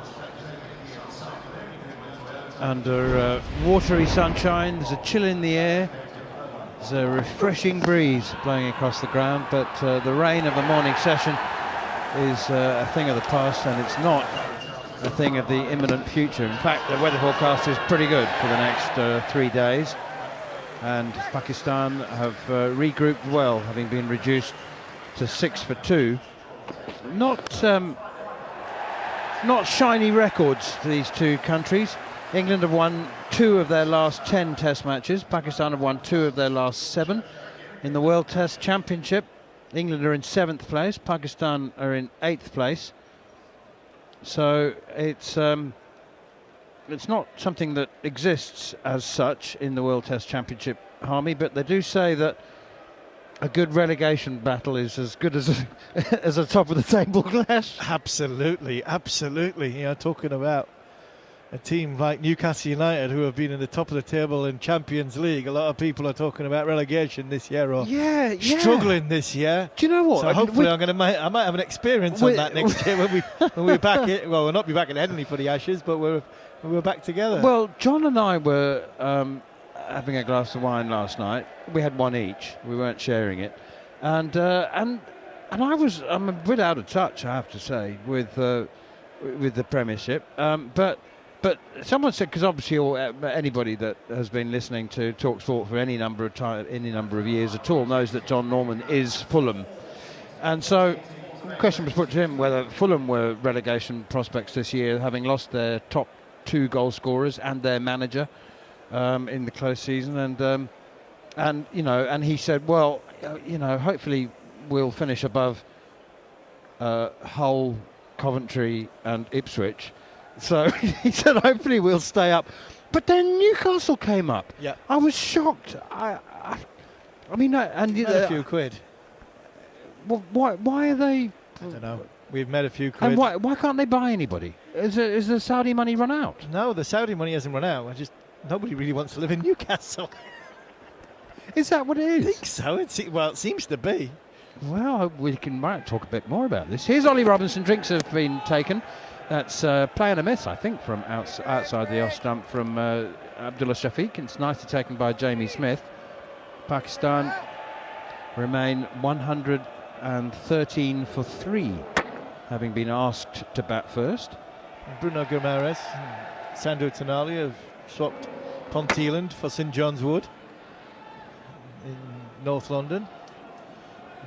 Anthony Gordon swapped Whitley Bay for Barcelona. The beaches are a little bit different. That's as much fair as it's nice swap, it's a nice at Whitley Bay. Ollie Robinson in again. Thick inside edge. That was undoubtedly a false shot, and Jofra Archer will collect it down at fine leg. They go through for 2, but definitely a false shot that. Abdullah Shafiq, however, moves on to 59. Saud Shakil has 5. Pakistan now 116 for 3. And as much as I'll try and be as respectful as I possibly can to Ipswich, Hull and Coventry, I hope Coventry do well. I've got a huge amount of time. I like Frank Lampard. Met him many times as a person. He's a great man, a really, really impressive human being, and a fantastic role model for football, especially in England. I hope Coventry do well, but I think you're right. The 3 teams will struggle that are coming up. Here's Ollie Robinson again, and once more beats the outside edge of the bat. Abdullah Shafiq pushing it one wide of the off stump. He could have left alone, actually. It's such a massive leap, isn't it, from the Championship into the Premier League? Massive, yeah. I mean, it is, and it's arguably like first-class cricket to international cricket. I do see that leap as being one where teams of the England cricket team has struggled to bridge the gap between players who have been good enough and smashing it at first class and county level and being good enough to play international cricket. Short mid off now as Abdullah Shafiq once again, he's perfecting the inside edge at the moment. That one again has gone down to fine leg to Jofra Archer, this time just for a single, however, and Pakistan moved to 117 for 3. Shafiq up to 60. Shakil has 5 off 24 balls. But Newcastle are surely not relegation candidates, surely. I don't think so, not with what else is around. I think Crystal Palace might have a struggle with their new manager. I think Fulham, as much as John might not want to hear it, they've Marco Silva was an unbelievable manager. I thought, Sunderland with European football could be a challenging year for them. Oh, big appeal for leg before wicket. Very confident from Ollie Robinson. He's going on and on and on, and finally the finger goes up. Alahidin Pelika, the South African umpire, had a think and then a double think, and then he had a second think, a third think, and finally he raised the finger. He said, "All right, Ollie, if that's what it's going to take to shut you up." And up goes the finger, and so there will inevitably, just purely based on the amount of time it took Palakar to raise his finger. They're not going to review. They're not going to review.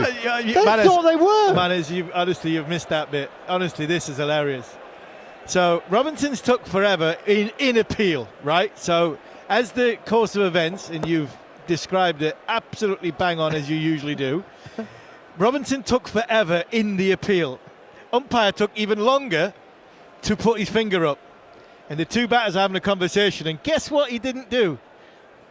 He didn't signal in time. So he took forever to make the call. Timed out. So he's lost the review. So he's lost the review. He's off. We see you later. Goodbye. 5. Shakil, he's gone for 5 because he wasted time in going to the review. So what a bizarre 5-10 seconds that was for Pakistan, because I saw him signal the review, but I didn't see the umpire say, "No, you're too late." Chris Gaffney came in, too late. He did say, "I want the review," and Gaffney said, "No, off you go." It had already gone red. I think it was 1-2 on the red, in the red numbers. Now you've gone, and I mean, for the length of time it took for the umpire to give that decision, there's got to be a huge amount of doubt in that. And I was just about to say to you, well, I hope he's got this umpire's call at least and got it right. But by the time the two Pakistan batters have had their conversation, the scoreboard said 0, and unfortunately, so Shakil has had to leave the... How many times have we seen the umpires grant the review anyway? Quite a few. Yeah, we have, but that's in and around that 1 and 2. I don't think there was a big call for the review. Well, here's it's Mohammad Rizwan, isn't it, who's come to the crease now? No, it's not. It's the captain, Salman Agha Ali, who's come to the crease. Mohammad Rizwan will bat at 7. He was advertised to come in at number 6, but he'll be coming in at 7 now. 117 for 4. And it was missing! Oh no! Dear, oh dear, if he'd taken he signalled for the review. Yeah, but it was already on 0. No, I can see that. Hopefully we'll see that. Obviously we're not. I tell you what, there was no protestation from the batsman. When the umpire said no, your time's up. He just walked off. He knew. I think he's seen the corner of his eye. That the big screen had 0 on, so he had to go off. And Dozy cricket all round. Good delivery from Robinson. He's been really good, Ollie Robinson. He's been fantastic in this Test match so far. Outside the off stump now from Atkinson, and it's left alone by Abdullah Shafiq, who's also had a very fine time of it. He's played really good, disciplined cricket. Could have been dismissed twice in his first 10 balls. Left a couple, one of which took a coat of paint off stump, the other of which passed an inch over the top of middle and off. So 2 misjudgments from Abdullah Shafiq, and he's made the best of it so far. He's 60 not out, needs to go on. Here's Atkinson once more, and steered away behind square on the offside, and there's no run. Gus Atkinson is into his 11th over, none for 36. Am I right in saying, genuine question, that he's bowled pretty well? That, you know, he's had a number of inside edges and outside edges that have gone up off to the boundary. Yeah, he's bowled worse and got 3 or 4 wickets as Gus Atkinson in 10 overs in his career so far. He's bowled a few down leg side, but I think by and large, I think he's bowled better than his figures suggest, especially the wicket column. Here's Atkinson again, and forward comes Shafiq, pushing that one up towards mid-off. It's fielded by skipper Joe Root. He's been quite demonstrative in his captaincy today, has Joe Root. I don't mean that makes it sound like he's been, you know, parking aeroplanes with ping pong bats, and you know, he hasn't been doing that. But what I mean is, there's been no drifting. No, there's been decisions being made. That's what you want to see from the captain. He's not letting things go. If the slip's not in position. 3 slips still. 3 slips have been in position all day, as there often are at Headingley. Atkinson in again. Abdullah Shafiq plays defensively up towards mid-off. Joe Root does the fielding. There was some. Did you see all the toing and throwing from the slip cordon? Joe was saying, take a step forward, and then Duckett was standing alongside at one point, alongside Jamie. Still is. Yeah. And second and third slips are well in front of the keeper. Well, but Duckett alongside the keeper's unusual. Yeah, but you'd expect Joe to know where to stand, obviously, with it being his home ground. Here is Atkinson again, bowls, and the thick inside edge again from Abdullah Shafiq. He's played 5 glorious on drives for 4, and he's had at least 5 inside edges as well, as Atkinson's getting the wobble seam delivery to nip both ways. I think what Smith's doing though, Jamie Smith's his starting position is right next to Ben Duckett. But I think as the ball's being delivered, he's taking a couple of steps forward, so his body weight and his movement is going into the ball. I wonder if he's doing that at this rugby stand end because of the slope. So if you're normally at the stand at the slope, as a slip feeler, your weight's going back over because obviously you're feeling down the hill. Here is Atkinson again, bowls to Abdullah Shafiq once more. He's into a nice groove at the moment. Atkinson on and around 4th stump, and Shafiq steers it away behind square on the offside. It's fielded by Robinson, who immediately removes his cap and sleeveless sweater because he's also in a very productive groove at the moment, and is enjoying figures of 3 for 33 from 14 overs. He's is he becoming the first match of a series guy? Yeah, he is. Yeah. Hopefully we'll see him again in the second one. It was quite strange, wasn't it? We've seen him then. There's a lot of conjecture about Ollie Robinson, the person, the character, the fitness side of it. The body. There's no question on the ability. No question whatsoever. Never has there been. Here is Robinson once more. Keeper standing up, played away defensively by Shafiq, who's on 61. Square of the wicket on the offside, picked up by Dan Lawrence. Like when he's like this, you could call Ollie Robinson a homer. I mean, you play him as much as you can at home, and then when you go away from home, you leave him at home. Cook a ball, flat wickets. But he produced in Pakistan when he was fit. In Pakistan on flat wicket, he bowled very, very well. It's making sure that engaged Ollie Robinson is what we need. Here's Robinson again, past the outside edge. Nicely taken by Jamie Smith. I must say, it makes the job easier for a keeper standing up to a medium fast bowler when he's as accurate as Robinson. You know, at least Jamie Smith is getting to see the ball. But so that one's nipped back, and you know, he's getting plenty of seam movement. I'm beginning just to wonder for the first time whether 118 for 4 is quite as precarious as the scoreboard. I mean, I'm just thinking, like, you know, would 220... 220's in the game. Oh, yeah, definitely. Yeah. Oh, I'm glad that, that hunch wasn't... Right, bowled him! He's bowled him! Might have been a little inside edge, perhaps, but it's the seam movement that's undone Abdullah Shafiq. And it could well have been the keeper standing up as well that's hindered his foot movement.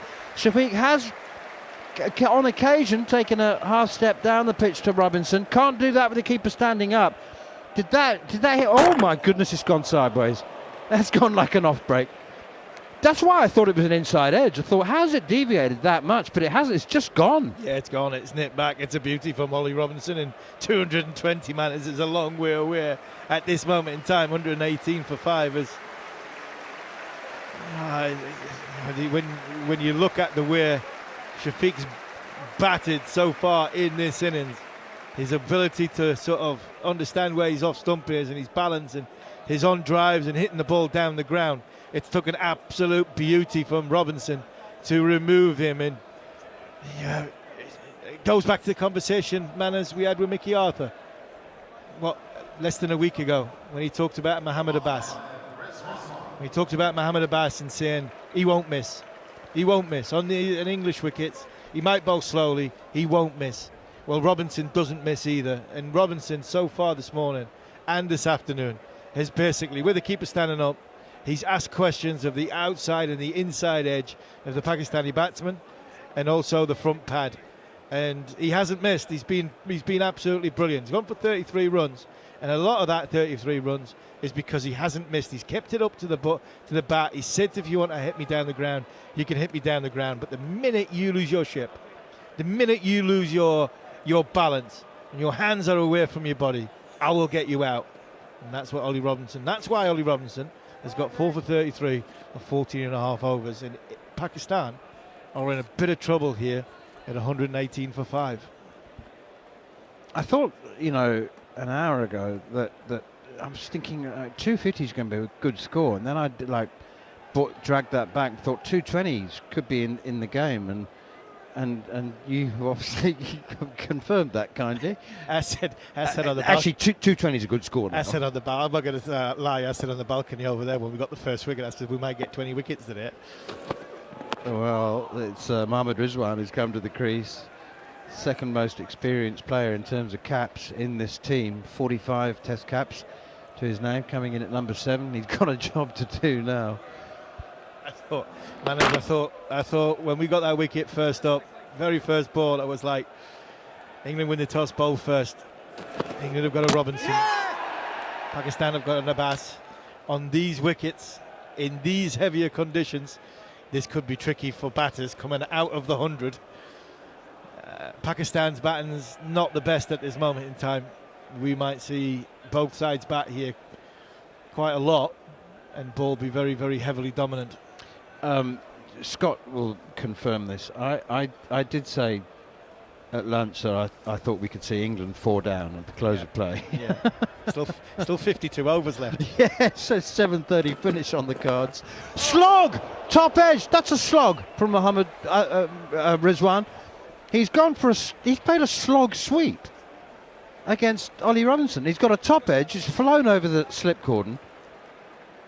What a bizarre shot to play to your second ball. Yeah. He's played a slog sweep.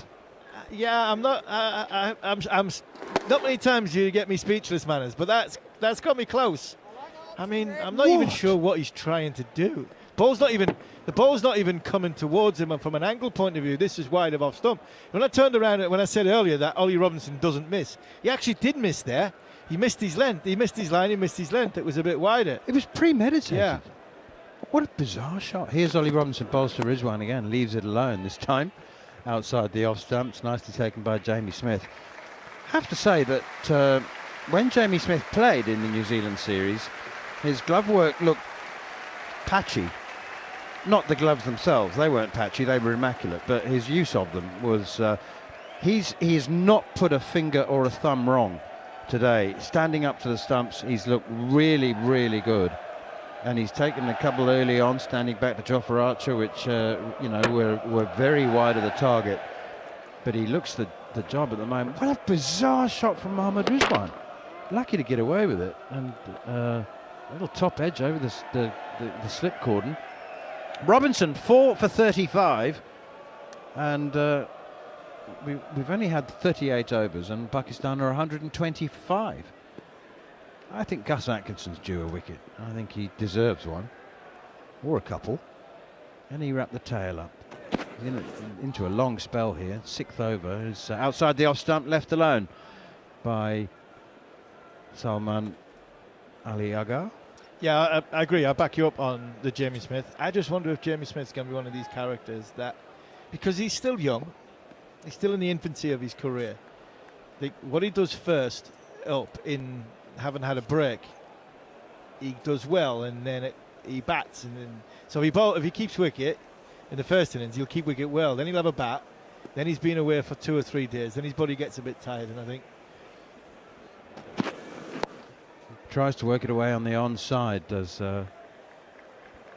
Salman Ali Agha, and it trickles away on the offside, so a little bit outside edge.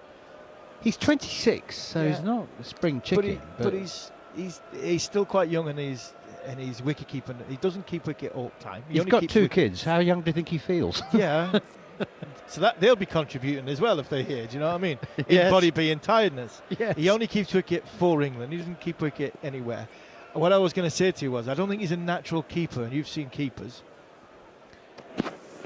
Oh, another inside edge now as Salman Agha tries to push it on the offside, and fortunate to get a single down to Josh Tongue at long leg. He's certainly not conventional shape for a keeper, and he doesn't do the job regularly. He doesn't keep for I mean, he's a sporadic keeper, and he's too big for the job. So, and what I mean, you do a hell of a lot of running, and you see somebody that runs a lot. They've got a nice flow, a nice rhythm, and you think they can go for a long period of time. You can see people who don't run a lot, who are bouncing all over the place. They get tired very, very quickly. I think Jamie Smith's one of them types of wicket keepers where he doesn't do it a lot, and as the game goes on, he gets more and more tired. Here's Atkinson again, bowls, and nudged away out on the onside by Rizwan, fielded by Emilio Gay, and there's no run. It's a good. It's a very good analogy. It's not one that I would naturally say, but yeah, you.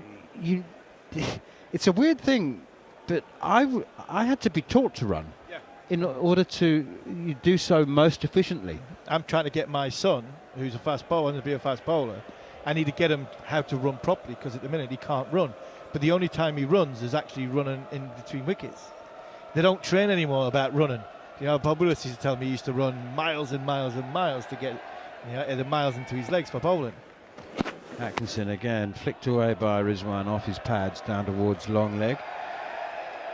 Fielded down there in the deep by Josh Tongue again, and Pakistan move on to 122 for 5. You see people who don't know how to run, and the legs are going up, and they're far too much, knee pumping, and just for running, not for, you need to pump your knees to bowl fast and get some momentum and energy into the delivery. But there's a role to play for biokineticists to teach you how to do something efficiently without wasting energy. And that's wasting energy. And I just sometimes think when Jamie Smith's keeping wicket, as the Test match going on, because he's not used to it, he wastes energy.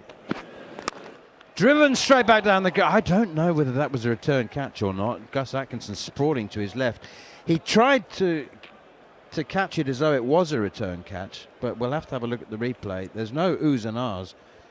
Normally the crowd are the first to be fooled with those, and they assume that it was a return catch, but the players look completely disinterested, so I'm suspecting that it was driven into the ground.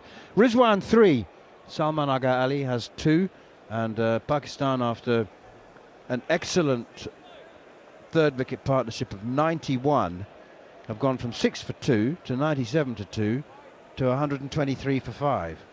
Interesting to see what Joe does here. Obviously he hasn't got a spin bowler, and you wouldn't be bowling a spin bowler on this, but you've got half an hour, 25 minutes till tea. Just wonder, a little spell from Jofra, getting his knees pumping, bit of tongue from this end after this Robinson over, bit of pace on it. 3 slips, leg slip, short leg, short mid-off, driven by Salman Agha Ali to mid-on, fielded by Tongue at mid-on. So Joe's been in at short mid-off, not silly mid-off, but in front of the stumps at the non-striker's end, so close mid-off. Saying, come on then, drive it. Let's bowl nice full, let's have you driving. Got 3 slips for the nick, and if you drive too early and you do middle it, I'm here. There's a leg slip as well. He's very close. Slip cordon's been unusually close today on both sides of the wicket. Another one out past the outside edge. Robinson's got his eye on 5 here. Nicely taken again by Jamie Smith. I mean, I wonder whether... I know that Jamie Smith keeps working at his keeping when he's playing for Surrey, even though he's not keeping. I mean, he does all the work. But as in almost every aspect of cricket and sport, there's no amount of practice that matches the real thing. 90 overs gives you a 6.5-hour day. Exactly. Robinson in again. Salman Agha Ali pushing square to the wicket on the offside. Jofra Archer comes in from cover point. Who does he work with at Surrey? Who's his mentor? The big one, isn't he? The gaffer. Oh, well, of course. Yeah. Alex Stewart. Yeah, Alex Stewart. He's got to rub off on. I know Folkes is injured at the moment, but Ben Folkes, surely he'll be there in his ear and helping and working with him. Here's Robinson running away from us from the football ground end, and Salman Agha Ali plays defensively out on the offside. Joe Root comes in from close mid-off to do the fielding. So it's a new slip cordon. I mean, Harry Brooks, the only hand-me-down from previous series at second slip. Duckett, I've not seen field at first slip before. I've no doubt that he must have done it at various points. He fielded at third, didn't he? For England, yeah. But I just mean, so it's his first time for England at first slip. Flicked away on the onside in the air and just past Josh Tongue at mid-on. That was in the air for a long time, certainly a catchable height, but maybe 5 or 6 yards to the right of Tongue. It was an unconvincing on drive from Salman Agha Ali, but he does pick up 4 runs for it. It's in the air. There's 3 fielders in front of square. Well, Emilio Gay is on square in short leg. Gus Atkinson. These two. I know you've got Josh Tongue behind him, but if you're going to be in a catching position, you probably want him a little bit straighter, and Josh Tongue, who's a bit deeper, a little bit wider. Here's Robinson again. Bowls past the outside edge again. This time it's Salman Agha Ali shakes his head in bewilderment. It's like, I've done nothing wrong with that. It's pushed forward to a ball just outside the off stump, and it's just nipped away from him. Gosh, he's bowls with great skill. There's Ollie Robinson, as Steve Harmison was just saying. Highly talented, and he's not going to want to give the ball to anyone else at the moment with 4 wickets to his name. Josh Tongue is coming back in to the attack. Jon Norman and Jarrod Kimber coming back into the commentary box. Word from Jarrod first, and then it'll be John to take you through till tea. Said highly talented. I thought that was the intro for me, but sadly, just Ollie Robinson. Are you pulling my head off? Thank you. It's made some inglorious exits so far today, as Neil Manthorp. Josh Tongue at the top of his mark. Joe Root is turning around here. Tongue is in, and this is tucked away for certainly 1, and that will all it'll be. 127 for 5. Don't know if you saw that, but something was going on. Joe Root was turning the other way when that ball was delivered, so luckily it wasn't smashed flat bat style back to mid-off. Mohammad Rizwan, he's made a eventful start to his innings, John. He's a high-energy person. There's a lot going on. Yeah, I kind of felt like he'd played a little bit more Test cricket than he had. 46 Test matches. Sarfaraz Ahmed was a pretty good cricketer too. Here is Tongue, and he's bowling to Salman Agha, who's hurried up a touch, pushing it back to the bowler. Josh Tongue was 1 for 25 from his 5 overs so far. Ollie Robinson, the standout bowler, on a day that has kind of gone as expected. One partnership of note, but Ollie Robinson in these conditions is going to be nigh on impossible to face at times. And unfortunately for Pakistan, they are the 8th. This is pushed out to Ghali, where it's fielded by Darren Lawrence. The 8th in a table that's only got 10 teams. It was on a Headingley track, cloudy conditions. It was always going to be a very, very difficult challenge. 6 for 2 at one stage. I don't know if they would have taken 128 for 5 at that point, but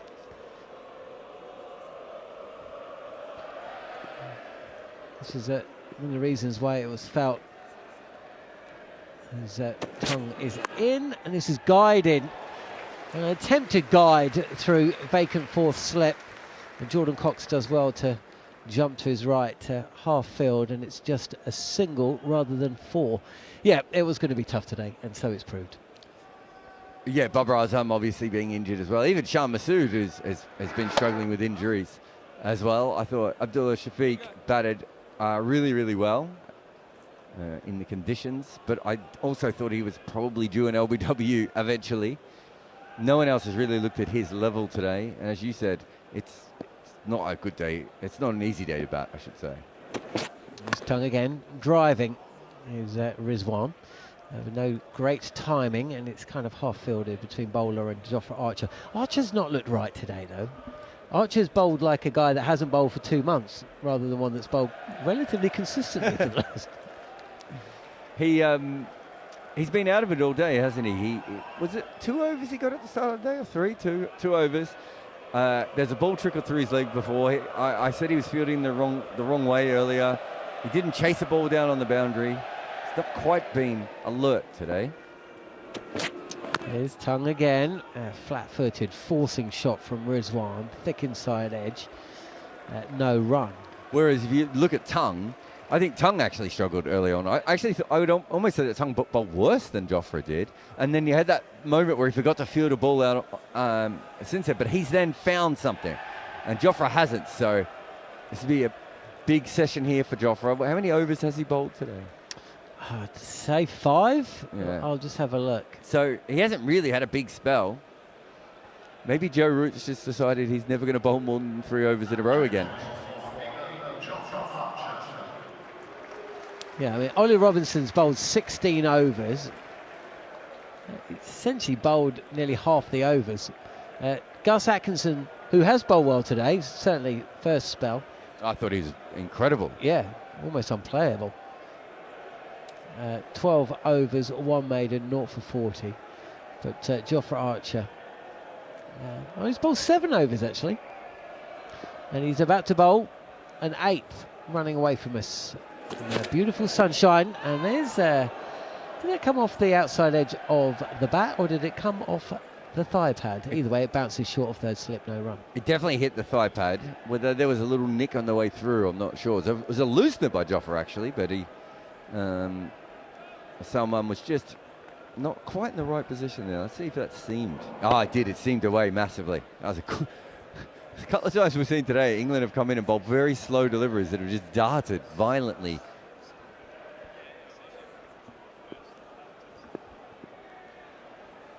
Here's Archer again.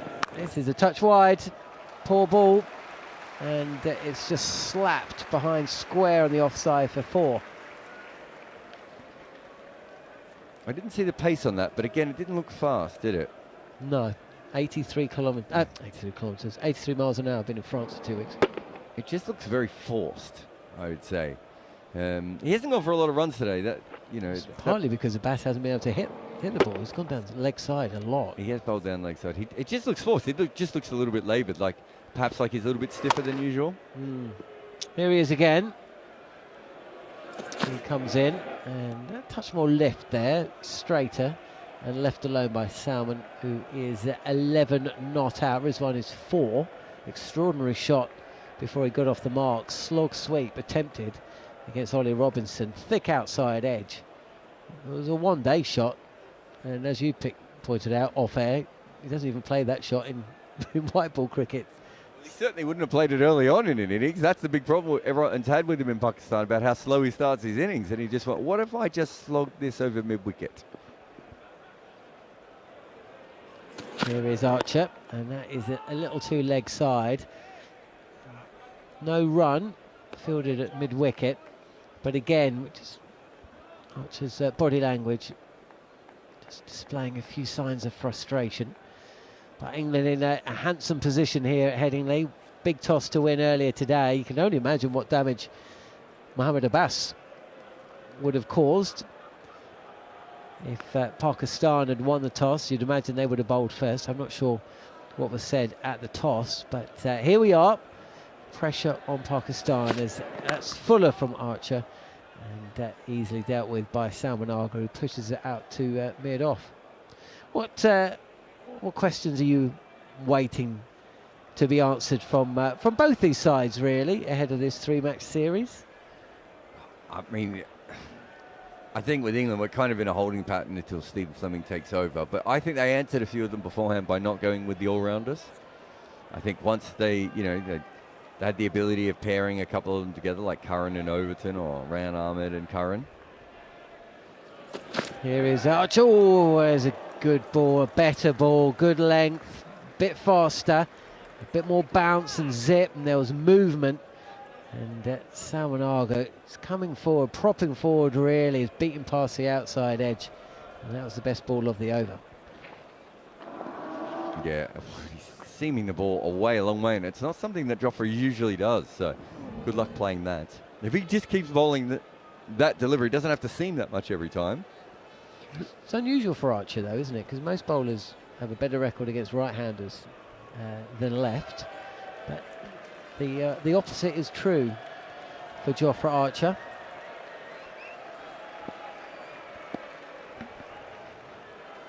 How are you finding the post-Ben Stokes world? I kind of miss him, you know. Here is Archer.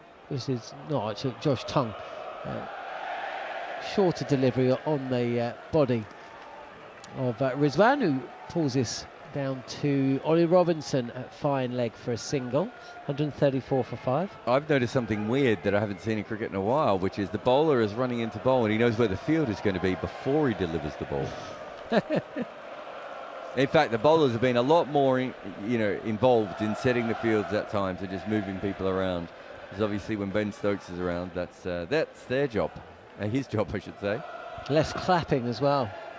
There hasn't been much clapping. Here's Tongue. This is wide, and it's nicely guided just behind backward point and down to the boundary at the unguarded third.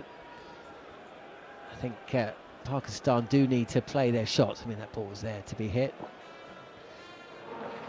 but they can't just hang around on the crease waiting for unplayable deliveries. No, you get some weird. It wasn't a terrible ball, but no. It was just wide, and he threw his hands at it. He tried to hit it into the ground, so I don't mind him playing that shot at all. Absolutely. Floodlights still on. They weren't on earlier this morning when it was very, very dark. Oh, this is straight as little appeal. As Salman tries to come forward, Salman Agha, and is beaten by pace, I think, there. Yeah, he's done that a couple of times. The Inzamam Haq's nephew was beaten by pace earlier today when he edged to slip. You could see that when he edged the ball, his foot wasn't fully planted. If you're ever looking at a replay and you see the batter's foot isn't fully down, that means they've been beaten by pace and haven't quite got themselves settled. So I don't think Tongue's been devastatingly quick today, but he's got a couple through. Wide again. If you're going to flash, you flash hard. Jordan Cox at third slip, diving to his right, but he's raced away to the boundary. This is a keen little battle here at Headingley. So we approach a later than usual tee. And went a little closer to the fielder than he would have wanted, but 4 more to the score. Yeah, that almost felt, again, like a last-minute decision, and he went, oh, well, it is wide, I'll throw my bat at it. And he's gotten away with it, but it wasn't excellent. I think they are thinking, though, they need to make runs at this stage and don't want to just hang around. There is a ball with your name on it on this pitch, which is more than fine. But I'm not sure that last ball was the one to have a go at. Well, we know with Josh Tongue that he can bowl some wicket-taking deliveries, but he can also go for a few. He was quite expensive against New Zealand. In that third test, I don't have the figures in front of me. I think he had identical figures in both first and second innings, 1 for 87 or something in the third test. As an attempted drive from Salman Aga up to wide mid-off where it's fielded, and he moves to 20, 143 for 5. 0 for 75, that's what it was. 0 for 75 in both innings.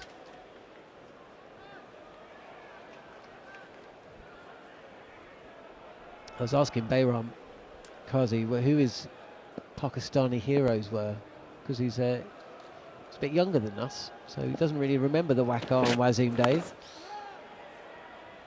Pushed up to Archer, no run from the bat of Rizwan. But you got into leg spin, didn't you, because of a particular Pakistani bowler from back in the day? I started bowling it before, but he was the one who sort of made me change my action and everything else. So yeah, I patted myself on Mushtaq Ahmed, Sussex legend, England assistant coach for a while, was he, I think, as well. But obviously a great Pakistani player who unfortunately didn't get, I think when he was at his best in cricket, couldn't get back into the team because of Suckling Mushtaq. They went with the off spinner because he was spinning it both ways. But Surrey legend. Yeah, but Mushtaq Ahmed was an incredible bowler, and to my 10-year-old eyes. This is a good ball from Jofra Archer, which just seems back into the right-hander. Crampharum continues with the shot and fielded about 2/3 of the way down to the boundary at third for another single. That moves the score along to 144 for 5. Salman Aga is 21 from 26 and playing some shots, and Mohammad Rizwan is 5 not out. Yeah, I think when when I was 10 or 11, Mushtaq Ahmed just looked like something I'd never seen before. Sort of this manic pixie energy coming into the crease. It's a touch shorter from Archer. Decent pace, it seems. 86 miles an hour. Good lift and bounce, or bounce and lift. And it's left alone by Mohammad Rizwan. Did you see much of Mushy destroying your poor Surrey boys? Must have been a good bowler at the Oval, I would have thought. Yeah, I'm just trying to think, really. He was taking like 100 wickets a year at one point, wasn't he? It's ridiculous. He was, but we did have Suckling. So, I was kind of concentrating on him. We were both bowling out the opposition. Clipped away to square leg. It's fielded by Gus Atkinson, I think. No run. There were so many phenomenal Pakistani cricketers playing in county cricket for a while. Wasim at Lancashire, Waqar at Surrey, Suckling at Surrey, Danish Canaria. He was pretty handy. Probably less so. Yeah, I know, but he was still, he took a lot of wickets. Pushed him up that order Essex. quite a bit. His career at Essex didn't finish well either, if I remember correctly. No, I know. This is on the pads. There's a run here. Who else is around? Well, Azam Mahmood. Azam Mahmood, how can I forget? Surrey and Kent legend. Navin Al-Haq. You also Surrey. You had a lot at Surrey, didn't you? You had Yasser Arafat. Yasser Arafat. Abdul Razak.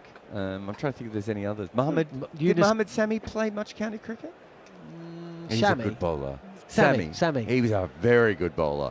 Yunus Khan was in. Yes. He played here. And at Surrey. Inzi wasn't over here, was he?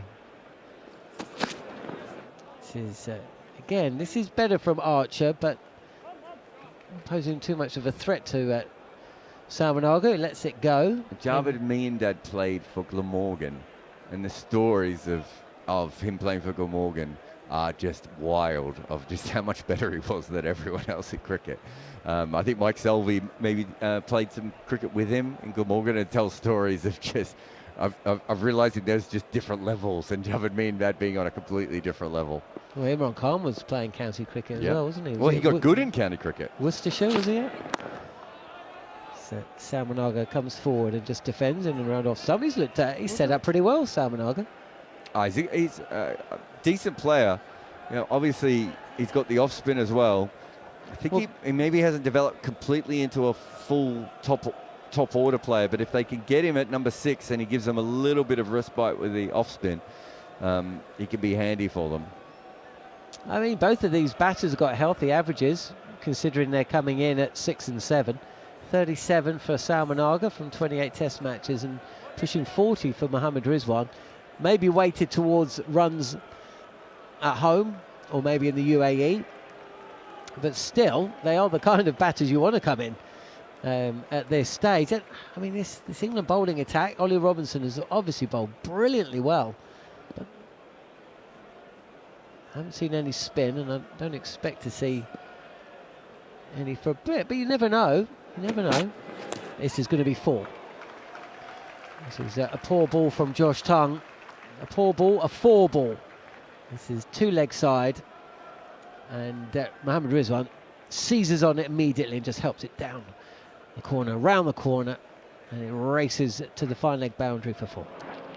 You know, we have talked about this a lot, that one of the big issues with Josh Tongue is just the bad days. And we all have bad days, Jarrod. Yeah, we all have bad days, and his bad days are just a little bit worse. He's almost at 6 runs and over on a day when it's impossible to hit a ball. And that's you know, this is one of the areas, this post Ben Stokes world, isn't it? There's going to be another run here, fielded by Archer. It's a good punch drive actually from Rizwan. Very, very straight up to mid-on for a single. He moves to 11. 150 up for Pakistan, 150 for 5. But you know, when I ask you about the questions that you're waiting to see answered, some of them... Which I didn't answer your question about the questions I was waiting to be answered. All right. Conversation moved on. But no Ben Stokes. Yeah, we actually did something on air, didn't we, from the talkSPORT Cricket YouTube channel, and I was saying how, you know, who's going to bowl those 8-9 over spells. Oh, there's the wicket. Josh Tongue has rediscovered his line and his length. Top of off stump. And there is a flat-footed drive from Salman Agha. Possibly inside edge back onto the stumps. Either way, he's got to go for 21. Good tongue, bad tongue. That looked pretty straight to me. I'm not sure if that deviated all that much. Salman Agha was just playing outside the line. I'm sure with Hawkeye it would show just a little bit of deviation, but he just sort of blasted through him with pace again, I think, as much as anything. And that's the thing, you face a bowler like Josh Tongue and he bowls a horrible ball down leg side that, you know, is helped away for 4, and then suddenly he rips the ball at 90 miles an hour at the top of off stump, and you have to deal with both of those deliveries, and Salman Agha dealt with one of them. Well, you were talking about the dismissal of Imam Haq earlier, and the point you made was, if you look at the shot that he played, the point he outside edged the ball to Harry Brook. His front foot wasn't landed essentially, and I think. I think so. Right? It looked like he was beaten by pace, not by movement there, didn't it? Yeah, it wasn't an attractive shot though, was it? No, his hands were outside the line. He was in the wrong position, but you could be right, because it did feel like, again, just that extra little bit of pace. And we've mentioned this. It's not as if Tongue's bowling 95. We've seen Tongue bowl quicker than this. We've seen Archer bowl quicker than this as well, but occasionally just those quicker balls have caused some issues for the Pakistanis, and now the batting is a little bit shakier. Ali Usman is out. He's averages 22 in first class cricket. He's got 100. He can hold a bat, but these are not the conditions you want a handy number 8 from first class cricket. Let's have a look at their feet. Yeah, I think you're right. I think his foot was just in the air. He might have got it down just as the ball got to him, but I do believe, let's have a look. Yeah, he's just beaten by pace there. I don't think that's anything else. Yeah. If it was movement, I didn't see any. No. I think he could have played back to that actually, rather than trying to come forward. Either way, he's gone, and Pakistan lose their 6th. I mean, getting to the point now. What do we play till 7:30? There's just a delay here as well, as the stump cam was broken on that last one. We could play to 7:30. England. I did deviate a little bit, to be fair.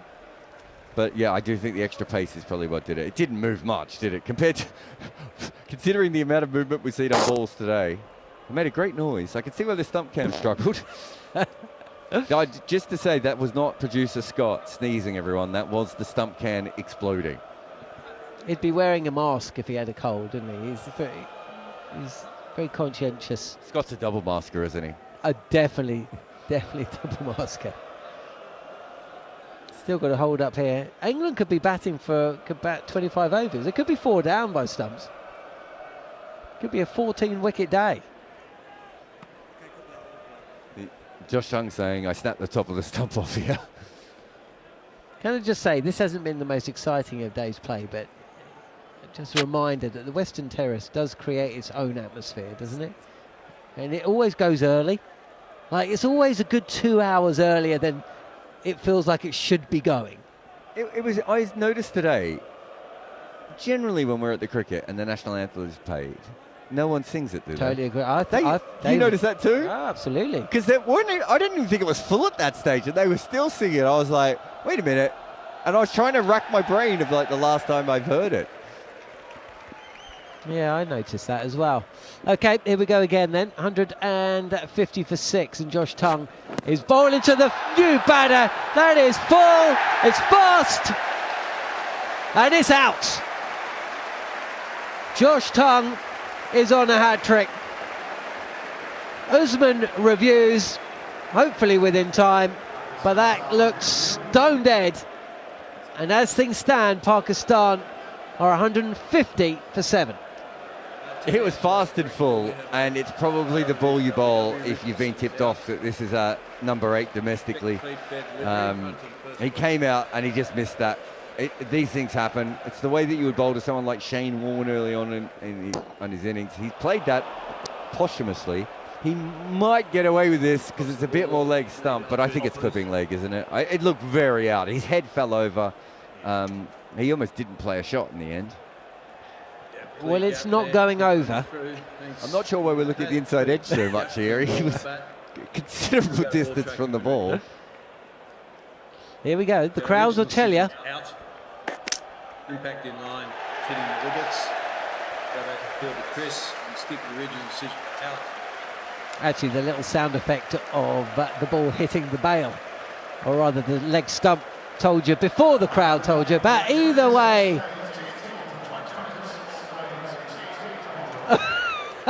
Ali Usman is out. First ball for a duck. Josh Tongue is on a hat-trick. The Western Terrace are ready to roar him on. Is it time for tea, John? Would you say it's time for tea, everyone? Should we have a break? What is cricket? I mean, what is cricket all about? We're going for tea.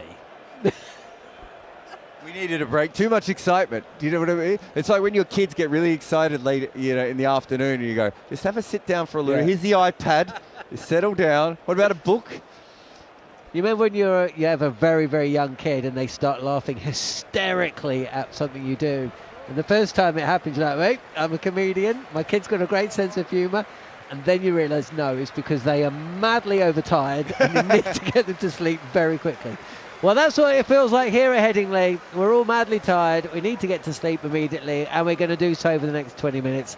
It's tea on day 1. Pakistan have just lost their 7th wicket.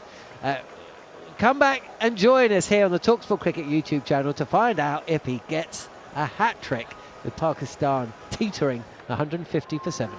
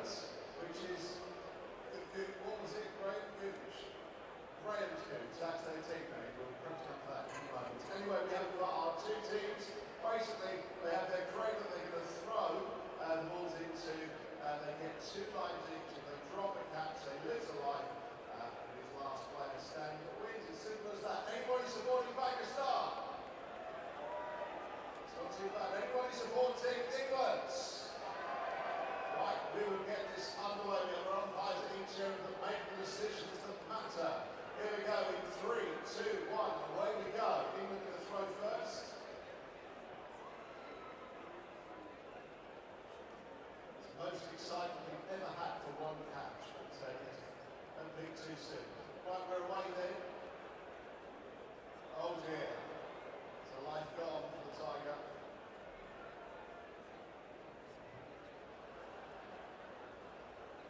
Sometimes you just need to say nothing. So just one life gone so far, that won't count, it's too short. Different cricket with Toyota again this summer. Don't forget they have their prize draw. You can enter raising funds for your own cricket club. Oh, what's that? No, it's been given out. Ethan, really strict after being away on a month holiday. So both England players have lost their life. Oh.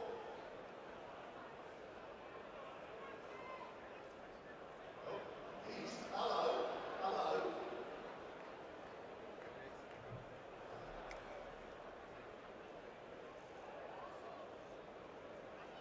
Right, so moment Pakistan with the upper hands. Was it Toyota? Oh, that's a life gone. Toyota under catching game just down by the east stands.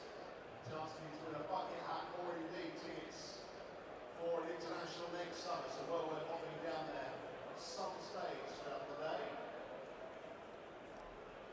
It's just short.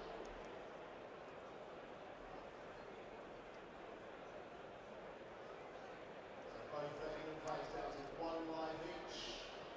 2 and 1 for the Pakistan sides.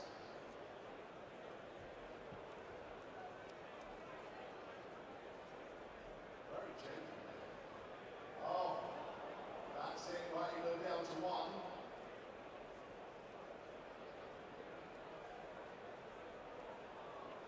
Look at the umpire. It's been given out to 1 each of the Pakistan side. Bit of dissent.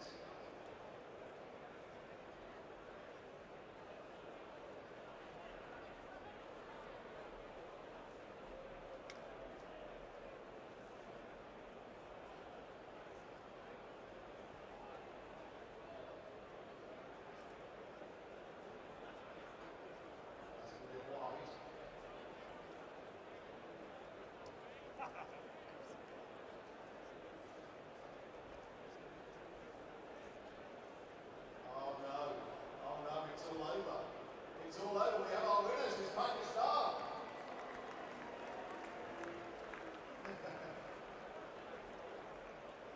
Your name's, hang on, easy name. My name is Kiz, and Pakistan Zindabad! Thank you, Matt. Your name? My name is David. Big up there, my name is Dave. Let's get Pakistan to a witness here. There we go. Right, okay. It's an open audition. Anyway, one that won't probably be fond of. Anyway, it will be a resumption very, very shortly indeed. Pakistan take the first win. Don't get to earn to the catching game later on. Just out by the east stand. Resumption will be dead on 5 o'clock. Time now for some highlights in that pretty afternoon session. Playing one of those earlier, batting at the other end. Classic on the right, which brings up 50 yards.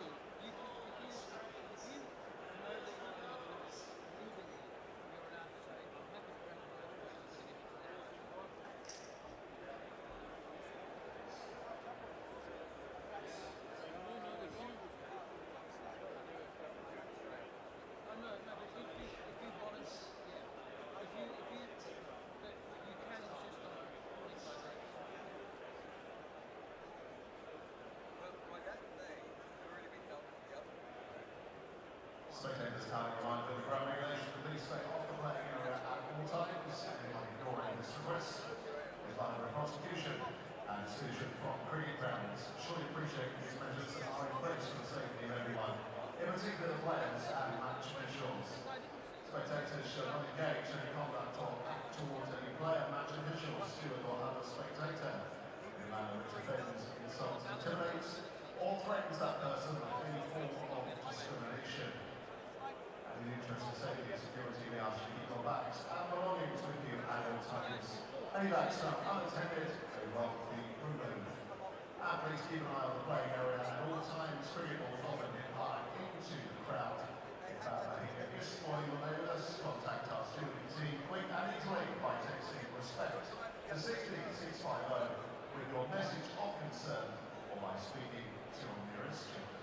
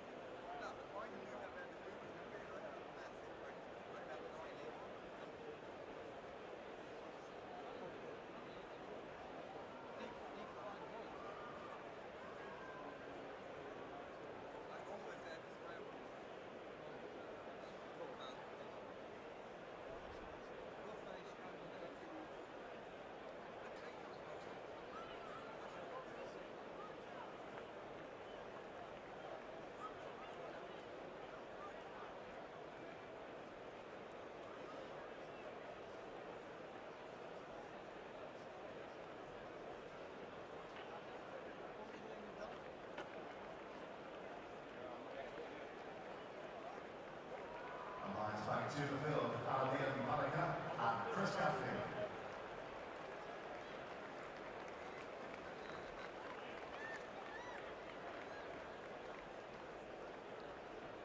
And welcome England back to the field, led by Jarrod.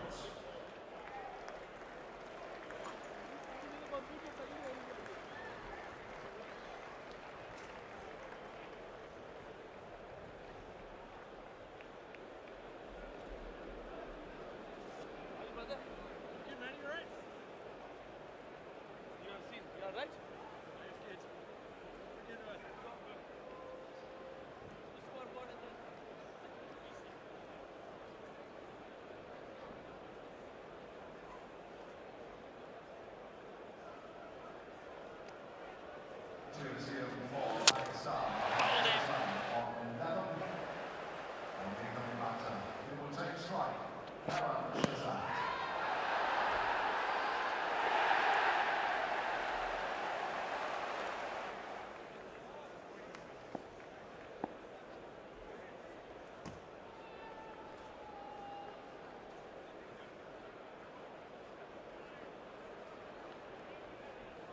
Shazad will take strike. There are 2 balls remaining in the 45th over. That will be completed. And the coach will play for England by Josh Norman.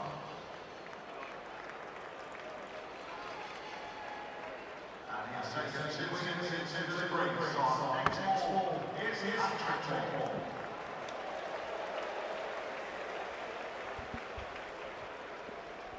Good morning, good afternoon, good evening, wherever you're listening, and you join us back at Headingley live for a hat-trick delivery. Josh Tongue has taken 2 in 2. Salman Agha Ali bowled for 21, and Ali Osman trapped LBW first ball. This is the hat-trick ball. We've had tea in between, rather bizarrely. It's one of cricket's quirks of playing conditions, but time was up.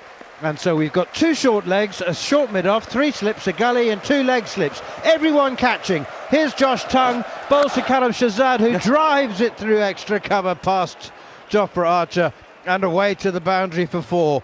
Well, good on Josh Tongue. It was... I would actually wondered whether we might see a short ball with such a field, an elaborate catching field. But he's aimed for the stumps, he's aimed for the pads, and Jarrod Kimber, he's been... not entirely convincingly driven through extra cover for 4. It was agricultural cover drive. Can you have an agricultural cover drive? Yeah, it was it was a shovel, wasn't it? Yeah, it was a very bizarre shot. They've kept the field though. They've got the foot on the throat here. Yeah, 2 short legs, 3 slips gully, 2 leg slips. Here's Josh Tongue. Bouncer, there it is. Swab was 1 ball late. We've seen very, very few bouncers. That was too short, incidentally, and harmlessly passed over the head of Karam Shazad, who's come in at number 9. Pakistan 154 for 7. That's not as disastrous as it sounds. If conditions remain as they are, Jarrod, I mean it's below, but 225 seems to me that, you know, that's kind of on the threshold of in the game. I mean, 225 does feel like a way off. Yes, there's that. But no, you're right. I was thinking if you get to 180 and Mohammad Abbas goes on a bit of a special, and England could be 3 or 4 down tonight if that's the case. But England's scoring rate is going to be a problem for Pakistan because they are going to have to absolutely put the clamps on, and they only need 1 guy to get away England with the score this total. But you're right. If they can get, I think 225 feels like a distance away. Yeah, no, I wasn't suggesting that they would get there. 195? Yeah, I mean, you know, like you say, England too could struggle on this pitch. Here's Ollie Robinson looking for his 5th wicket. It's guided away behind square on the offside by Mohammad Rizwan, who is not interested, understandably and I think justifiably, in protecting the number 9. I think you have to expect Karam Shazad to look after himself, and Rizwan's taken a single off the first ball to move on to 12. Having seen Karam Shazad face his first ball, I'm not sure I would have caught the single to begin with Ollie Robinson bowling, but okay. Maybe not first ball of the over. No, maybe first ball I would have tried to hit it 2-point or just drop it. But as you said, you can't really hide a number 9, can you? I mean, you might have to, but you can't. Muhammad Ali and Mohammad Abbas to come for Pakistan, and they average comfortably under double figures, so they're at 10 and 11 for a good reason. 3 slips as Robinson is in again. That looked like a slower ball. I mean a deliberate slow ball, and it's pushed away out on the onside. It was 115 kilometres an hour. That was it, another off spinner. It might have been, yeah. I was just having a look at Karam Shazad's first-class record with the bat. He has an average of 11. 250s in 106 innings. Yep. Oh. Okay. Highest score of? Highest score of 59. Here's Ollie Robinson looking for that 5th wicket. Bowls now. Thick outside edge, and it's Well, it's gone all the way along the ground, past third slip, past Jordan Cox, and down to the third boundary for 4. 159 for 7. If he just keeps hitting a 4 every couple of balls, he'd be doing well. But yeah, just a thick edge there, prodded at that. Very unsure of what he wanted to do. It was never going to be caught, but certainly not exactly the plan. But he'll take that. Is there any doubt in your mind as to which one of Muhammad Ali and Muhammad Abbas will be coming in at 10 and 11? Is there a very, very distinct number 11 amongst the two of them? They both average about 5, don't they? Here is Robinson again, bowls full and straight, and it's defended by Shahzad, straight back towards mid-off, and there's no run. I mean, Muhammad Abbas is, you know, he's actually stuck around on a number of occasions in county cricket anyway. And he doesn't score very many runs, but he's played some fairly long innings. I would have thought he comes in next. Yeah, I haven't seen enough of Muhammad Ali to be, you know, at the batter. Maybe because he's only made 4 career runs in Test cricket. Yeah, I think his first class average is 4.6. But here is Ollie Robinson. Let's see whether he can pick up his 5th wicket. Swing and a miss from Mohammad Shahzad. Oh, sorry, Khurram Shahzad, and through to keeper Jamie Smith. I thought I heard a noise. I heard a noise. Ben Duckett thought he heard a noise as well. So there's 3 of us. Ben Duckett is looking around at everyone else. Everyone else is shaking their head at him. But it sounded like something happened. Let's have a look. I heard a noise on the replay as well. I wonder if it might be the bat handle. Yeah. It was a bit squeaky rather than snicky, wasn't it? It didn't quite feel right, did it? Didn't sound. Jamie Smith standing back now.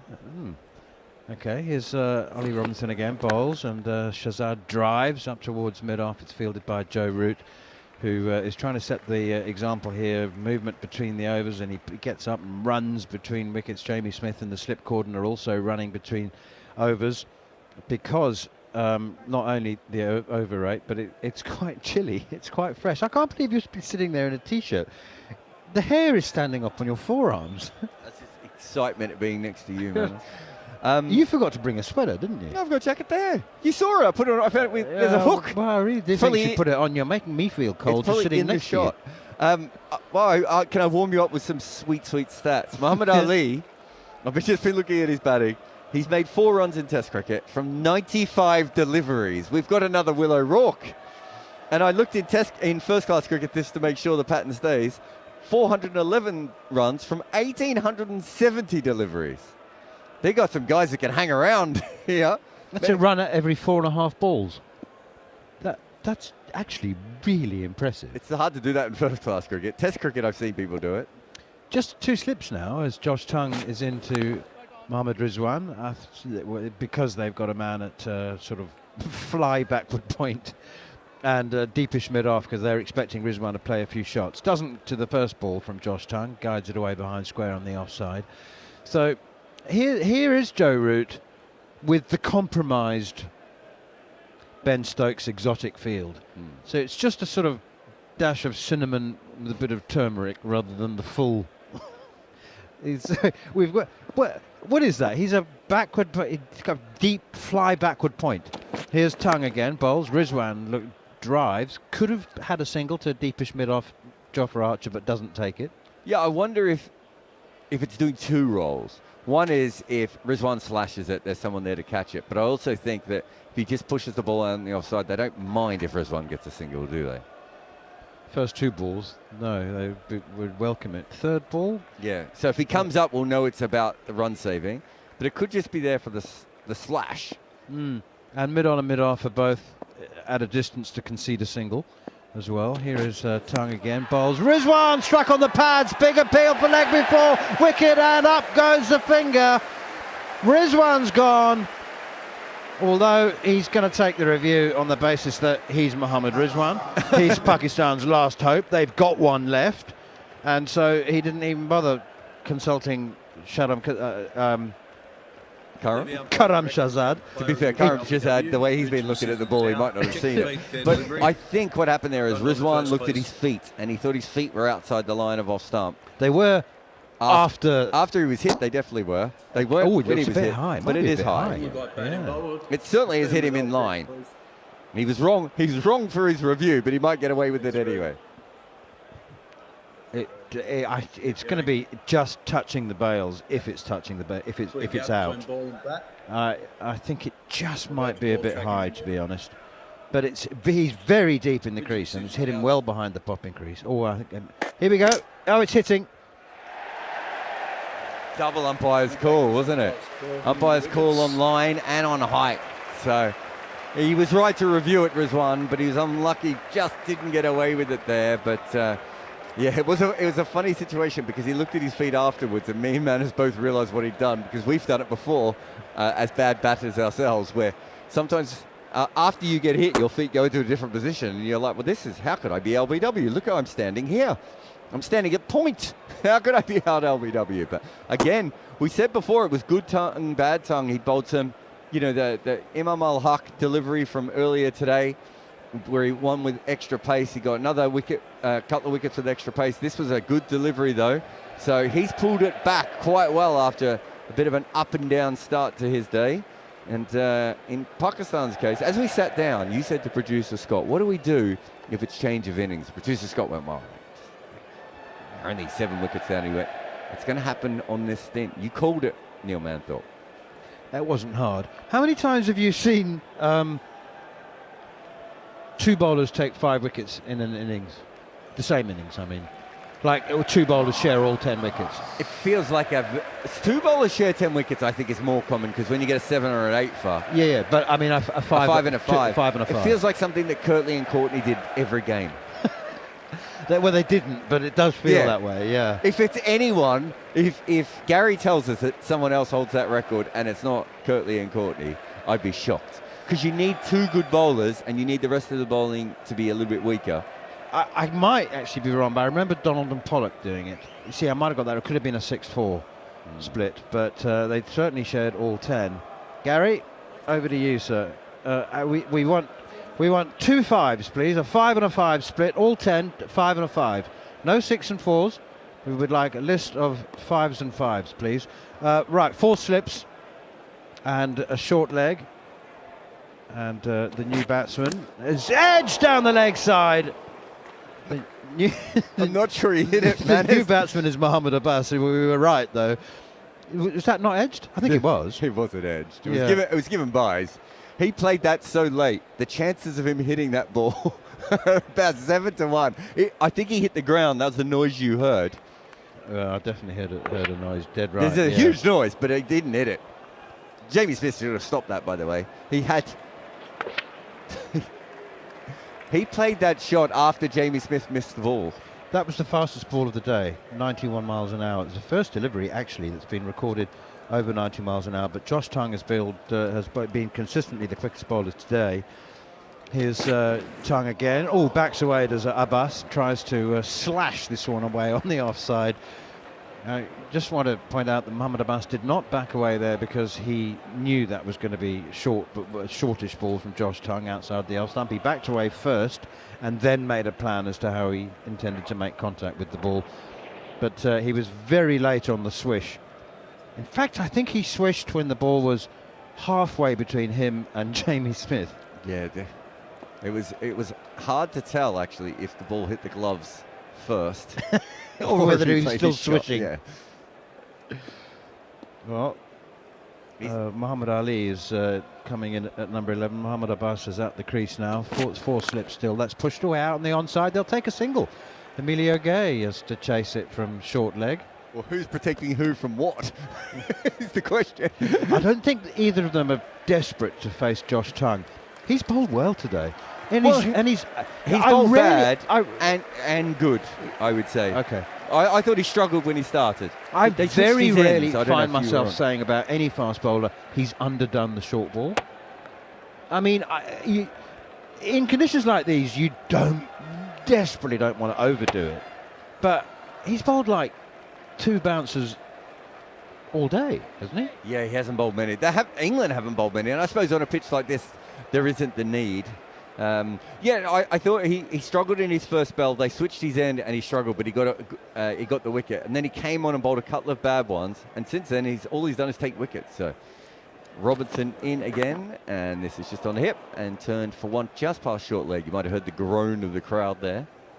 Emilio Gay under the helmet.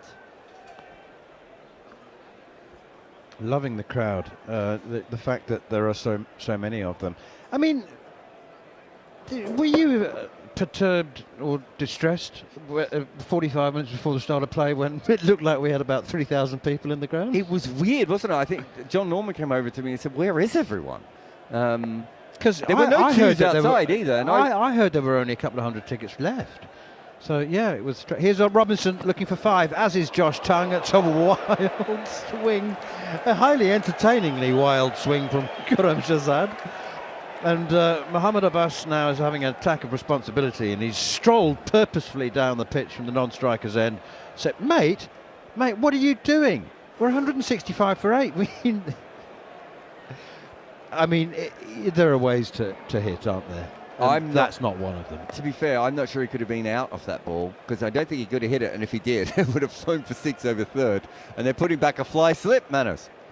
Yeah, well, if he's going to play like that, it's the obvious thing to do, I would have thought. Here's Robinson again, bowls, and there's a hoik through mid-wicket for 4.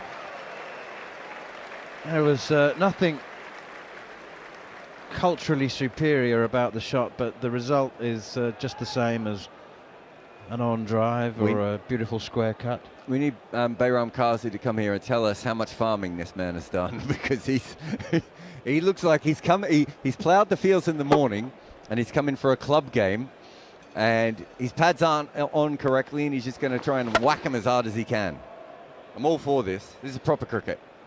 Dead right. What do you want to do? I mean, it's 150 for 7 when he comes to the crease, and now you expect him to grind out a hard-working 40. Another slog out towards mid-on, dropped by Atkinson. Oh dear, he'll not want to be looking at too many replays of that, and Ollie Robinson's not very impressed either. Ollie Robinson hasn't looked up at Atkinson yet. I'm just going to wait to see how long he did it. He giggled for a moment, but it wasn't a giggle it wasn't a happy giggle. I don't know if you can do a evil giggle. You can do a sarcastic giggle. It might have been a sarcastic giggle. I can tell you this. I don't know if they've communicated since. Is Atkinson just looking over now? No. It's not gone down well. No, it hasn't. Remember, Josh Tongue's also got 4 wickets, so you've got 2 bowlers looking for 5. I'm sure Gary Morgan has answered our question now. There's a drive and a miss. He's trying to play properly now, Khurram Shahzad, and he's missed it, and he hasn't moved his feet properly. I mean, he's played with a straight bat. Have you checked to see whether Gary's... He hasn't. I've got it open here. He hasn't come through. Okay. I'm sure he'll get to us when he can. That was actually a really good delivery, that there was no way Khurram Shahzad was going to hit. Oh, apparently it has come through. I shall tell you now what Gary says. Kirtley and Courtney never did it for the West Indies. The only pair that did was Kirtley and Ian Bishop. Here's Robinson. It's Atkinson again at mid-on. He can't drop 2. No, he can't. Robinson has his 5. Arms raised. Khurram Shahzad has played a good, proper, old-fashioned tail end of slogging in innings, and Ollie Robinson has 5 for 51. Pakistan are 171 for 9, and I have to say, if you're going to drop a catch, can be few things better than having an opportunity to make amends 2 balls later. Yeah, and I think that was one of the reasons Robinson was like, if he's just going to keep playing like this, we'll get him out. There's a lot of dangerous hitters in world cricket down the order these days. You know, players like, I think of someone like Matt Henry, that can come in, and Pat Cummins, who can just strike the ball and hit a bunch of 4s and 6s in a row. Khurram Shahzad is never going to be that man based on this. He just doesn't have the technique or the eye, and so chances are, at best, he was going to hit 3 more 4s and scoop 1 straight up in the air. So Ollie Robinson and Gus Atkinson have a moment together. A better moment. Different kind of giggles. Less sarcastic giggles. 14 for Khurram Shahzad. Well, he got 12, and then he got the extra 2 Atkinson gave him. 171 for 9, Pakistan. And I don't know what your thought was when, after the morning session, which was only 9.4 overs old, but I said during the prolonged and early lunch spell that I could see, with a full day's play in the 2 elongated sessions, England being 4 down, and we still have a lot of overs to go. Here's Josh Tongue, bowls for the number 11 and bowls him! So we do have 2 men with 5 wickets apiece. Josh Tongue and Ollie Robinson have cleaned up Pakistan between them for 171, and there's something delightfully aesthetically symmetrical about that in terms of the way that they both deserve 5 wickets. First time it's happened then, according to Gary saying it's only Curly Ambrose and Ian Bish who've shared 5 wickets apiece. In the history of cricket. Well, it's what it seems to be saying that. So for the West Indies, he's saying that. Oh, okay. So it has been done before, I'm sure. There must have been occasions in England's Test history. But 551 for Ollie Robinson, 5 for 46 for Josh Tongue, and spare a thought for Jofra Archer. 9 overs, 4 maidens, none for 26.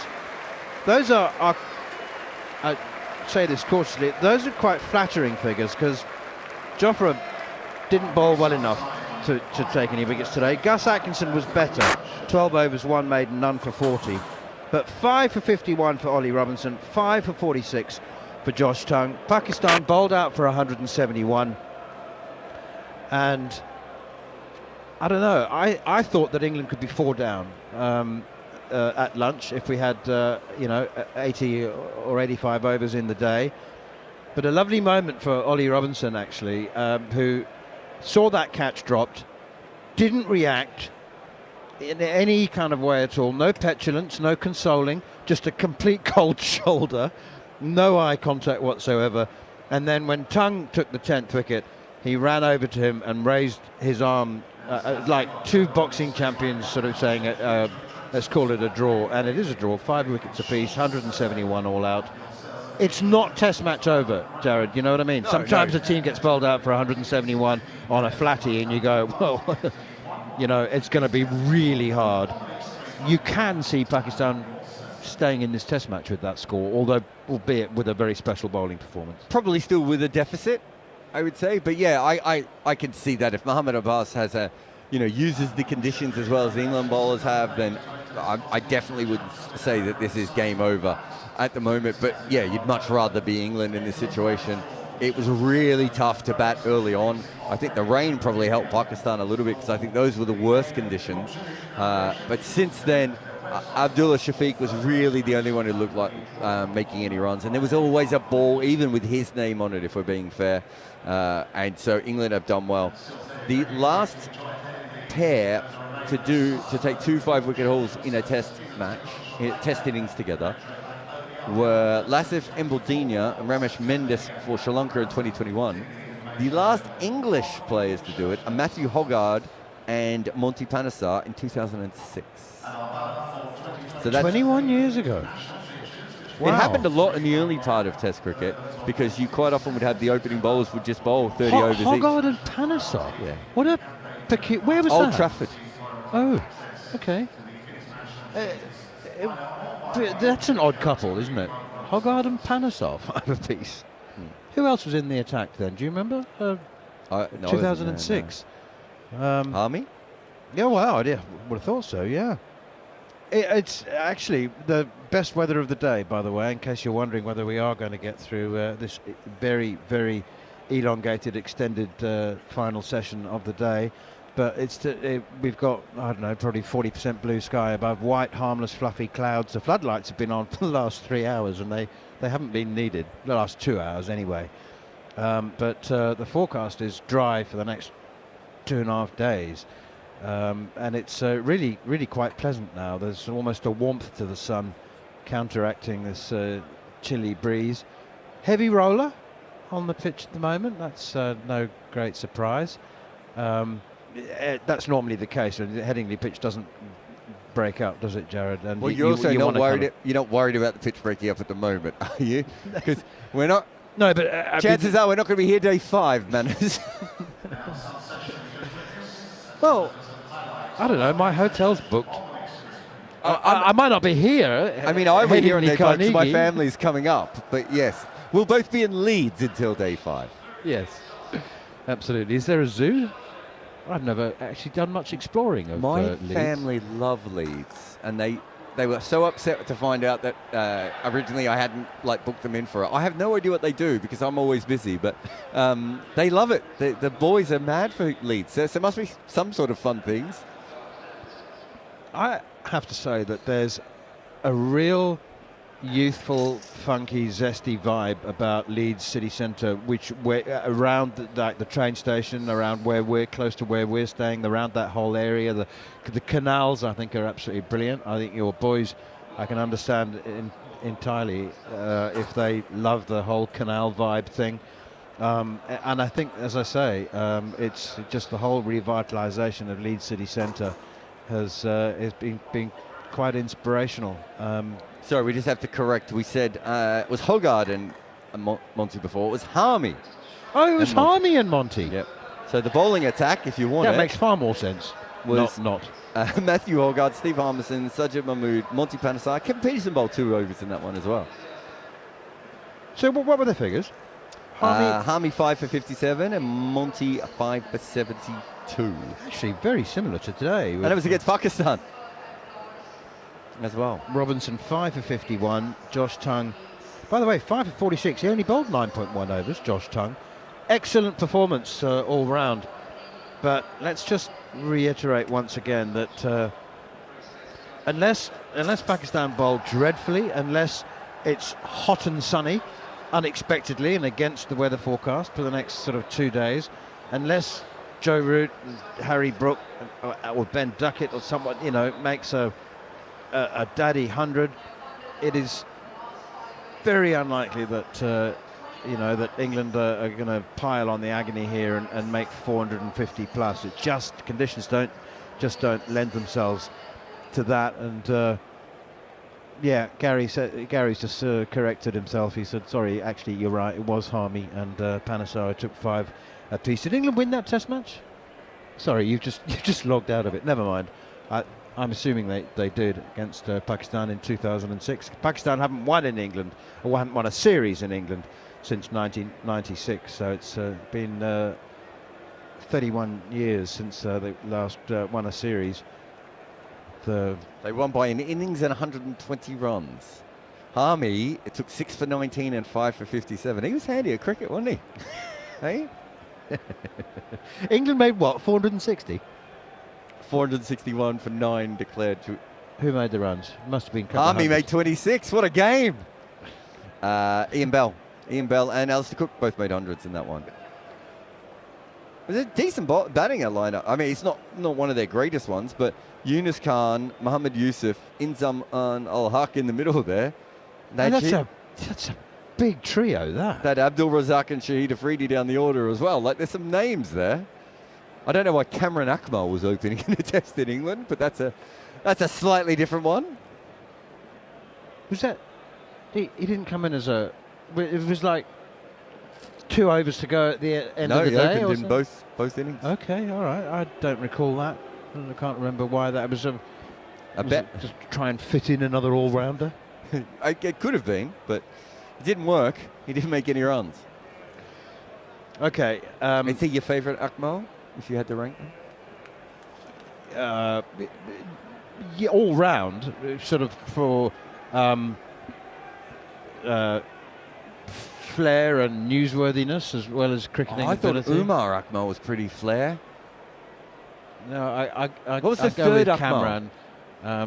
Kamran was very prone to foot in mouth. Oh yeah, Kamran was a disease, ridiculous human being when he spoke. Who was the third one? I'm trying to remember. Was it? Yeah, but yeah, three Akmals. No Akmals today. None. Akmal-less. But now look, Mohammad Abbas doesn't mind a long spell. On Pakistan's last tour of South Africa, he bowled a 17 over spell and almost won an unwinnable test match. If Pakistan had won that test match, South Africa might not have qualified for the final of the World Test Championship, and they only won by 2 wickets. The great Mohammed Abbas story has to be when he was at Hampshire and he was given the great room at Hampshire as the overseas player, and then the football team turned up, and Manchester City turned up, and was it Pep Guardiola? Pep Guardiola asked for the big suite, and Mohammed Abbas went, I don't think I'll give it to you, no. I think I'll take this suite. And he's a fairly he's not like he's a big arrogant guy or anything, but he's like, I'm in this suite. I'm here all year dominating. You guys have just slept in for some training. I'm unpacked all my stuff. Yeah. I bought pot plants. Yeah, my wife's quite happy with it. You know, I absolutely love that story that Mohammed Abbas just said no to Pep Guardiola. What do you think the chances are that Mohammed Abbas, he would have known exactly who Pep Guardiola is, and Mohammed Abbas spent a long time in England, so I don't think there's much doubt that he would have known. Right, Emilio Gay, big test match for him.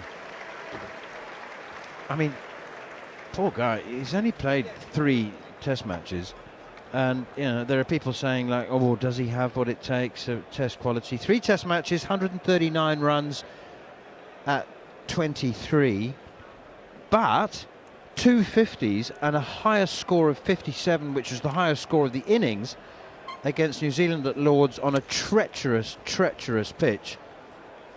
So you don't judge an opener on his average after 3 test matches. I don't think. There are some people who are saying that it's not about the runs he scored or about the average after 3 test matches. It's more about the fact that his technique looked as though it had been exposed at this level. Harmy is alongside me, and he has hot Bovril. What, doesn't that smell fantastic? Beautiful, isn't it? That's back to the football days. Pie and a Bovril, it's lovely. Since my retirement, I've enjoyed plenty of pies and Bovrils. It is beautiful. And I sort of catch the back end of what you're saying there. You're talking about, I'm assuming you're talking about, players who are making judgment calls in the infancy of their career. I've always been Emilio Gay. Yeah, I've always been a 7 to 10 test match man when you judge somebody.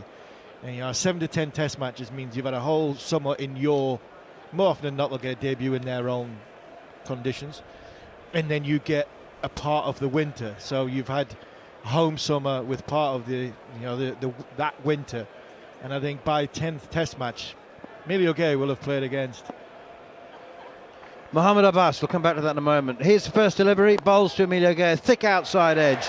It's guided away behind. It's Ben Duckett. It's not Emilio Gay. Ben Duckett.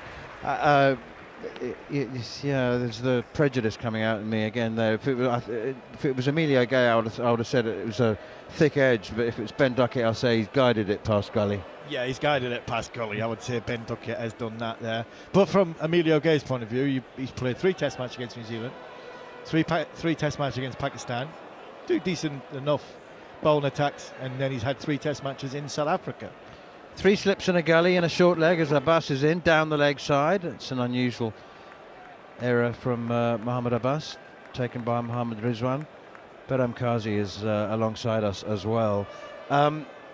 But people will say, Pakistan bowled out for 171. Actually, you know what? There was some real commitment. I thought Abdullah Shafiq was excellent. That partnership at 91 for the 3rd wicket. Without that, it could have been embarrassing. But they are not the first team to be bowled out for under 200 at Headingley on day 1 in these conditions. They're not at this. Sorry, I'm making the mistake of answering my own question, but here is Abbas once again. Forward comes Duckett, hit on the pads, an appeal for leg before wicket, an impassioned one. Abbas is absolutely convinced. I just wonder whether that was outside the off stump. Are Pakistan going to review it? Mohammed Abbas is absolutely adamant, but it's not his call. It's Salman Ali Agha. Yeah, they've gone for the review. My initial thoughts, and I've looked at Mohammed Rizwan straight away and gone, you know what, you've got a stiff one. I think this is going to be a stiff one in the other way. I think this is going to be umpire's call in two of the facets. Not sure. Has it pitched in line? I think it probably has. I actually think it's high. It's nipped back and it's quite high. Looks like it's been because it's confirmed with Aldridge. Because on the field hasn't been given out. I don't think he's hit it. It's a bit high. This might go umpire's call, which will be stiff again for Pakistan. Looks pretty adjacent to me. It's just the height that we'll have to look at. Ball tracking when ready. Might be clipping on height, but we'll know soon enough. Good start for Pakistan after what was yet another batting collapse. Decision's not out. Pitching in line, impacts in line. Hitting the wickets as we feared. Nah, it's a shocker. I'm sorry.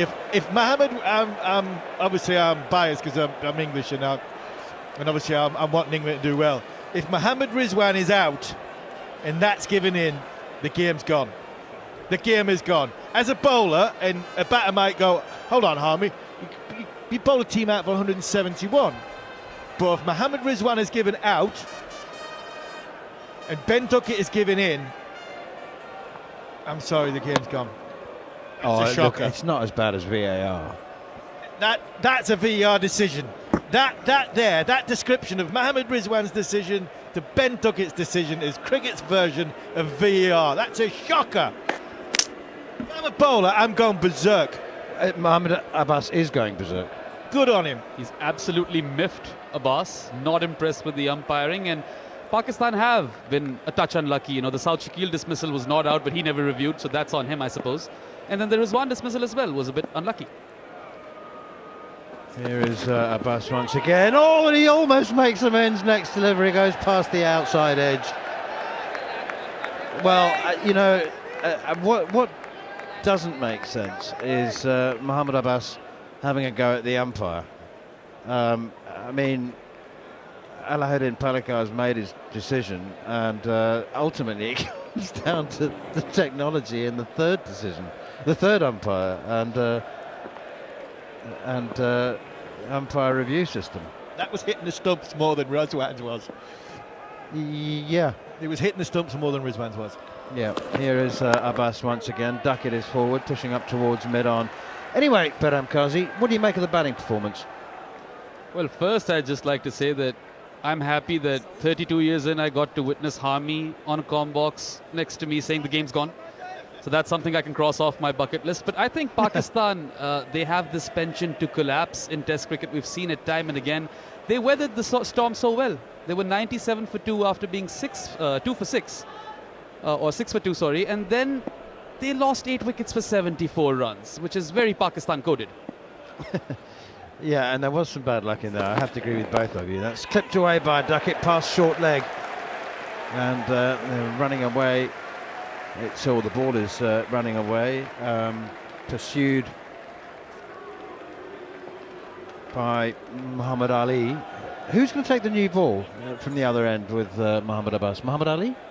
I reckon it'd be Khurram Shahzad, because Khurram can get the ball to nip off the deck in either direction, and he can swing it a bit in the air, which might be a thing with the new ball. Is he the quickest of the three frontline seamers? I would say Muhammad Ali is the quickest of the three. He puts in most effort, and he bowls a heavy ball at times. If you notice, if you watch the West Indies series, some of the batters, once they hit the ball, they would take their glove off and just kind of, shake their hand a bit. So I think that's his strength. But they're all stock bowlers, and it can get a bit one-dimensional. Pakistan do not have an enforcer. They don't have someone who can crank up the pace and force some wickets. Pakistan is Ubaid Shah the quickest in the squad, the youngster? I would assume so, but he's very raw and he loses steam by his third spell. But what Pakistan need is a Josh Tongue, essentially. Around the wicket, first delivery from, and it is Khurram Shahzad, isn't it? Outside the off stump, and it's left alone. It is Khurram Shahzad from the Kirksville Lane end, left alone outside the off stump from by Emilio Gay. 3 slips and a gully. Talk us through the field here, because I need to work on my familiarity with the Pakistan players. I can tell you that first slip is Abdullah Shafiq, because he's the only one without a sleeveless sweater on. Actually, Saad Shakil's in the gully. Forward comes Emilio Gay. That's good opening batting, that. Just a little nudge into the offside, nobody at cover. It's Sean Masood who comes in from short mid-off to do the fielding. Who do you know who's at second and third slip? So you've got Azana Wes, the young opener at second slip, I reckon. And that looks like Imamul Haq to me, the other person at third slip. I'm surprised not to see Salman Ali Agha in the slip cordon. He's usually Pakistan's, frontline slipper. And he's not at mid-off or mid-on either. So where is the skipper? Maybe he's not on the field. Here is Khurram Shahzad once again, and it's nudged away up to Mohammad Abbas at mid-on. And there's no run. He is still absolutely simmering. That's Muhammad Ali, sorry, Is he not at second mid-on. slip? Is the captain not at second slip? Looks like Azana Wes to me from here, but you might be right. Well, Azana Wes is at short leg. Okay, all right. Yeah, Azana Wes is at short leg, the youngster under the helmet. Of course, like, look around. Who's the youngest in the team? Azana Wes. All right, here's the helmet. You'll be at short leg, my boy. Here's Khurram Shahzad once again from the coastal lane and around the wicket bowls. Oh, and that's clipped away past Azana Wes at short leg. He dived to his left. I reckon he's actually seen that. That's come off the middle of the bat from Emilio Gay and fielded down at long leg. They've gone through for a couple. England move on to 7 without loss in reply to Pakistan's 171 all out, with the top score of 61 from Abdullah Shafiq, and 5 wickets apiece for Ollie Robinson, 5 for 51, and Josh Tongue, 5 for 46. First time in 21 years that 2 England bowlers have taken 5 apiece in the same innings. Here is Shahzad again, bowls. It's a lavish drive from Ben Duckett, a little bit of width on offer there outside the off stump. So Ben Duckett's back to Ben Duckett after being an imitation of Ben Duckett during the New Zealand series. A little bit of an imitation. He didn't. He was leaving balls all over the place. Yeah, he was. New Zealand bowled well to him. I'm struggling with this one. I think Shahzad's got to go over the wicket. I know there'll be matchups, and the bowling coach will be saying, Duckett, you can't give him any room outside of stump. He's swinging. When you get the ball swinging in England, go back to the conventional way, come over the wicket and bowl and try and hit his front pad. Shahzad in again, down the leg side. Mohammad Rizwan dives to his right. It's a right glove to it, and certainly prevents a couple of byes. England 7 for none. Duckett has 6 of them. Emilio Gay has 1. Pakistan bowled out for 171. But talking about Pakistan being prone to collapses, and I hate the word mercurial, but unpredictable, emotional, all of those things. I've often sort of thought like, let's stay away from the cliches. But the number of Pakistan captains, past and present, who have admitted that is the nature of their cricket means that it's probably not overstated. But on this occasion, you look at the wickets. Who gave it away? Who in the top 7 gave it away? That's pushed out towards mid-off. I mean, I think in helpful conditions, I think England took those wickets today. 100%. I was just about to say that before anybody massively criticism of Pakistan, you've got to give credit to England. England bowled Pakistan out. England bowled Pakistan out with pressure, with relentless lines and lengths, and questionable techniques. There was a little bit of to and fro on both sides. You could say there was a bit of blame from Pakistan, but sorry, Ollie Robinson in these conditions was absolutely fantastic. And Josh Tongue does something to Pakistan batters which they don't like, which is bowl quickly and heavily into a length. Mohammad Abbas again outside the off stumps, left alone by Emilio Gay. And by the way, in retrospect, and we actually said this at tea time, a good score was probably 225 today. So 171 is, it's below par, but it's not disaster. Yes, I mean, in terms of who gave it away, I would say that Imamul Haq chased at a ball he shouldn't have chased at, and that's kind of his staple dismissal. He was looking well, he had weathered the storm, and to go out in that fashion, probably that's what triggered the collapse, I suppose. Oh, that's gone past the edge again from Mohammad Abbas. Well, I called that wicket, and I said at the time it was there for the drive. Yes, it was also wide enough to be left, but I don't know, you need to score runs as well. So if that's as close as you can get in the top 7 to giving it away, I'm not blaming him for driving it. No, and he hit 2 or 3 of them balls for 4. Them exact balls he had hit before. He was just slightly off with his timing. He was caught on the move, and England punished. 3 slips, Scully, short leg, and this is a good nip backer from Mohamed Abbas. And Emilio Gay is tucked up. This will be, what a test for Emilio Gay, just talking about the fact that, the people raising question marks and red flags about his technique after 3 test matches. Well, Mohamed Abbas, Headingley, ball nipping around. This is as good a test as he'll get. That delivery was 80 mile an hour. Ollie Robinson has just bowled 15, 16 overs at 78 to 80 mile an hour and got 5 for. It's a perfect conditions for Mohamed Abbas. Here is Abbas once again. The bowls down the leg side. Oh, that's 2 down the leg side. That's his ration for this spell. There won't be any more. England 7 for none. Generally, he's very metronomic, and he can get that ball to nip off the deck in either direction. So, full credit to England for bowling Pakistan out. I thought they were phenomenal, and of course, both Josh Tongue and Ollie Robinson picking 5 each. If you look at Pakistan, you can see that Mohamed Abbas could potentially do the Ollie Robinson job, but I don't think there is anyone who could do the Josh Tongue job. I mean, Pakistan would do well with Steve Harmison right now. That's what I meant. We're having a bowler who puts Pakistan batters under pressure in areas they don't like. That's a wide delivery, and it's driven. Now that was far more of a leave ball than Imam ul Haq's was. And Emilio Gay has driven it square of the wicket through point for 4. That was a chase. Imam wasn't that. Imam didn't chase his. Emilio Gay did, and he's middled it. I suppose you do make a solid case for that. It's just that Imam always goes out chasing the ball, and something about that 4 by Emilio Gay was very Shan Masood, wasn't it? Very much so, but it was there. It was a half volley. It was wide. It was there to be hit. I even think me batting left-handed Manners would have hit that for 4. Might not have gone as comfortably and looked as stylish as what Emilio Gay did, but it probably would have gone down a sort of wide third, but it still would have gone for 4. It was a wide ball, deserved to go. Karam Shahzad from the Kirkshire Lane end. That's driven straight down the ground by Ben Duckett, and he gets a hand to it, does Shahzad, and takes some pace off it. They go through for a single.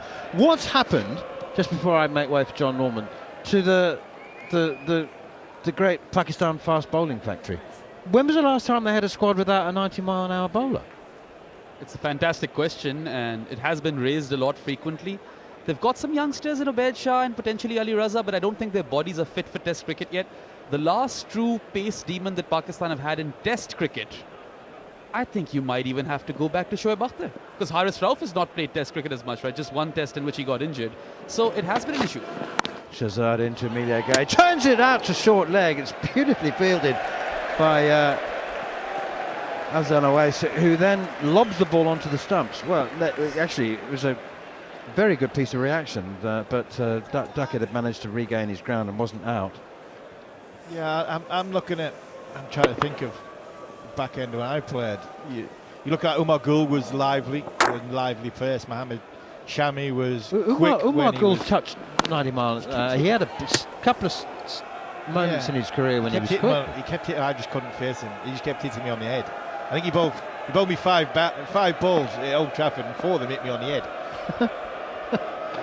Shahzad in again. Duckett pushes defensively up to mid-on, fielded by Muhammad Ali, no run. I suppose Umar Gul could crank it up at times. Mohammad Amir, before the spot fixing ban, he could really, crank it up to about 145 clicks. But that enforcer sort of bowler, I mean, when Shaheen wasn't injured, he could do it. That's the closest we could go. The last time Pakistan won here was in 1996.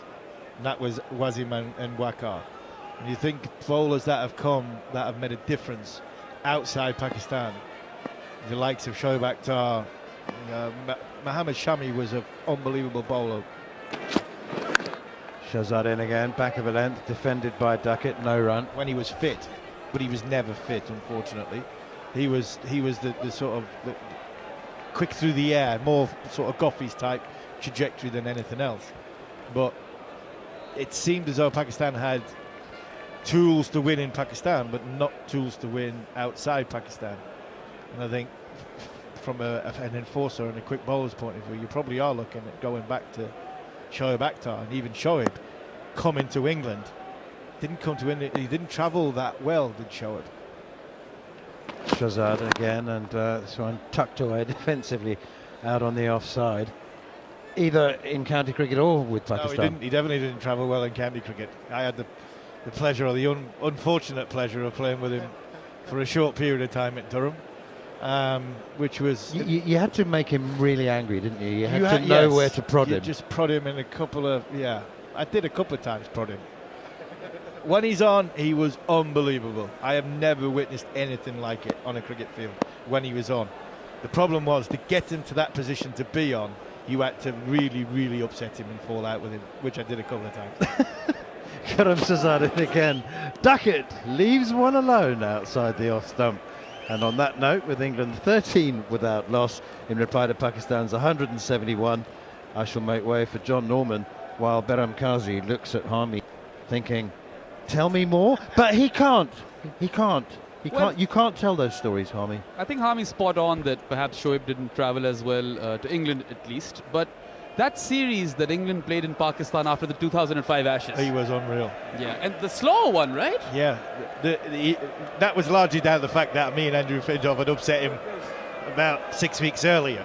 But when he was on, he was frightening. When he came to Durham, the first few games and the first year he was there, the back end of the season, I have never witnessed anything like it pace-wise. Standing at mid-off, in awe of watching. I was with 90-mile-an-hour bowler. I was Mohammed Abbas's pace compared to Shoaib Akhtar during that time.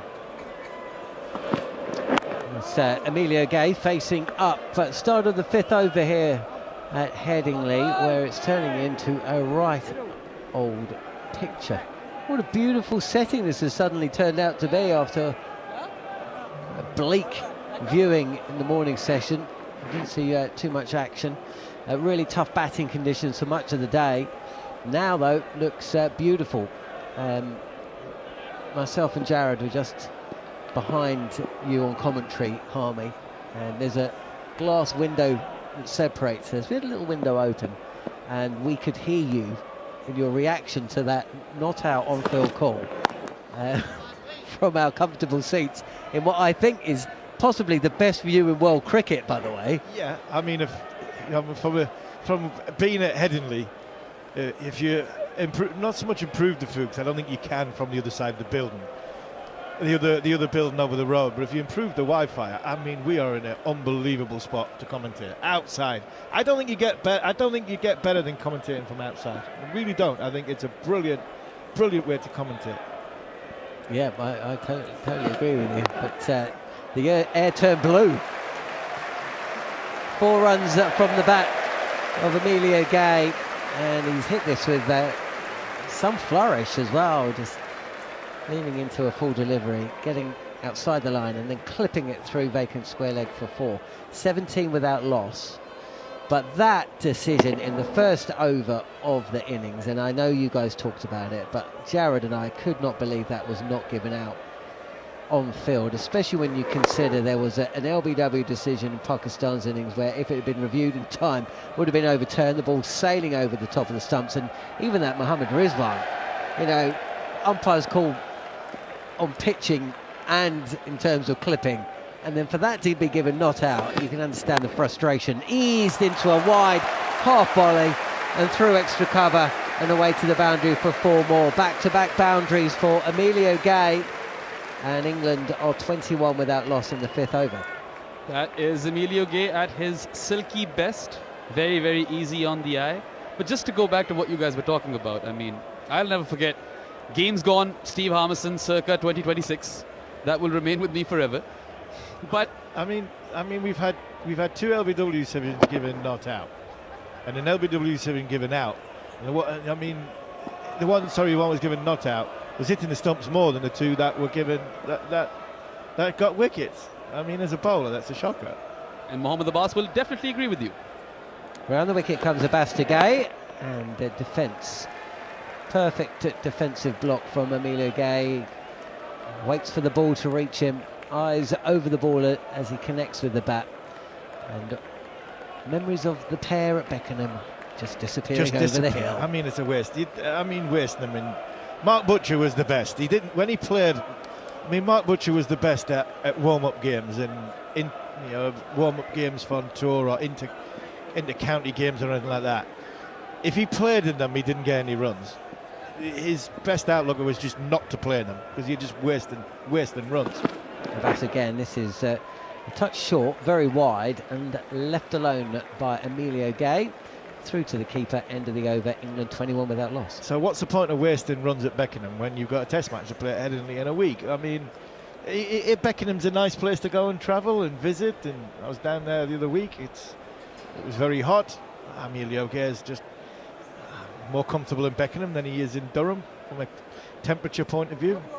Caribbean in him, so he probably just got happy days. I'm going to bat and bat and bat in the nets, not waste my time on the field, save me runs for the test match. So actually, thinking about it, he got a duck playing for Durham against Kent at Beckenham as well, didn't he? Yeah, that was when he got picked for England, didn't he? Day after. It was the only time he opened the baton because McKinney got injured in the nets.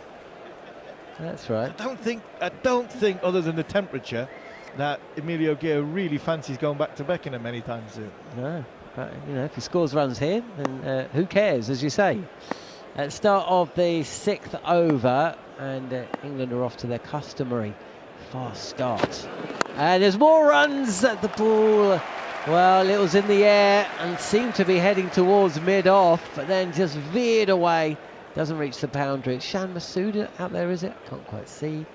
It's another couple of runs. Ben Duckett is 9 from 16. Emilio Gay is 14 from 15. It does feel like this is a time that Pakistan need to strike.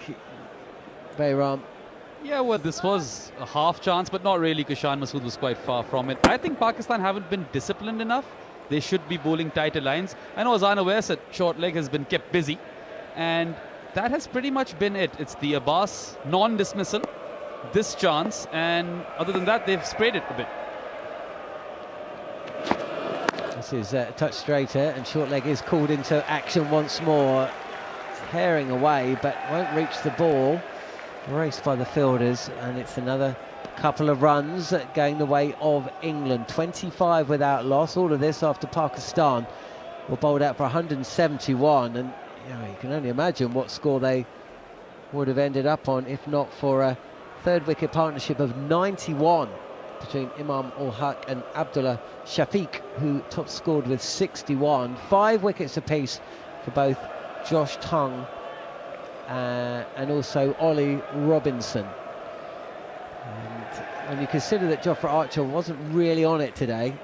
No, Jofra was still sort of in 100 mode. He wasn't back into sort of test match mode. England bowled Pakistan out for 171, but England have gotten off to a good start because Pakistan have let them. It's clipped firmly to the fielder at straightish mid-wicket. No run, and Duckett has missed out there because there's just one fielder on the leg side. Well, 2 fielders on the leg side in front of the batter, one at mid-off. But big, I mean, these are big square boundaries at Headingley, aren't they? They are, and I think that this tells you exactly what they've taken short leg out because the bowlers haven't quite got their lines and their lengths right. A lot's gone past the left hand of the of short leg against left-handers. That means you're bowling too straight. 3 slips in the gully. Backward point, he was quite deep, but then starts pacing in. But Karim will return to the top of his mark. I mean, we know a lot about Mohammad Abbas, but where else should we be looking, Bayram? Well, all 3 fast bowlers are similar, but Khurram Shahzad has done all right in his young test career. Like I said, he can swing it in the air and seam it off the deck. He is a bit leaky, though. And there's Khurram Shahzad in, and this time goes in front of mid-wicket. Actually bisects the field at kind of square leg and mid-on. That's another couple of runs. It seems quite comfortable at the moment for England in the late afternoon sunshine. We're going to play up until 7:30 here at Headingley after we lost some time earlier today. Has been a reminder, though, this is a great ground for cricket. 45 minutes before the start of play, I was seriously in fact, I pinged Lizzie Ammon a message. I knew she'd know the answer, saying, how many tickets have been sold for today? And it seemed like there was a couple of hundred in. And yet, by the time the players walked out, it was nigh on a full house. 16,500 tickets sold today. The Western Terrace has been in good voice throughout, as Karim Shahzad goes round the wicket to Ben Duckett, and this is kind of scuffed up to mid-on. But yeah, it's been a really good start to the second part of the English Test summer, and this has been an almost perfect day for England's new captain, the second time around, Joe Root. Yeah, just having a look, Chris Gaffney's coming and having a look at the pitch. Shahzad bowling around the wicket to Ben Duckett. He's already been warned for running on this pitch. I thought Chris Gaffney was going to warn him again there. And if there's a young bowler being warned twice in the space of, 2.5 overs, puts you under massive, massive pressure. Here comes Shahzad, and this is defended out to point by Ben Duckett, who is at 13 from 21. He played for the Trent Rockets in the 100 recently. Is there any 100 footprint in Pakistan? Is there any interest paid? Is there any interest paid to any overseas domestic T20 or 100 ball tournament I in suppose Pakistan? Some people would have tracked the performances of Mohammad Amir, Usman Tariq and Ibrar Ahmed, but not really. I mean, I didn't know who had won the 100 until I checked Cricinfo, right? And I think franchise cricket will have an important question to ask in the future. That does it draw that same sort of interest, those same sort of crowds? Like, you tell me, if there's a Nottinghamshire fan, would they really care that much about the Trent Rockets? Yeah, I mean, I was fine with T20 or 100 ball leagues. Nobody cares outside of the country where the tournament is played, which is completely different to international cricket. Oh, Amelia Gay just steps forward and shapes to play this delivery from Mohammad Abbas, who's bowling round the wicket, and then at the last minute just decides to lift the bat and let it go through. No run, 27 without loss. There was a big drop-off in this area, largely down to the fact that for 4 years they were called Northern, then they went to Leeds, and the colours went from purple to orange. So they're always going to be, sports tribal in this country, and that is something I think has been let down. Here's Abbas again, left alone more confidently and assured in his stance. Here's Emilio Gay. I've just had my first ever sip of Bovril. Beautiful. It's like drinking gravy, isn't it? It's like mince pie and a Bovril at a football match. You don't get any better. He just may as well just bring an OXO cube and some hot water. Oh, no, that's terrible. OXO cube's terrible. They're terrible. Sorry. Sometimes you go to a football match and it says Bovril on the side, and it's not Bovril, it's OXO. It is such a letdown. Really? Yeah, such a letdown. Here's Abbas again. Oh, that's a beauty from Abbas. And just for a second there, I thought maybe Emilio Gay had outside edged that to the keeper. He's angry with himself. He has a little walk towards the square leg umpire, but he's been beaten by a Jaffa from Mohammad Abbas. That's more like it from Mohammad Abbas. He would definitely want one of those Bovrils by the end of the day, because it's been a tough one for him. But I think Pakistan have fixed their lines and lengths a bit just recently. However, I do also feel like it was a really good toss to win for Joe Root, because the batting conditions were tougher early in the morning. Absolutely, they were. Abbas again, there's a thick outside edge, possibly guided between gully and backward point. And decent fielding effort on the boundary means it's 3 rather than 4. I also think as well, Baram and John, Gary Norgan had it on our list about the amount of wickets on in a day here at Headingley, and one of the games I played in was the Ashes 09 game when we won the toss, batted first, and I think I was out just before lunch at number 10. And when I felt as though I came out to bowl, we had to get wickets. I think we were bowled out for less than 150, and you then have to strive. You have to risk. You've got to get Ricky Ponting out, so you're going to bowl short at him to try and hope you're going to top edge one. I think Pakistan have done that. Flex of the knees from Ben Duckett facing Abbas, and it's just pushed out to mid wicket. I was with Gough. It was the first summer I ever worked with Darren Gough, and memorable. It was memorable. Do you know why it was memorable? It's always memorable with Gough. Well, first time's the best time. You'd drank well. You'd have sat in the best seats, travelled up first class. Well, I don't know about the first class bit, but he was hosting a show somewhere. We had to leave the ground early to get to Bradford. There's a radio station called Pulse FM, which is talkSPORT used to have local radio stations back then. We don't anymore. As Abbas continuing around the wicket and playing away from his body is Dake, but through the cover region there's another couple of runs. Score moves to 32 without loss. And so anyway, we headed away from the ground, which wasn't a problem because, as you say, England had been bowled out, I think, before lunch on day one. For lunch, yeah. And the game was over. I think you might have taken a wicket early. I got a wicket in my first over. Yeah, and then that was it. Ponting and whoever the other opener was batted through, went past England's first innings score pretty much. I think Swan and Broad might have scored a few towards the back end of the innings. Anyway, we had to head off to Bradford, and we got to the radio station to find out that their aircon didn't work. And so I had to produce the show. Gough hosted. And, you know, Gough, as you know, is very comfortable in his own skin.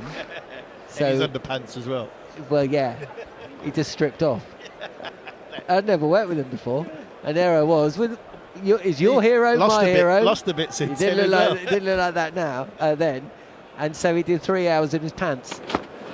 This is cut square of the wicket. Emilio Gay holds the pose and just drives that through vacant cover and away to the boundary for 4. Yeah, and this is what I mean. I think during that time, when I was bowling, and you know, as an England team, there would have been Broad, Anderson, myself. Flintoff didn't play that day. Ravi Bopara was playing. I think we might have had a bit of Paul Collingwood, a bit of Graham Small. But you felt as though if we didn't bowl Australia out or have 6 or 7 wickets by the end of the day, the Test match was over. So you're risking. And unfortunately, I think Pakistan here are going all out that way. This is a touch straighter from Khurram Shahzad, and it's defended back to the bowler. 36 without loss, with Gay 21 and Duckett 15 here on the first day of the first test of 3 at Headingley. Yep, England are doing good work, latching on to any width that's offered to them. And I mean, if we look at that morning session, the conditions were diabolical for batting. The ball was hooping around, Ollie Robinson was doing his thing. And then as we saw the sun beat down, it got a little better. This is a perfect time for England to actually start their innings, and I feel like that's why I think the toss has a role to play. But then again, England have been quite professional today, and they've just made hay. There's Khurram Shahzad again. There's Emilio Gay coming forward, and this is pushed out to Gully. No run. Certainly a good toss to win. There's no doubt about it. And they do say look up, don't not look down. Totally agree, but I also look at it and sit here with, if you take the 171 out of it for a second and you go, if Mohamed Abbas was to knock over, say, Ben Duckett, Emilio Gay is still in infancy of his career, you've got Jordan Cox to come, then you've got the captain, England's 2 best players, then you'll see the keeper coming standing up. So it just takes 1 wicket. Yeah, things can change. Defended again from Emilio Gay, no run. Can you remember what was your first series you remember, Bayram? Either with Pakistan or England or whoever, really. What was the first series that made you fall in love with cricket? Well, fall in love would be a different question, but first test series I remember is 2002 Pakistan versus Australia, not in Pakistan, UAE in Colombo, and Pakistan got battered in that series. But then the 2003 World Cup followed. That wasn't too good either. I think some of those series with India, home and away, those were really good, and the England series in Pakistan was brilliant. This is that again, and this is played down into the turf just in front of Gully, where it's fielded from Gay. He's not as tall as Zach Crawley, is he, Emilio Gay? But he's still he's quite a big man. Yeah, he's tall. It's deceiving because he's standing next to Ben Duckett, who's vertically challenged.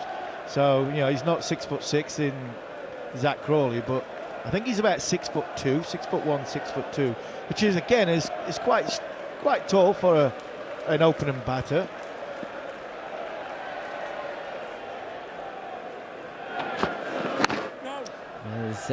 This time placed down into backward point, end of the over. England 36 without loss. Harmy's off. And so is Bayram. Gough coming back in. Pakistan in need of wickets. Not only of England successfully got through the first 7 overs. They're going at a decent rate, 5 and over, with Ben Duckett 15 not out and Amelia gave 21. A big decision in the first over, not to give out Ben Duckett, LBW. But since then, England have not really looked back. 8 overs in. We're going to see another over from Abbas. Running away from us here in the... This is defended out to mid-on. Looking a little bit bleak for Pakistan, Gough, but as Harmy has just said, you know, 1 wicket does bring 2. Things can change very quickly. Yeah, when you played a lot of cricket here, Harmy has, and I've played obviously a bit more than him here at Headingley, being my own ground. What tends to happen, it can look flat at times. The bowlers don't get it slightly right. Quick outfield, you can go square at a wicket, you can over pitch bowling up the hill, down the hill and bowl too short up the hill and go around the park. But you only have to get it well for a period and they can bang, bang, bang, bang. Here is Abbas, and Duckett just pushes this out to cover point where it's fielded. So wickets can happen just, do you know what I mean? They can go on that spell, as we saw in that innings. It looked like Pakistan were comfortable, and then just domino effect. You get in the bowling from Tong, and especially Tong, and Robinson was outstanding. Do you know what's just come to mind? Because of course the famous, you know, 1 wicket brings 2 is a phrase that was coined, or add 2 wickets to the score. Very much a Geoffrey Boycott saying, wasn't it, back in the day? I'm not saying that he invented it, but certainly it's somebody along with the corridor of uncertainty. But it just made me think, as Abbas is in here, all squared up a touch there, Ben Duckett. Last time we were here was for the India Test, and of course, very famous old friend of Geoffrey Boycott's was here, and this will be the first Test at Headingley since Dickie Bird passed, bless him, yeah. Dickie Bird, Barnsley man, statue up in Barnsley, next to the town hall. Well, he was just sitting on the Dickie Bird players' balcony, just above it, for much of the Test match last year. Well, that's the Dickie Bird balcony, you know that. Yeah, that's what I'm saying. My eyesight isn't. Oh, beaten past the outside edge, groping a touch as Duckett eases forward, beaten. Dickie Bird clock. Oh, is that Dickie Bird clock, is it? Yeah, his foundation, he raised his money, didn't he, for the foundation, and I think that with the balcony and the clock, that's where the money went from it. So, yeah, thanks to Dickie. We didn't, originally those dressing rooms, because the dressing rooms years ago were under where we are sat. Oh, right? really? You remember that? Yeah. Right, and then they moved across there. Yeah. And then it had no balcony. So Dickie and the foundation built that balcony. Oh, and that's where we was sat for much of last year's Test match against India. Oh, he struck on the pad. His Duckett, the finger this time has gone up. Yeah. Now Duckett is just having a word with his stripe partner. He thinks that maybe this has done a bit too much. Are they going to review? Yes, they are. Ben Duckett signals he wants to take a look. Mohammad Abbas was underwhelmed with the decision in the first over, not to give a leg before decision. But on this occasion... Okay, TV umpire to director. We have a player review for LBW. Bit of disappointment, really. Original decision is out. Will auto no ball is down. Could we check the front foot? Is that okay? So they're going to check for a no ball, I think. Oh dear, that's not good, is it? Right, so that's a fair delivery. Can I have front on first, please? I mean, a bowler at Mohammad Abbas's pace shouldn't be bowling no balls, that's for sure. Let's have a look. I mean, it's not hit the inside edge. We'll go to ultra edge to confirm. We're running through. Yeah, clear gap between bat and ball. Hitting the pad. Go to ball tracking when ready. It's not going over. The original decision's out. He's gone, mate. He has gone. There he goes. And wicket's hitting. There's a few words there as well. Original decision out, Pellick. A few words between Ben Duckett and a couple of the Pakistani fielders who probably are saying to him, "You've been out twice today, mate. Stop hanging around." Well, that's a great sledge, isn't it? That's what they said to him. But I'll tell you what, this is how dangerous it can be. We're talking about wickets. You get the line round to a batter that first comes to the crease. It is one of the... Do you know what it takes me back? This is where I learnt reverse swing. Do you know, against Pakistan? Yeah. 92, watching them. I was 22 years old. I was on the verge of not making it fully in the first team. I was playing some games, not others. And I watched Wasim Akram and Waqar Younis. Every test match, England, 100 for none, 140, 150, 160 all out, right? So I've always had that in the back of the mind when you play against Pakistan, but with the old ball, they are the masters. And if they can get one and get on a roll, they go bang, bang, bang. And that's what, when I think back to 1992, that was the moment for me watching those guys bowl that changed my mentality as well as technical skill. Absolutely. The way you bowl, and if you can get on a roll where you can get the ball moving around and swinging with the old ball, you can easily get wickets in, like I said, the bang, bang, bang, that hat-trick. 3, you can get 4 in 5, 4 in 6, and the game changes on its head just like that. Yeah, well, bowlers win matches. And we got Jordan Cox at the crease, about to face his first delivery. Oh, he's beaten past the outside edge. What a peach from Mohammad Abbas. And this is, to continue your point, you know, if you look at this England scorecard now, you look at Duckett, you look at Root, and you look at Brook, and they are the 3. You get those 3 out, and there's plenty more. And tonight as well, this is a horrible time to bat, isn't it? You know, Abbas is just moving the ball around. Clever bowler, moves the ball both ways. He's gone away from the left-hander, and he's gone into the left-hander. It's terrific skills he's showing here. And last year he went 1 away, 1 in, and bye-bye Ben Duckett. Yeah, he reviewed it, but it was hitting middle stump. Disappointment from Ben, but he got out to a great bit of bowling there from Mohammad Abbas. Yeah, 2-card trick really, wasn't it? If you have the ability to move the ball both ways with no discernible change in the action, you can't tell from the ball.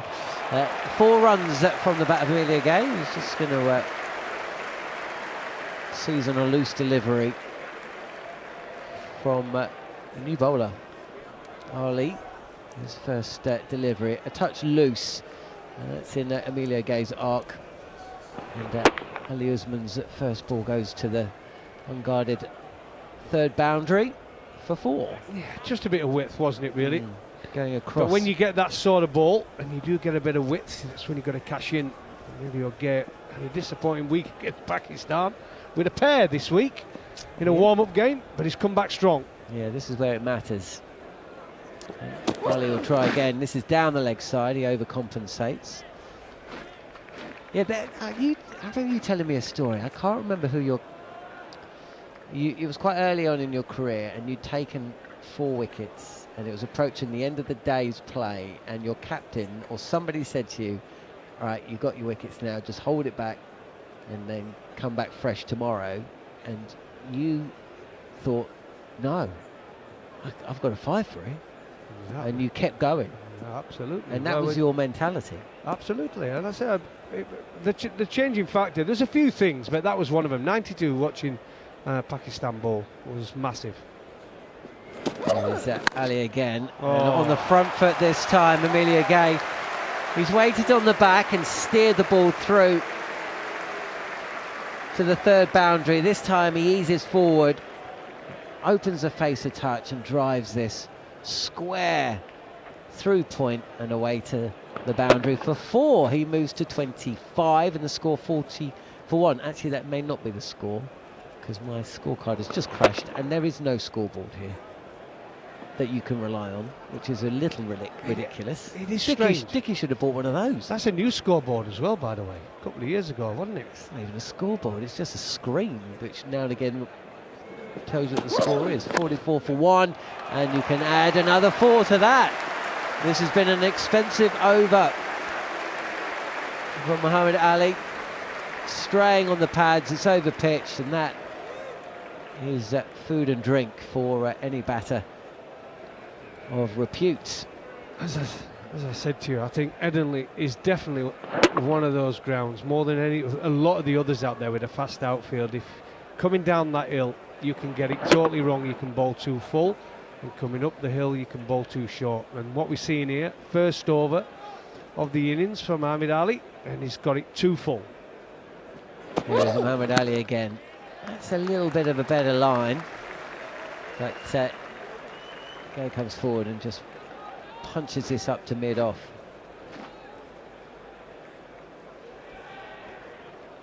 The other thing with you as a bowler is, I know that you were nervous, but you played the game like you enjoyed it, right? And there was a lot of and look, I know there's a lot. Flintoff were the same, by the way.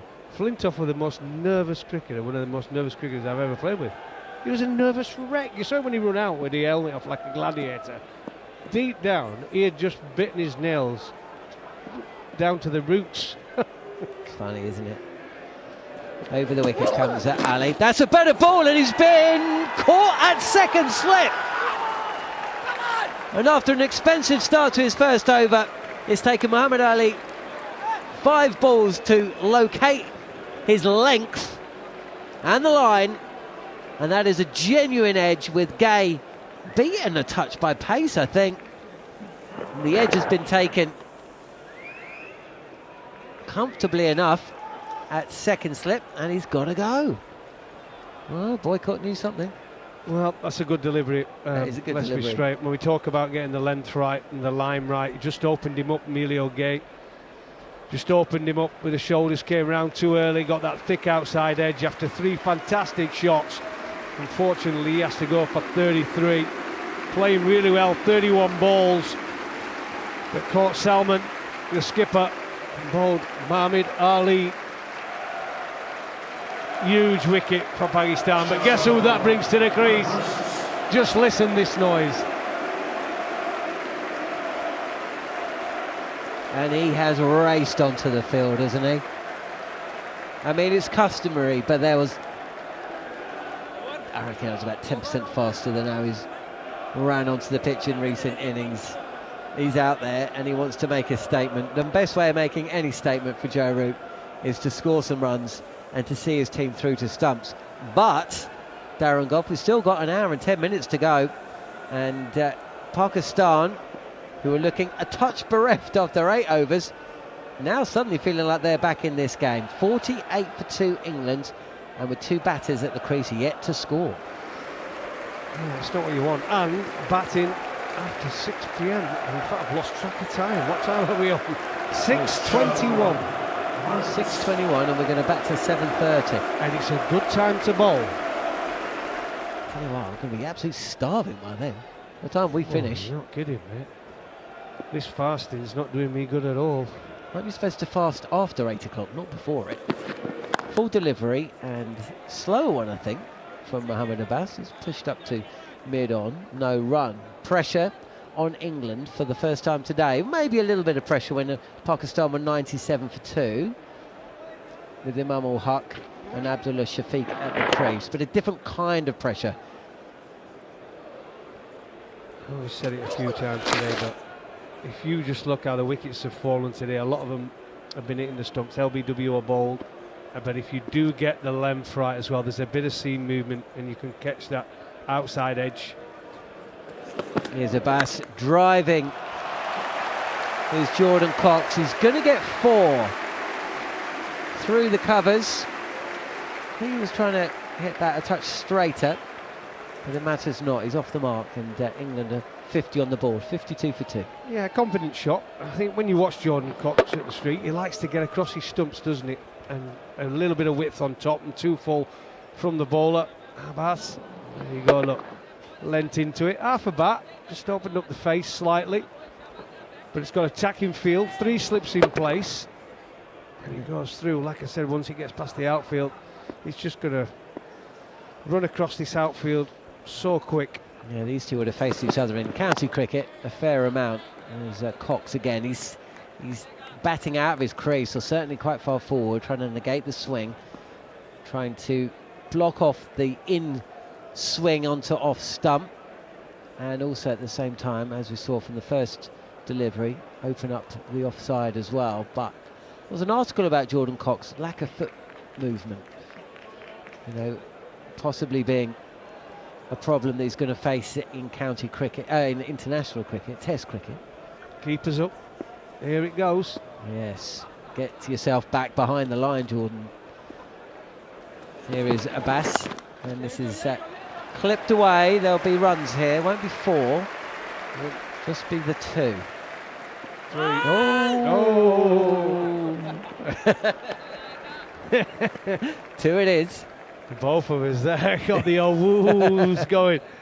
There was woos at both ends there, wasn't there? The last thing you want to do, Jordan Cox, is run out the king.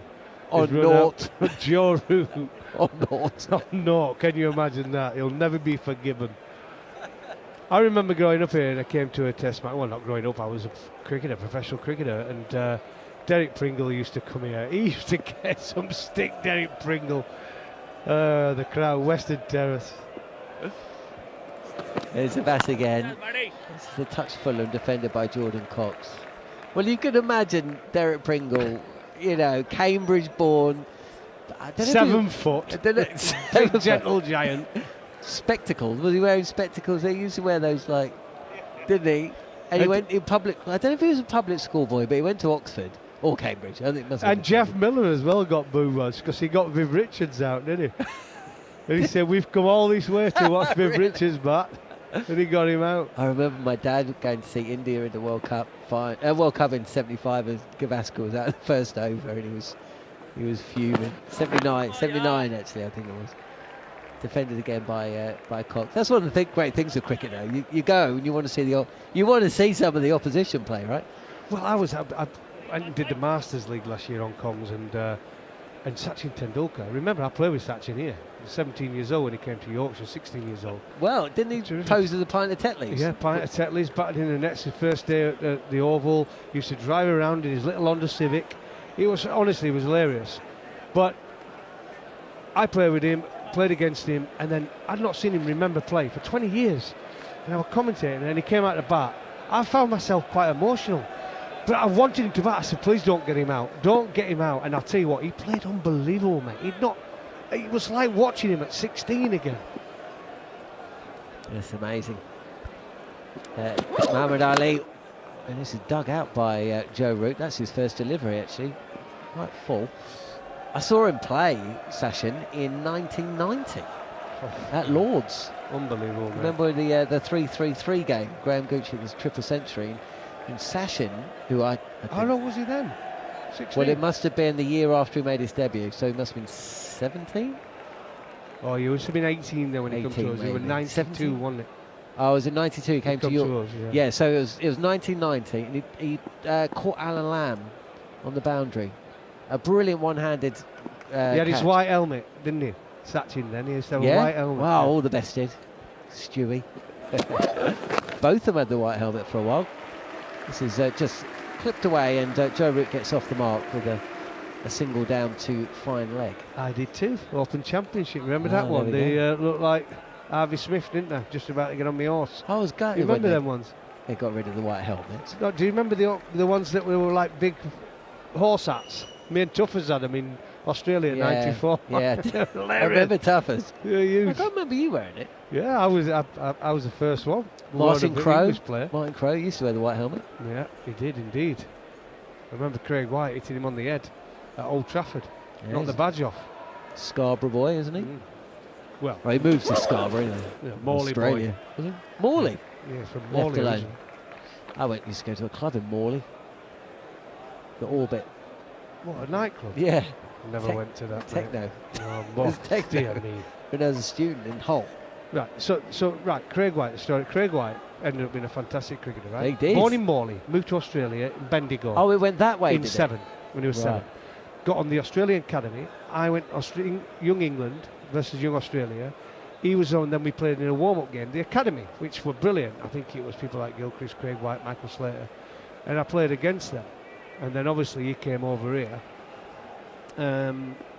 after that series as a Yorkshire lad. Oh, there we go. This is defended by Jordan Cox. It's Muhammad Ali continuing from the Kirkstall Lane end. But he moved to Scarborough, though, I think. He married a Scarborough girl. Yeah. Ah, that's what it is. Yeah. So, so I played against him, and he told me after the game, he said, "Oh, I'm coming to Yorkshire." I said, "What are you on about?" I said, where were you born? He went, Morley. Because young Mel Gibson, wasn't he? He looked like Mel Gibson. He was fast. Well, he wasn't when he came to us. He was an off spinner. He was Really? like KP. He came as an off spinner who batted at 7 and 8, and he turned himself into a batter who could bowl quick. He could bowl quick for a couple of years. This is on the pads, and Cox cloths this to mid-wicket. So he must have played. There was a couple of years when England had that terrific series in Pakistan and the one in Sri Lanka. He played in both, right? Yeah, that was 2000. Yeah, but he played in those, didn't he? He played in that. Remember, there was a couple of years he really... Look, really Greg started White to could have been perform. better than he actually was. I mean, I just think he was a player. When I look back now, he just lacked confidence. If he'd have had my self-belief, I think, honestly, he could have been anything. He could bowl 90 miles an hour and he could bat. Here is Ali, and this time Jordan Cox just lets this go through. 55 for 2 then. And we've got a drinks break here at Headingley. An hour left of what's turning into a quite riveting game of cricket. One more wicket here, and Pakistan are right back in this match. If they can get rid of Joe Root, well, that really would be something. We've had a wicket for Muhammad Ali. We've had a wicket for Mohammad Abbas. 2 new batters at the crease. All of this after Ollie Robinson and Josh Tongue took 5 wickets apiece. Pakistan bowled out for 171. I think that was under par. I think realistically, looking at the pitch and the way it played and the Pakistan, the position they got themselves in, I think they would have been hoping for around that 240 mark. If I'm honest, if you're going to be an honest appraisal, I think England will be looking to get anything above 250 now and get a nice lead. But look, while ever Joe Root's at the crease, we don't know what's going to happen tomorrow. You could turn up tomorrow and it could be an absolute shirt fronter. It could be flat, but there will always be something in it. But it can play flat at times, Headingley, very flat. We've seen in the white ball games here, it's the best scoring ground in the country, white ball. 6ers galore. This is why it's such a great cricket ground, though, isn't it? Great cricket wicket. You can get runs on it. If you don't bowl well on here, you can go around the park. But as a bowler, you hit the pitch hard on a good length, you will get, more often than not, your rewards. Obviously, there'll be games where nothing happens and it is totally flat and you can't bowl the opposition out. We've seen that in county cricket matches here where scores have been 500, played 500. But most often than not, especially when you look up and there's a little bit of cloud cover, it tends to do a little bit from that length. And, I mean, you know, the weather forecast in this country changed a lot. I mean, OK, we've had 2 months of sun, but tomorrow looks like it's going to be cloud cover. Which will suit Pakistan. Exactly. With the bowlers they've got, let's be straight about this. They've got 3 guys who are all, early 80s, mid-80s pace-wise. They've got no one like Jofra Archer or Tong or Gus Atkinson. So it could suit them, this pitch, if there is a little bit of movement, whether it be seam or swing. OK. I think we've got a change here in the commentary box, don't we, Scott? Goughy's heading off. I don't know who's coming in. No, I'm not yet. I'm only going next door here. I'm not heading anywhere. Oh no, you'll be back. It's Wednesday, mate. It's day 1. I'm not saying you're leaving. It's a long way to... It took me half an hour to get back to the car park. Where did your I'll need a bus. Where did your helicopter used to drop you off? Where I've parked my car. I needed a helicopter to get back here. Yeah. Goughy's in car park K. I think, listen, I know I left Yorkshire on not the best terms. Everybody else is in car park F and I'm in car park K in an old rugby pitch training ground. Does anybody leave Yorkshire on good grounds? No, not really. We could get a bus full here. Right, play's resuming here. Manners is about to come on. You're going to have to shout at him, Scott. Jarrod. 55 for 2 England. They trail by 116. And it looks like Mohammad Abbas is going to continue. As is Jarrod Kimber. Just been watching Abbas bowl. It is incredible watching the ball come out of his hand because it feels like it's going in both directions at the same time. He's not been at his absolute best. He's angry. a little bit. He's still upset about that LBW from before. He's got the 1 wicket though now, and with Muhammad Ali getting the wicket at the other end, there's still plenty of time for a couple of quick wickets. We've got the keeper up at the stumps, which there was a big question we had before this series, whether we'd see that. Here is Mohammad Abbas then, bowls to Joe Root. That question was not whether we would see it. The question only was how soon we would see it, surely. Well, it was more whether Rizwan would be able to do it, I think. A bit like Smith. We've been lucky to have Blundell and Alex Carey. Not every wicketkeeper in the world is quite of that talent. By the way, should we not make a little bit more mention of just how tidy Jamie Smith's glove work was today, even standing up? His worst mistake was the one that you called as an inside edge that he didn't move for. Other than that, I thought he kept really well. Yeah, Abbas in again, and there's an appeal here. Really animated from Mohammad Abbas, because yes, it sounded like very much bat, but he thinks that it's just flicked the pad first, and I think he might be right. I thought he was right too. I'm not sure. I'd review it, but I think he's right. There was a soft sound. It was like, if you want to say that it was 90% wood, but there was a soft noise too. Yeah, that's definitely hit the pad first, and that's right in front of off stump, isn't it? Yeah. Yeah. Well, you know what? You don't want to be. It was a tough one for them. A review, and I think he's right not to have gone for it, but that would have been a big one. Joe Root on strike now as Abbas is into him again, and he plays from the crease once more. Two of the problems he had is point is at backward point, and he wouldn't have got a good view of the pad, would he? And the other one is who's at short mid wicket? Is that Ali Usman at short mid wicket? I can't see. Turn around. But yeah, I think that is the. Those are the people that. I think it is Ali Usman, because he's throwing his eye. They're surely not thinking of bowling an over of spin. Surely not. I think he's just warming. I mean, he's like warming up for the sake of warming up rather than to bowl. That's a good ball for again from Mohammad Abbas. Beats the outside edge. Root stuck in his crease as he has to be with the keeper standing up. 3 slips, gully, backward point. Shan Masood is at mid-off, quite close. It's number 68, isn't it? Is that Ali Usman? Have you got your numbers there? Yep, I do. Sajid Khan. It's Sajid Khan at short mid wicket. Who's off the field then? I might not be 68. He hasn't turned around fully. It is. It is Sajid Khan. So there is a. That explains why he's moving around so much. Well, if I was going to blame anyone, I still haven't seen the Hawkeye of that other dismissal. Here is Abbas again, nips it back once more. Joe Root is really hurried by this. Mohammad Abbas is just going to bowl for the rest of the day, isn't he? He's going to bowl a 12, 13 over spell here. Rest of tomorrow, perhaps, as well. Here we go. Is this going to be the Hawkeye? No, this might be the other one. Oh, that's nipped back a long way, and Root is like really out of position. And it almost looked like he was shaping for not the cut, but maybe a back foot drive or even a leave, and that was nipped back so dramatically. He's ended up having to play it off almost the bat handle at the last possible moment. 3 slips and a gully. Abbas in again, bowls Root forward, pushes it up to Shan Masood at mid-off, no run. So now I've explained it. What I meant was Sajid Khan was the only person in front of square with a good angle of the bat and the pad.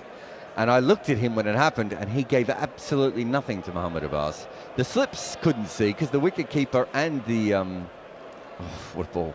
The wicket-keeper and the batter were going to be in their way. Backward point didn't have a great angle. Mid-off is not probably the ideal person for that. It had to be someone square of the wicket. And they had one person square of the wicket, and he gave them 0. He didn't even say he didn't think he did it first. He just didn't say anything. Well, in that position, the least you can offer is, I don't know. I mean, just get in the game. It's called game awareness. Here is Muhammad Ali once again from the Kirkstall Lane end.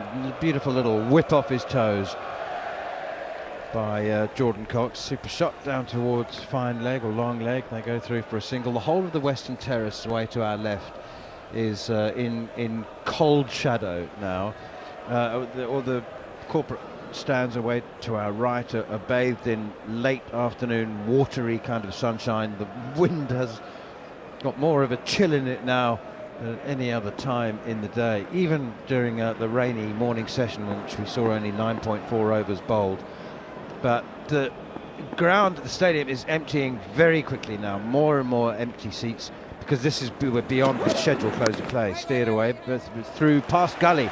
Lovely piece of cricket from Joe Root, opening the face of the bat, soft hands, classic Joe Root, and there's a very, very good chase on down to the third boundary. Is that Imam ul Haq, I think, who was was Ali Usman? Was it Ali Usman? Okay. Was it? Yes, it is. Ali Usman, yeah. It is. So a good chase. But what my point being, Jarrod, is that we've still got 50 minutes of the day to go, and understandably, people make plans for the day. There's a lot of people relying on public transport. There are extra buses scheduled at this time of day, and there's a thick outside edge this time, absolutely inadvertent and accidental from Jordan Cox. And he shakes his head in acknowledgement of the fact that that was a false shot. It's well bowled, and he gets 4 for it. Yeah, if you're new to cricket and you watch these last 2 balls and you hear Neil Manthorp say that was exquisite by Joe Root, and you see Jordan Cox play an almost identical shot to the same place, you would think to yourself, what is he talking about? But Jordan Cox really could have been caught at third slip there. He was at no stage in control, whereas Joe Root just went, I'm just going to play this late, I'm going to hit it on top of the head the Kane Williamson way, and I'll steer it away for a couple. Did they just bring in a 4th slip? Did they change that? They have. They've moved it around. Gully's moved. Yeah. So Gully's now 4th slip. Muhammad Ali again, and this one punched off the back foot. Nothing accidental or inadvertent about that from Jordan Cox. That was as authoritative and as intended as the previous one wasn't. Beautiful shot from Jordan Cox. He's up to 15 already, and England replying to Pakistan's 171 all out. Oh, it's infuriating, and the scoreboard shows no indication of. We've just got replays on it now. The scoreboard here does not believe in the score. I don't know if I've ever seen a scoreboard for a test match show the score less. Occasionally, 67 for 2 is the score. Pushed away defensively up towards mid-off. Shan Masood comes into field. It is brilliant that there are lots of replays. Have a little score bar. Yeah, at the bottom. well, exactly. Also seems to have advertising on this scoreboard quite, I would say, too much. Don't think there is such a thing in professional sport anymore, is there? We'll be having extra sponsored drinks breaks soon. Maybe half an hour. Our hydration breaks need a drinks break. 67 for 2. Cox 15, Root 4. Here's Muhammad Ali down the leg side, and flick and a miss from Jordan Cox, taken by Mohammad Rizwan. 2 men out today. Ben Duckett, well, 12 men out today, but for England, Ben Duckett LBW to Mohammad Abbas of 15, and Emilio Gay's 33, coming from only 31 balls with 7 fours before he was caught at second slip. It's still that shot though, isn't it? It's him pressing on the front foot and then just sort of dropping his bat when it's back of a lane. Having this conversation with Steve Harmison though, is Emilio Gay the first test opener without some fundamental flaws who might make a go of it? Well, Graham Smith made 9,000 runs as a test opener at 48. He had no fundamental flaw, he just hit everything the square leg. Oh no, he did. Classically, his grip and his, he shouldn't have been able to play a cover drive. He was such a close face of the bat and all of those kind of things. But anyway, the fact that Emilio Gay is there was a previous delivery from Mohammad Abbas was a dot ball, as Jordan Cox pushed it away defensively on the offside. He's 15. Joe Root has 5. England 68 for 2, trailing by 103. But you know what I'm saying is that of course, Jeff Marsh, Dean Elgar, you could go through the list. We've had lots of technically flawed opening batters who've made runs. Here is Mohamed Abbas once again, and that's pushed up towards mid-off. And I am not saying that Emilio Gay is destined for a long England career and 4,000 runs at all. I'm just saying that 3 Test matches is too early, too small a sample size. I think my issue is when he first came in, I thought this forward press on off stump is a first-class thing, and he can't do that in Test cricket. That's already been proven. He's also, because he does that movement, he also is susceptible to the LBW as well. We haven't seen him against top quality spin in spinning conditions yet either. Do you know what I mean? It feels like we're stacking them up against him at this point. I like the way he went about his innings today, though. Yeah, definitely. That's why Mohamed Abbas in once again. Back of a length, pushed away defensively on the offside, and there's no run. Of the top 50. He did run out his batting partner when he was struggling in another game. You know, there's just a few things where you just like, look, I think this guy's a cricketer. Do I think he's a Test cricketer? I'm not sure yet. In the art of batting, which is still available. Available in paperback soon, I think. Oh, is it not paperback yet? No, I think it is in some countries and not in other. Yeah, all right. I don't really understand publishing. Anyway, the definitive list of the top 50 batsmen of all time. Here is Mohamed Abbas again, full and wide outside the off stump, wide enough to be left alone by Jordan Cox. Can you say, not who is, give me top 3 who, from a classical technical point of view, were the most, and I won't say flawed, unorthodox. Well, Smith would have to be at the top, wouldn't he? Steve Smith. Yeah. Graham Smith's on the list. He'd be further down. Where would you put Viv Richards? Because there are some technical things that he did brilliantly, but he also dragged the ball from outside off stump over and over again, didn't he? Would he be on that? Would you? Oh, are you? I'm asking you. Should we move him to the side? What, different category? Different. Oh, that's beautiful delivery once again outside the off stump. Defensive shot from Cox, missed into the gloves of Mohammad Rizwan. It goes. Yeah, so I guess he'd be, you know, in the number 1 on the flawed genius category. Yeah, I'm trying to think of who is next in the. Who best worked around their limitations? It's probably Cook or Graham Smith, isn't it? Graham Smith, I should say, or Alistair Cook. I think they're the two where... 3-shot Cook, 14,000... It's ridiculous, 12,000 runs with 3 shots. Yeah. That is stunning, I think. You know, that's pushed away up towards mid-off, fielded by Shan Masood, and there's no run. The over comes to an end. England still trailing by 103. 5 wickets apiece today for Ollie Robinson and Josh Tongue, as Pakistan were bowled out for 171, 5 for 51 for Ollie Robinson, 5 for 46 for Josh Tongue. England now in reply, 68 for 2. I'd say the other one that comes to mind is Andy Flower, who was not really, again, I remember that when he played in Australia, played against Australia, it was very, in limited overs, it was very easy to sort of game plan against him because you could sort of keep the ball away from him a little bit, and he didn't have the most rounded game. So there's probably a few guys like that. Shivnarine Chanderpaul is probably another person who is not I would say both of them had all the shots, but you could kind of stop them at times. Pushed straight back to Muhammad Ali as he begins his 4th over. So maybe not technically flawed, but you have the ability to stop them scoring. And keep them still, if that makes sense. I remember Ian Chappell said something really interesting about Barry Richards and Graham Pollock. I said, who was better? And he said the problem with Barry Richards was there was no way to ever slow him down or stop him.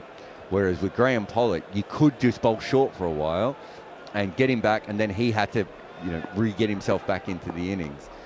So I think there's a lot of players like that probably on the list as well. Muhammad Ali in again, and this time Joe Root plays defensively behind square on the offside. Graham Pollock was a brilliant puller, actually, but when you got it a bit higher... That's what he was saying, yeah. He said it had to be legitimate bouncers, yeah, because anything else. And Andy Flower... Like many tall men. Yeah, exactly. Actually. And Andy Flower's not a bad player outside off stump as well, but remember, I think it was Merv Hughes who said once...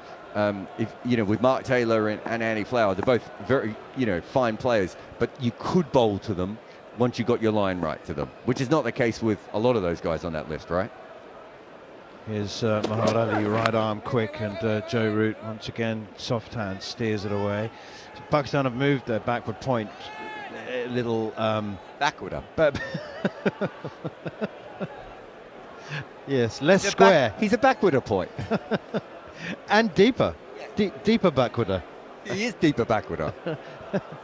And that's entirely, or majorly, a run-saving move, and to try and dissuade Root from playing. I'm guessing that is his single most productive shot in his 14,000 runs. Here comes Muhammad Ali once again, and this time Root clips it off his pads out towards square leg, no run. He's quite good. It's funny, Shah Massoud's in this game, and Shah Massoud had a horrible tour of England when he first came into the side, and I said this before, he sought me out, we chatted about it, and he said, I looked at Joe Root, and I tried to copy what Joe Root did, what did I get wrong? And I said, what you were trying to do is you were trying to hit it to cover and cover point. And what Joe Root actually does is he tries to hit it just in front of point and just behind point. And then if the ball is moving, he'll try and guide it even finer. He said it's very hard in England to keep punching and pushing in front of square. What you really want to be able to do is have a ball that you can get, and then you can get off strike. And you could see Shah Massoud actually did that today. Full and wide outside the off stump, and there's no run, left alone by Root. He wasn't in for very long, but when he got a couple of balls at the top of off stump and he didn't know what to do, he just dropped one to point because they had a cover and they had a backward point, and that was him trying to find that spot. And Joe Root is just a master of that. Since we're talking about my book, when I was interviewing people about the book, that was the big thing was just his ability to be at the other end. Chris Rogers uses him. Chris Rogers, who won the Shield with Victoria as a coach, said he uses him with all young batters to be like, if you're at the other end, they don't get you out. And look how easy it is to get to the other end if you have one good shot. Here's Muhammad Ali once again, and this time Root punches it square of the wicket on the offside. Beautiful shot. It wasn't a horrible ball from Muhammad Ali. It wasn't even a bad ball. It just wasn't a great ball. It was slightly too wide and slightly too short, and Root's just punched it off the back foot. Not even a punch, actually. No, it's a stroke, as you would with an elderly dog, so as not to upset it too much. It's just a gentle stroke away through the offside, and really a top shot. Do your boys call certain things by a different word? Look at them being English and you being Australian. Oh, yeah. What's the evening meal called in your house by you and them? Dinner, supper, or? Oh, dinner. For all of you? Yeah, I'm pretty sure. Because here in Yorkshire it's tea, isn't it? I mean, it's tea time. Yeah. It's tea time at 7 o'clock, so that's why everyone's leaving. You don't have... I would assume, just on the people leaving, I would also assume that there's a lot of people who come in for this game and they don't have multiple train options home, right?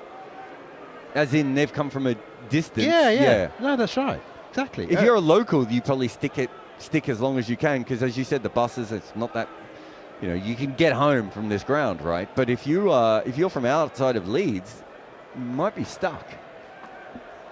Do you say yogurt and your boys say yogurt? Yep. And pasta and pasta. Forward comes. Why am I so amused by that? I'm sorry.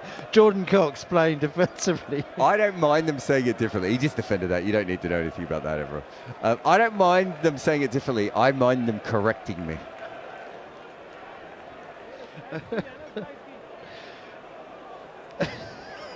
Pakistan 171 all out. England in reply 72 for 2, 99 behind.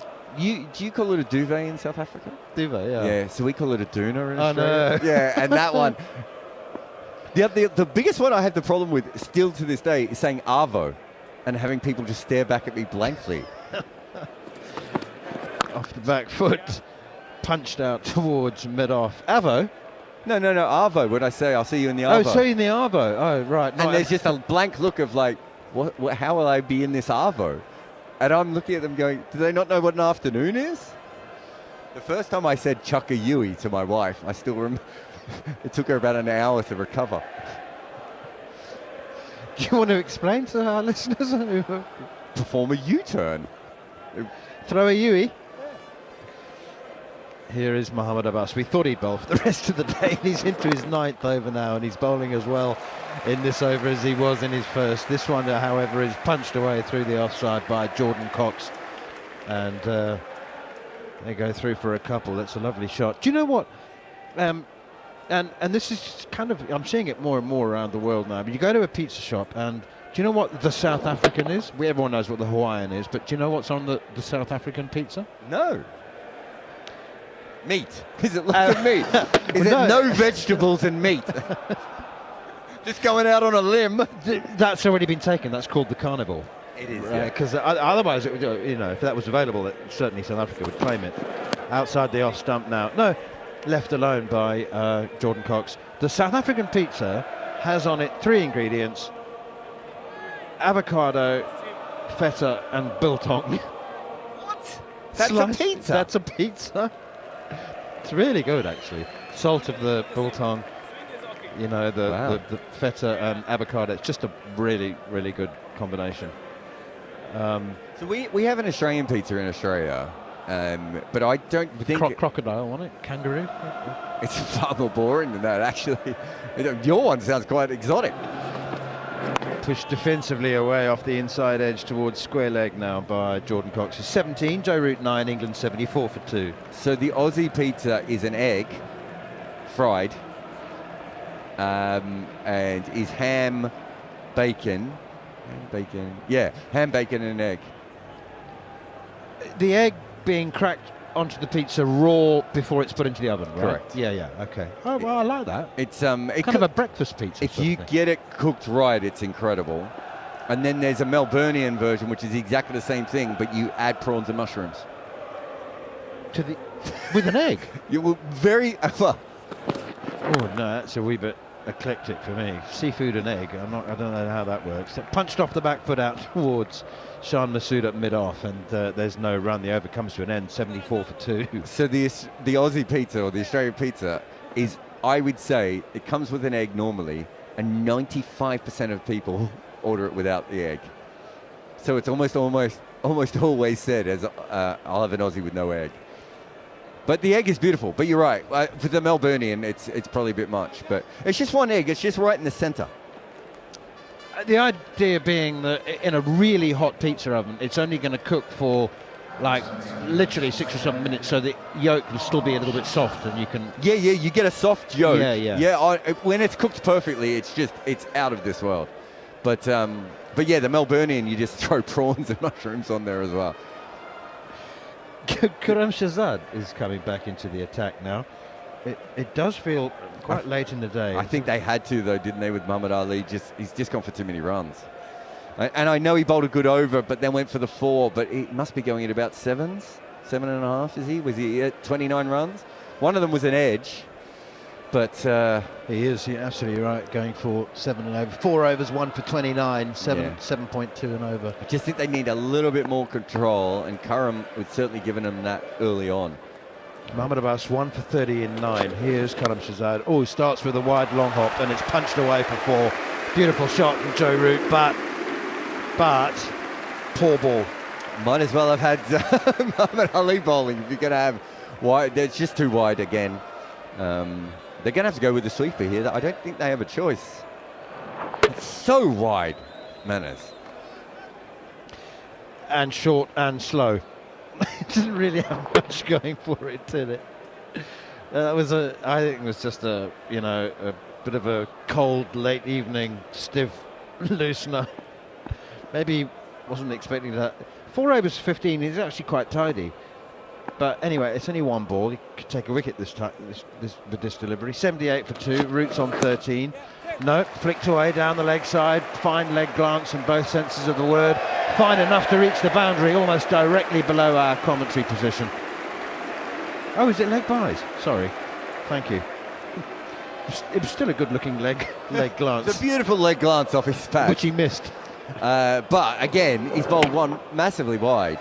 And now he's bowled one down the leg side. So he's gone for 8 runs to the team total, even if they're not all on his total, with 2 terrible balls. Is it still cold? Is he still looking for the loosener? He must be loose now. This will be a peach of a delivery. Root remains on 13, Cox 17. Men out, Ben Duckett for 15 and Emilio Gay for 33. This time he does middle the leg glance, and it's more of a firm flick, actually. It's not a glance, is it? It's a flick just behind square on the leg side, and poor old Mohamed Abbas, who's just bowled 9 straight overs, has had a sprint to his right and now a sprint to his left, and he's been able to snare neither of them. This is terrible. Worst over of the innings. He's been brought on to give some control, and Mohamed Abbas is furious at fine leg. He's furious with the umpire, he's furious with his co-bowlers. He's just like, guys, just get the ball in the right area. There's stuff, we can do this. Here is Shahzad once again, and this is a little bit better. It's a little bit brisker, it's a little bit straighter. Root still looking to force it through the offside. It's still hung out a little bit wide though, wasn't it? He's gotten away with it. It's fine. Mohamed Abbas, how early did Mohamed Abbas give that up, Manners? That ball almost hit him in the field, Mohamed Abbas, and he's just like, I'm not chasing it.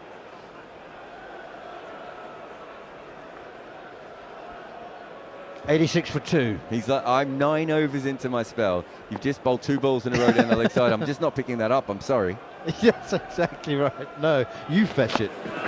All pushed away out on the mid-wicket, towards the mid-wicket, fielded by young Azan Awais, who became only the second Pakistani in Pakistan history to be dismissed to the first ball of a Test match today. And he was Who was the trapped. first? Sorry. Did you miss that from Mohsin Khan? Okay. Yeah, Mohsin Khan. But the 21-year-old left-hander was trapped at LBW by Ollie Robinson. First ball of the Test match. It was a Jaffa, which was probably straighter actually than Robinson was intending to bowl it, but he's very happy with the wicket. And the over comes to an end with a wide outside the off stump. So poor over from Karam. None for 23 from 5 now, having bowled 4 for 4 overs of 15, 86 for 2. Joe Root 17, Jordan Cox 17. And England, if they don't lose another wicket in the final half an hour of today's play, will have enjoyed an excellent first outing. What if they lose 2 wickets? Then it's probably if they lose 2 wickets, then I still think they edge it, but 55-45. Yeah, no, I'm kind of with you, because I do think you could see a couple of wickets fall quickly at any stage, and so yes, they're 86 for 2, and Pakistan look dreadful from that end, at least. But I also think 2 or 3 quick wickets are bound to happen at one stage. It's just whether they get to parity, and it doesn't matter. Off the back foot now, punched through mid-off. Beautiful shot from Jordan Cox. And talk about this man having a very, very high ceiling. There's a number of people that have said that he should have been playing international cricket for a couple of years now, and probably would have been, but he had a really bad, unlucky couple of injuries at just the wrong time. But that's as good a back foot punching off drive as you see from anybody, really. Yeah, you also don't see that shot very straight. The last person I saw really played that shot consistently was Shai Hope. The first time he came around before he changed his technique, but he would play a lot of back foot straight drives. Beautiful shot. Still got a little bit of watery late afternoon sunshine, early evening sunshine. This time it's left alone by Cox outside the off stump. Gee, the remaining Barmy Army are in terrific voice at the moment. They're thoroughly enjoying themselves as Mohamed Abbas into his 10th over. As I said, I once saw him bowl a 17 over spell, broken only by a lunch break. Well, I suppose that's quite a significant break, but he bowled 10 overs before lunch, almost throughout the morning session, and then bowled 7 straight after lunch. As he's in once again, and this time it's pushed away by Jordan Cox up towards mid-on. Is Jordan Cox, do you think he's as good as some people say that they think he is?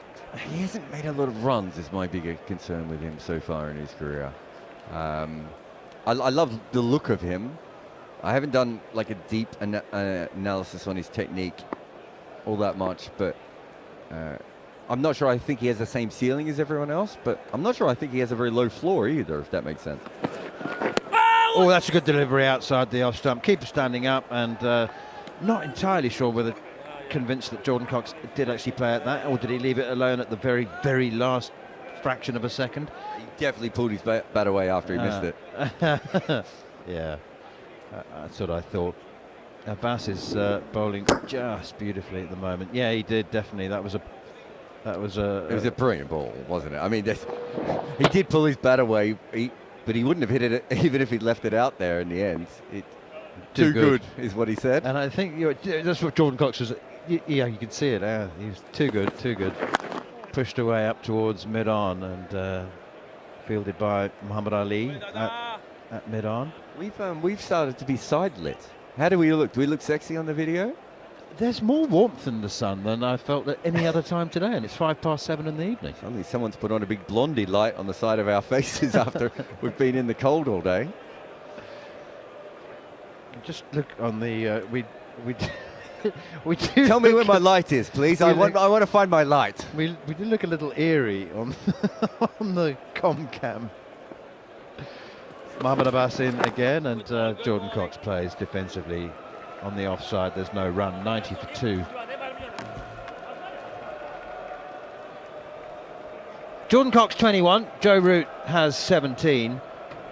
The men out for England. Ben Duckett for 15, and Emilio Gay for a boundary-laden 33 from 31 balls. 7 boundaries, but 33 from 31, really positive stuff. It's been England's day. That could change. 2 wickets in the last 25 minutes will make a very large difference. At the moment, I'm giving it 90-10 in England's favour. They'll lose 2 more wickets and it'll may only be 60-40. Here's Steve Harmison for a quick word, and Jon Norman will take you through to the close. Yeah, I think they're spot on there, Manners. I think if Pakistan can remove Joe Root, they'll feel as though they've still got a chance of this game. This is edged to wide third slip, who fields on the bounce. Jordan Cox 21, Joe Root 17. It's Shahzad who will be hoping for a little bit better than his last over. Essentially just made Mohamed Abbas run another over's worth out in the field. Didn't really want to put more into those legs. And Pakistan have got a huge problem, haven't they? Because they just don't have enough bowlers. They've got a spinner to come at some point.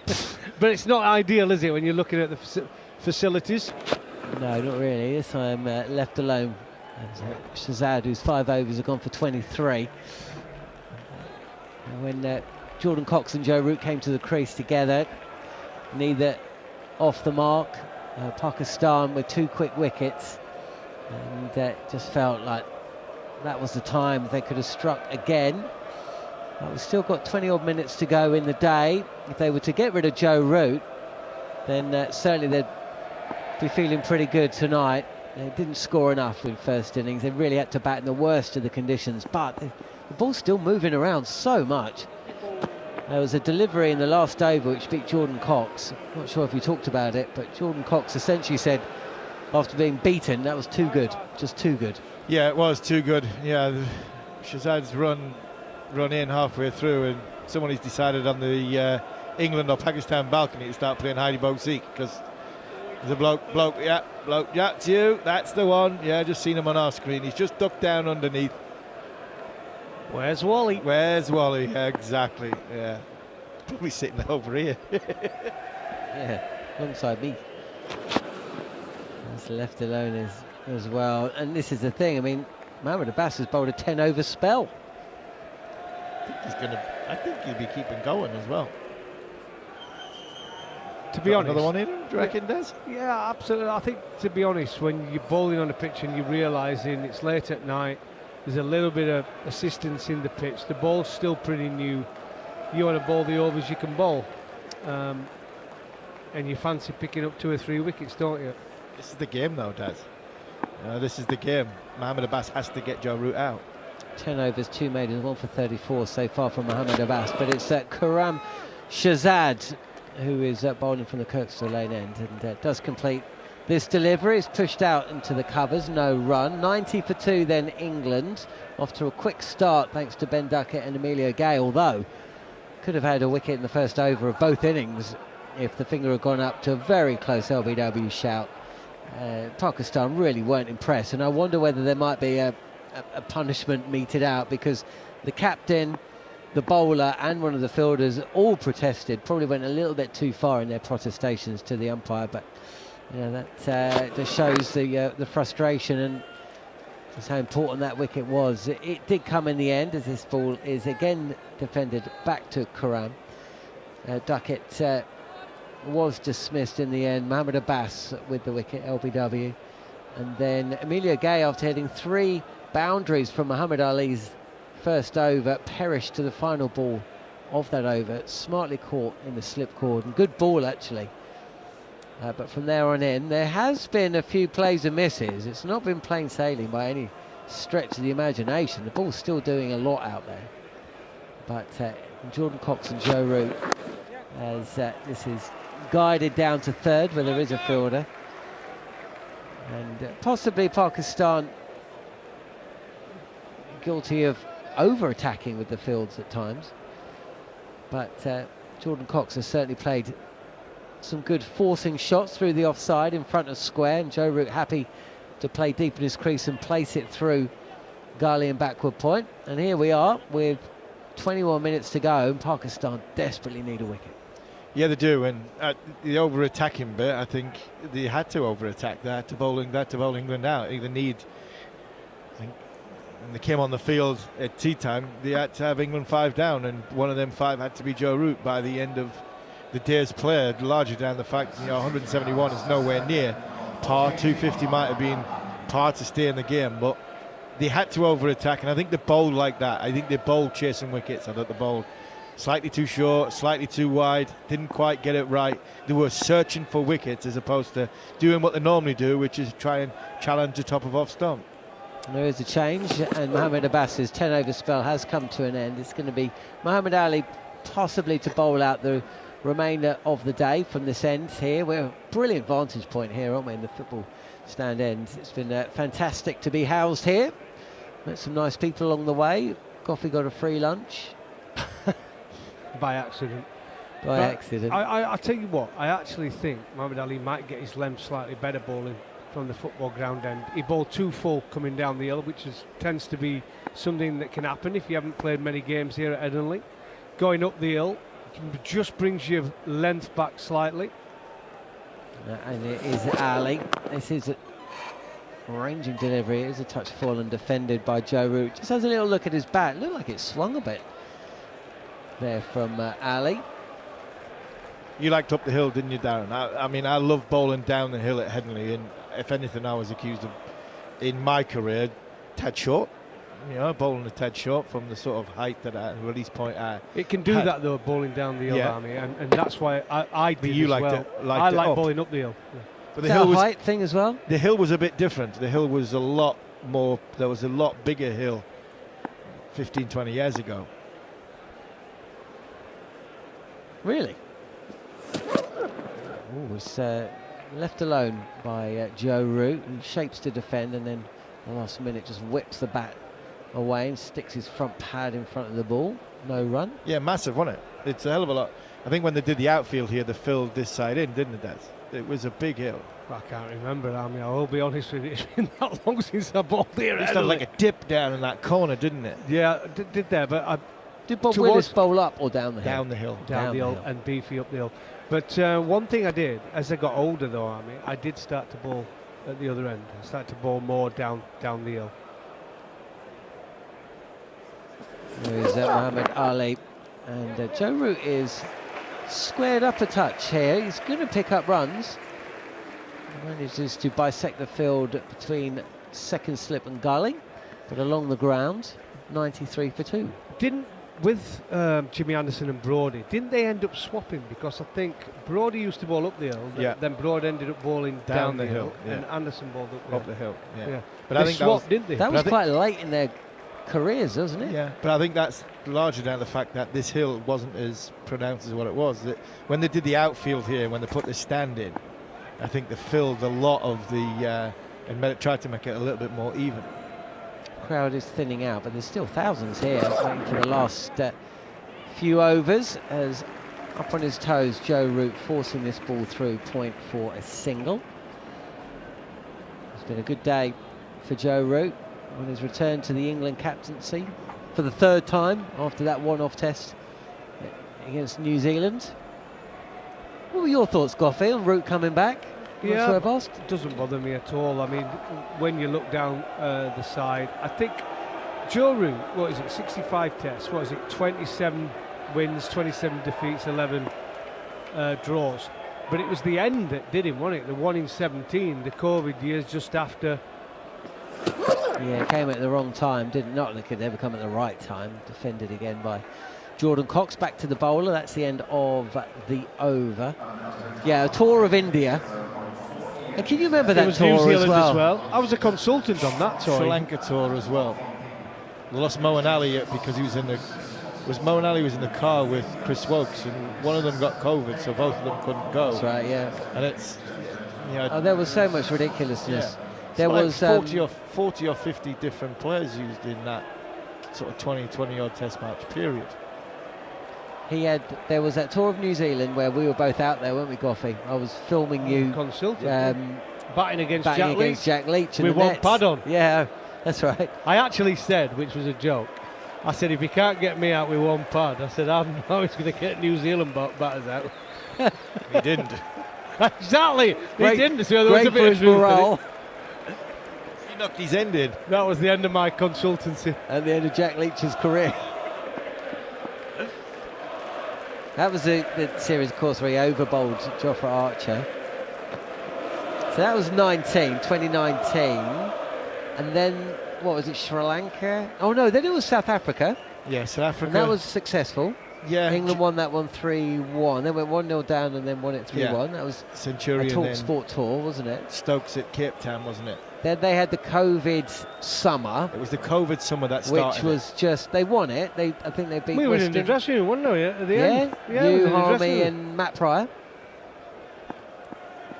Then they had the COVID summer, which was, very difficult, but this is defended by Jordan Cox. They beat West Indies 2-1, and they beat Pakistan 3-0, I think. But, you're essentially just, they all had to isolate in their rooms every night, didn't they? Then you also, if you throw into the mix that Ed Smith was chairman of selectors, who was trying his hardest, and there was a few agendas going around about leaving Broad and Anderson out and was he still in position? Yeah, I think he was still. Well, we were in the West Indies, weren't we? That was the start of 2019. Yeah, or was that 2020? No, it was 2019. Yeah, because then it was the Ashes. Oh no, then it would have been India.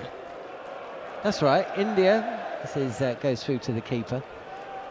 India away. It was Sri Lanka away, then India away. So that was bang on in COVID. That was bang in COVID because there were players in and out. We were quarantine. in London, weren't we? We weren't allowed in the country. We weren't out in the country. So that was, and obviously that started well. They won in Sri Lanka, and then they won the first test in India. Yeah, Joe got double 100, didn't he? Joe got double 100 in Sri Lanka. Then it went. Then from that second test match in India, it went. Yeah, it was all pretty much downhill, wasn't it?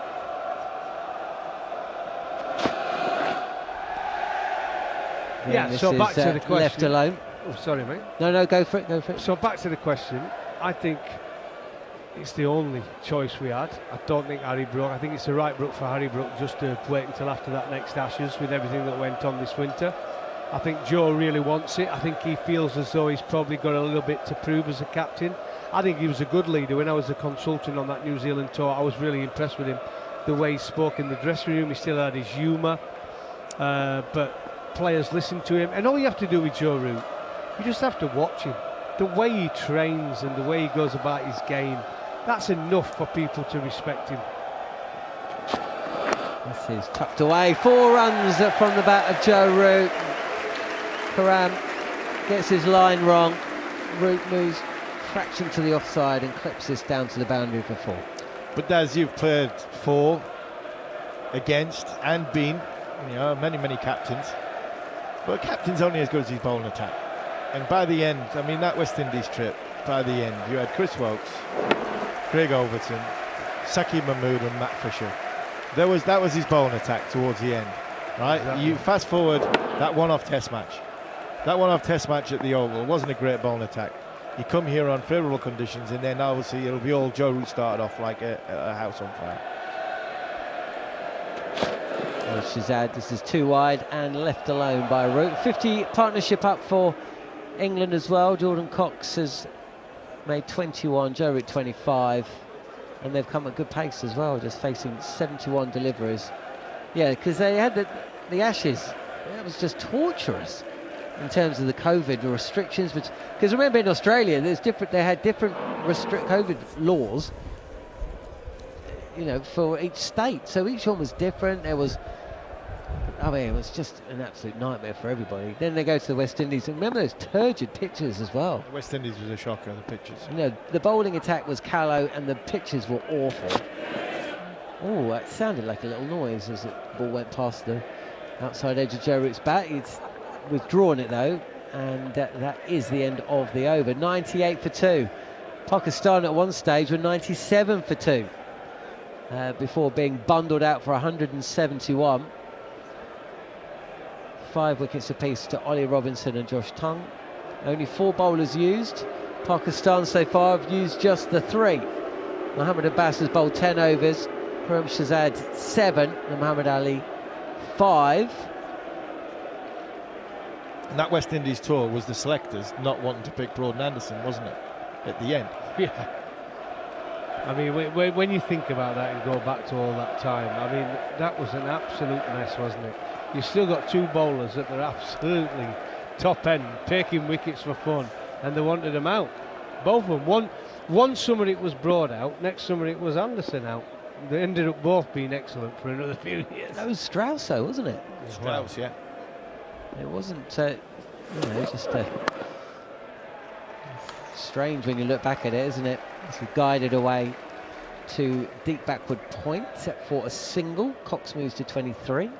Yeah, it was Strauss, Silverwood, that sort of time and that sort of era, and you could argue and say that was the best thing ever happened for Ben Stokes, for Brendan McCullum, and for Jimmy Anderson and Stuart Broad, because if they'd gone to that West Indies series, they would have been out. I'm sorry, as great as they are, them wickets were so slow and so bad. You know, they might have been the ones, the 4 guys from that. Oh, edged between second and 4th slip. Gully along the ground. That'll be another 4 and 100 up for England. 103 for 2. Well, there's been a little bit of swing here, if we're going to be honest. I think Mohammad Ali's just not got his lengths right. Joe's footwork wasn't as assured it normally is there, just getting a thick outside edge. But there is a little bit of swing movement this last 5-10 minutes. There is. It looked as though Joe got his foot stuck in the ground. It looked as though he just got his left foot, you know, the probably the top 2 or 3 studs in the ground, and I just wonder if that's why he's now batting well outside his crease. There's a change in the field. The horse has bolted, so we now have a fielder in at 3rd slip. Man taken out from square leg, and this is angling in on off stump and defended by Root, who's 29. 103 for 2. You know, if there was just one thing, I know that decision by Andrew Strauss to essentially drop Jimmy Anderson and Stuart Broad, but I kind of felt at the time that Strauss made the big decision. He took the flak. He knew that there was a potential for a new coach to come in, and that new coach could bring Anderson and Broad back if it didn't work. It was almost a free hit in a way. I don't know if that was ever part of his thinking, because that is what eventuated, wasn't it? Left alone this time, no run. Yeah, but what Army's saying is actually right. If they would have gone on that tour, it could have been naturally the end of their career anyway. We've seen it happen to a few cricketers over the years. It would have, because their wickets were embarrassing. Oggy. Yeah, them wickets were embarrassing. They were so slow, and it probably would have been the end if they had come back and done what Chris Wokes had done, Craig Overton had done. Probably would have done a little bit better. What would it have cost them, that 300 Test wickets? Anderson, it'd been about 300 test wickets, wouldn't it? 200 test wickets. 150, you'd say for Jimmy. Muhammad Ali past the umpire. Oh, and this is a little bit outside edgy again. It bounces short of Gully. Play with soft hands, possibly. Played that so well, really soft hand. This is what's good about Joe Root. When he plays like this, he's used to playing here, obviously, at Headingley. He's getting across his stumps. He's making sure he's outside the crease, and he's making sure that bat doesn't leave his side. He's not playing away from his body. That's what he's telling himself. Keep compact, keep tight, don't go chasing it. Also his head. His head in this situation is so important, being still and balanced.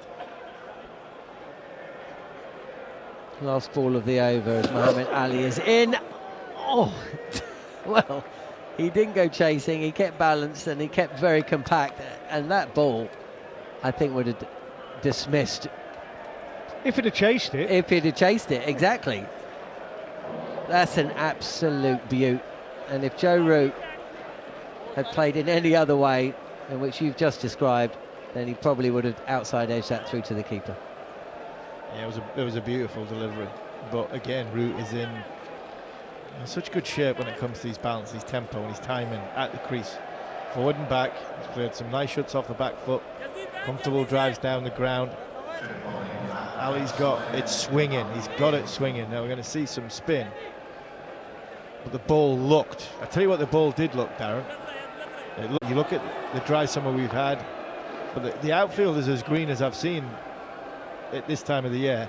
The areas around the ground, there's a few bare patches, a couple of wickets which are, so I just wonder, could there be some reverse swing that could keep Pakistan in this game, because they're going to need something different.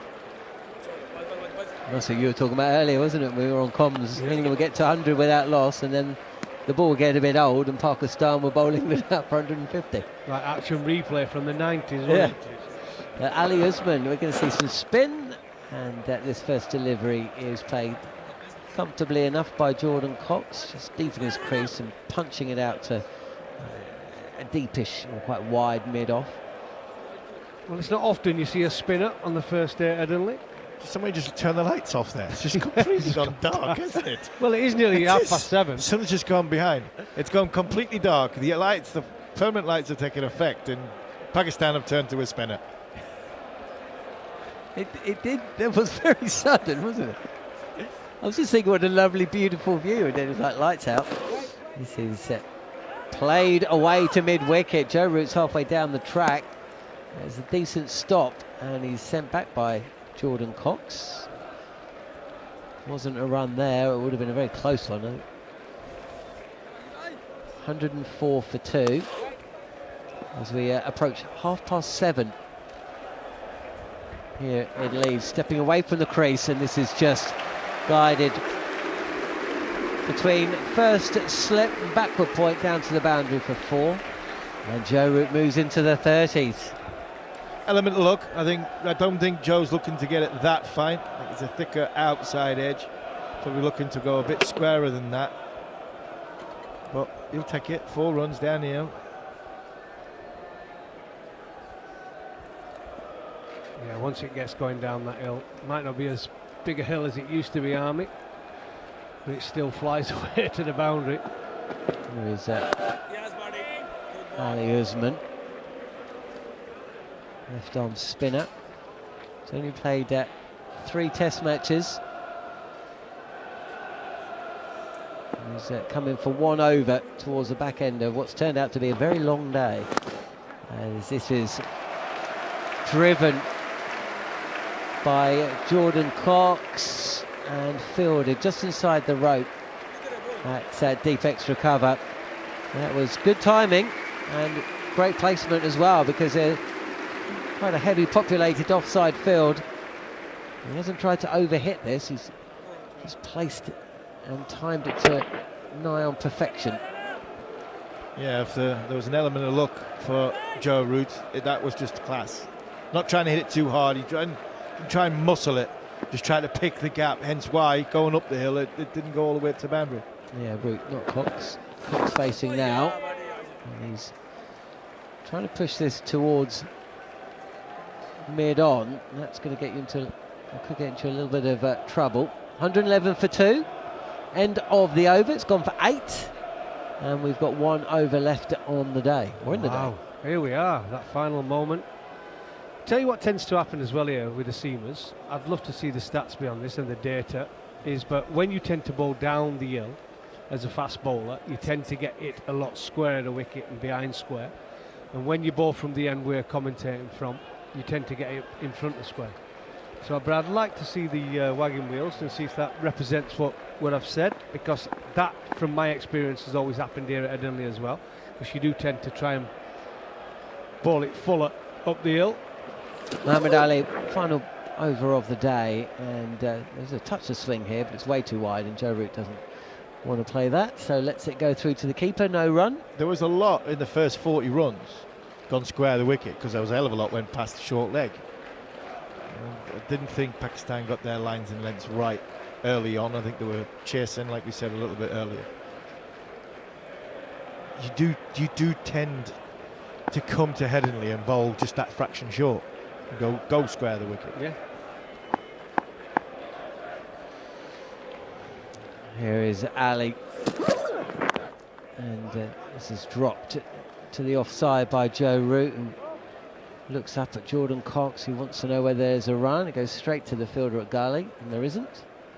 Cox has played quite nicely as well. Yeah, Cox has been watchful, hasn't he? He's not actually played away from his body either. He's waited for the bad ball, and he's punished it. But it's, look, again, we're talking about leaders and someone you want to bat with and watch. It's Joe Root. I mean, what better partner could you have out there? Your skipper, you're trying to impress him. Yeah, you're trying to impress him, and he just keeps reminding him, right, next ball. He's telling him all about Headingley, everything. The perfect partner, let's be straight. It's a touch fuller from Muhammad Ali this time, but drawing Joe Root forward, who's happy just to defend on off stump and pushed out to the covers. No run. I'll tell you what, if you had an in-swing of this bowler, I think he might be dangerous. I ain't seen an in-swing all day. Nothing. I've not seen them go, whether it's Mohammad Abbas, Shahzad or Ali, gone in. Abbas has managed to get the ball away from the left-hander, didn't he? Nipped But that it. was over. Yeah. But they've not had an in-swinger. So we've seen him here bowling some nice little shaped-out deliveries. Jimmy Anderson here now would just like throw the odd one in the other way, wouldn't he? And that's what made him so dangerous. Touch shorter, and again Joe Root getting behind the line of the ball, opens the face a touch, but can't beat the fielder. So in front of point, no run. So what happens is, because it's going one way only at this moment in time, not saying he's not going in the locker, we've just not seen it, Joe can get across his stumps and cover that off stump, because he knows so far he's not had one that's come back in swing in, and if he misses it and hits him on the pads, he's going to be out. So he's playing every delivery as though it's going to be an outswinger. 2 balls left of the day as Ali is in, and Root will almost certainly face the first over or 2 tomorrow. He gets off strike with 1 ball remaining, and he moves 2 as the screen goes blank. 37. It's called experience, that. Experience, my friend.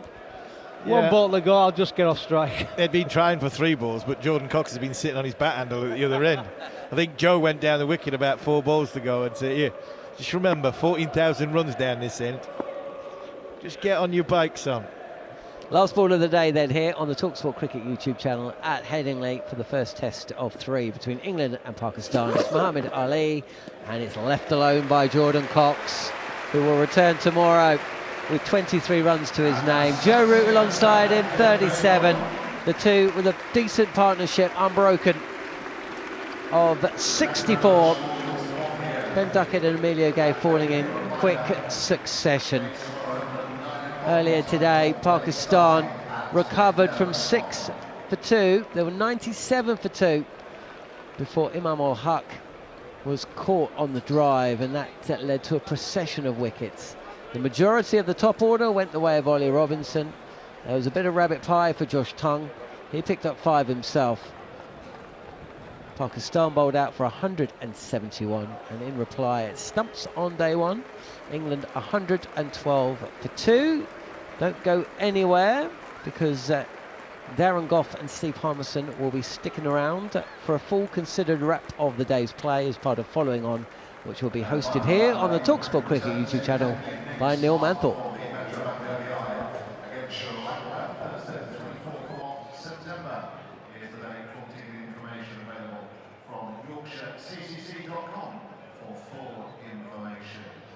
Please follow the guidance of our stewards as you leave us here this evening. And please place rubbish in the bins provided where possible. Reminder once again on the screen, the 2027 International opens on Wednesday, the 2nd of September. We want to secure international priority.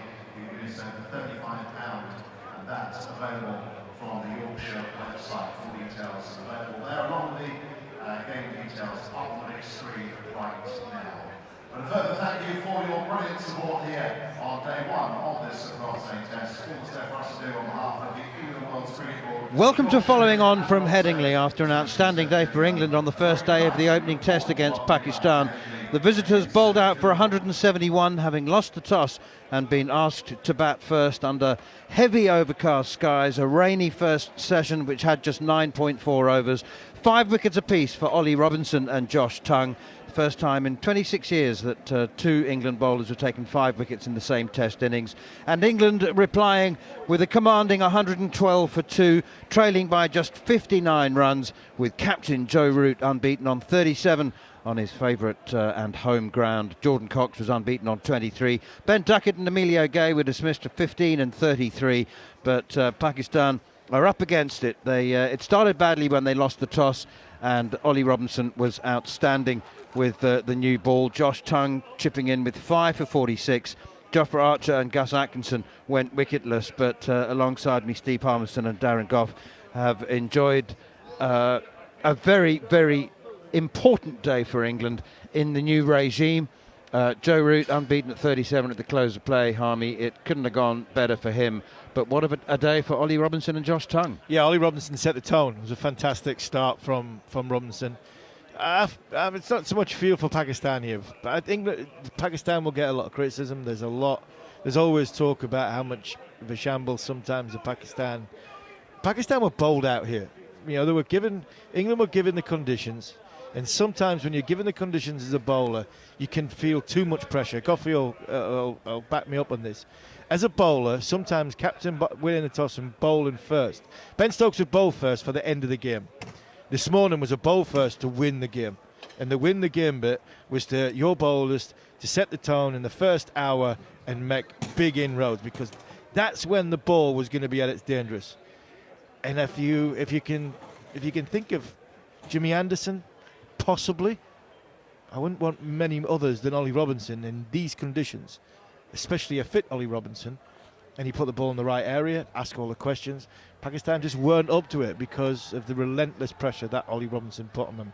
And when you do that and you keep making inroads and you keep making openings, you've got a Josh Tongue, who is the other way from the Pakistan batter's point of view, that they don't like facing bowlers like me, you know, big tall bowlers that hit the pitch, that make the ball bounce, hit the splice of the bat, you know, clip the fingers every now and again.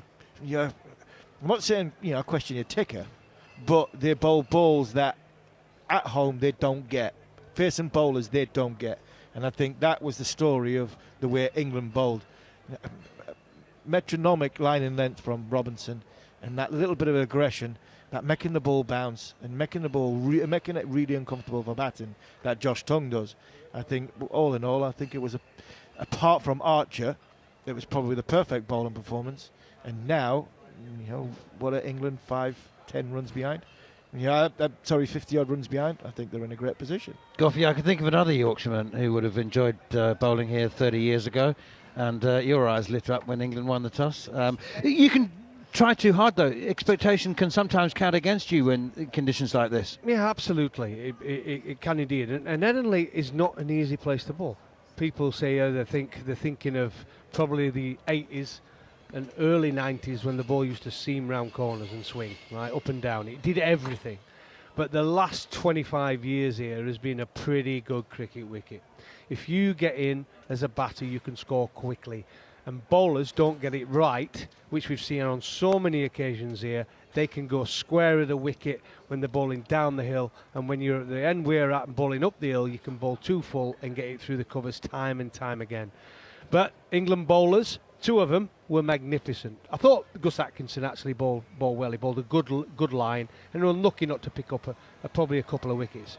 But Tongue knocked over the tail. Ollie Robinson with a new ball, outstanding. It was a pleasure to watch him. There was doubts whether they were going to pick him again this summer. They had to pick him. He's the most skillful bowler for me in the country, without a doubt. Yes, you could question on flat pitches. That was never doubted, Darren. You could question him on flatter pitches, and I think England is still not 100% sure about him.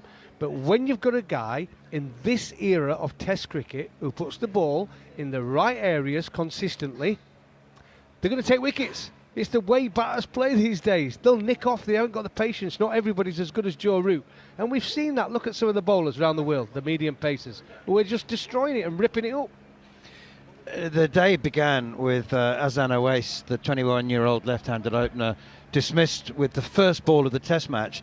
Only the 5th England bowler, Ollie Robinson, to do that, and only the 2nd Pakistan batsman to be dismissed with the first ball of a Test match. Robinson trapped him LBW, and Shan Masood didn't last long, was LBW to Robinson as well. Pakistan were 6 for 2. Let's not forget there was a 3rd wicket partnership of 91 between Abdullah Shafiq.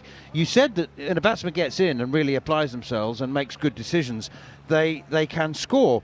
And that partnership of 91 with Imam ul Haq, who made 42, and Pakistan had recovered and, you know, were 97 for 2, but England didn't panic, didn't try to anything. Joe Root didn't go to any stage to the short ball, and there were, I reckon, only like 4 or 5 bounces bowled by everybody throughout the entire day. So England stuck to what works best in these conditions. They didn't lose patience. No, and I think even during the Bazball era, Ben Stokes' era, they would have kept bowling the way they bowled. I don't think even in that partnership going, they would have gone down the short ball. There was far too much happening.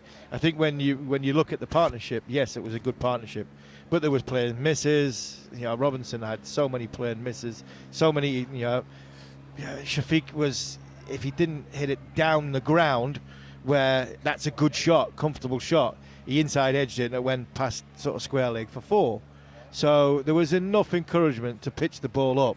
I just think England didn't lose their patience. Their understanding on this surface was in what was required, and I think all in all they bowled well together as a partnership, and who was bowling and backing the other guy up. And like I said before, just a little one with Shan Masood. It was Ollie Robinson was bowling around the wicket, and I think Gough, you were on commentary. He was bowling around the wicket. He didn't stay around the wicket for too long because the realisation of this ball is swinging. I'm now going to go back over the wicket. All the plans off the field that the bowling coach will have been setting up, and this is how you bowl at Shan Masood, and this is where I think Ollie Robinson's very good.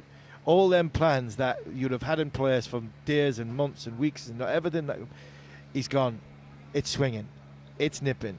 I'm going back over the wicket, and I'm going to try and blow his front pad off. And he did, and it worked. And that for me is a bowler who knows what he's doing, especially in these conditions. You fast forward it to Pakistan coming out, in exactly the same thing happening from Shahzad running down the hill. You know, Duckett, Emilio Gare, they'll have been told, got to bowl round the wicket. Hold on, it's swinging. Why are you not going over the wicket? All of a sudden, 40 for none, ball's going everywhere. And just little things like that, and that's what makes Robinson good in these conditions. Gough, what did you think of Joe's captaincy? I thought he was very obviously the captain today. Do you know what I mean? He wasn't sort of directing traffic and parking airplanes with ping pong bats kind of thing. He wasn't like, you know, making a big spectacle of it, but he was very proactive. Although we didn't see, you know, exotic fields, and you know, we had 3 slips in for the entire Pakistan innings, but he was working with his bowlers. You got the sense that he was, you know, really coordinating things. Yep, I thought he was outstanding. He had a strut about him when he came out. He was confident, home ground. He still hadn't solved his Jofra Archer thing yet. I think that one might appear in a couple of newspaper articles. He still hadn't. Jofra just won at the races today. He just didn't get it right. I think sometimes when you come out of a white ball series, you know, your wrist he's been bowling a lot of Yorkers, a lot of slow balls, and it can take you a few overs to get back into that rhythm. And I thought he struggled more than any of those today. I thought Josh Tongue, actually, his first spell, struggled a little bit with it as well. Very much his so. bad wrist. But once he got it right, he was outstanding. Joffre has just taken a little bit longer. Second innings, would it surprise me if Joffre comes out and gets 4 or 5? Wouldn't surprise me at all. But on the captaincy, I thought he was excellent today. It was a nice day at captain. You win the toss, you're bowling on your own ground. You know how to take wickets here. You've seen so many good bowlers over the years take wickets, and he set the fields right, and everything worked to a T, didn't it? He had 2 bowlers who basically turned up for him massively today, in Josh Tongue and Ollie Robinson. 2 different types of bowlers, and they both showed off their skills today. One with a new ball on a pitch that's doing a bit is dangerous.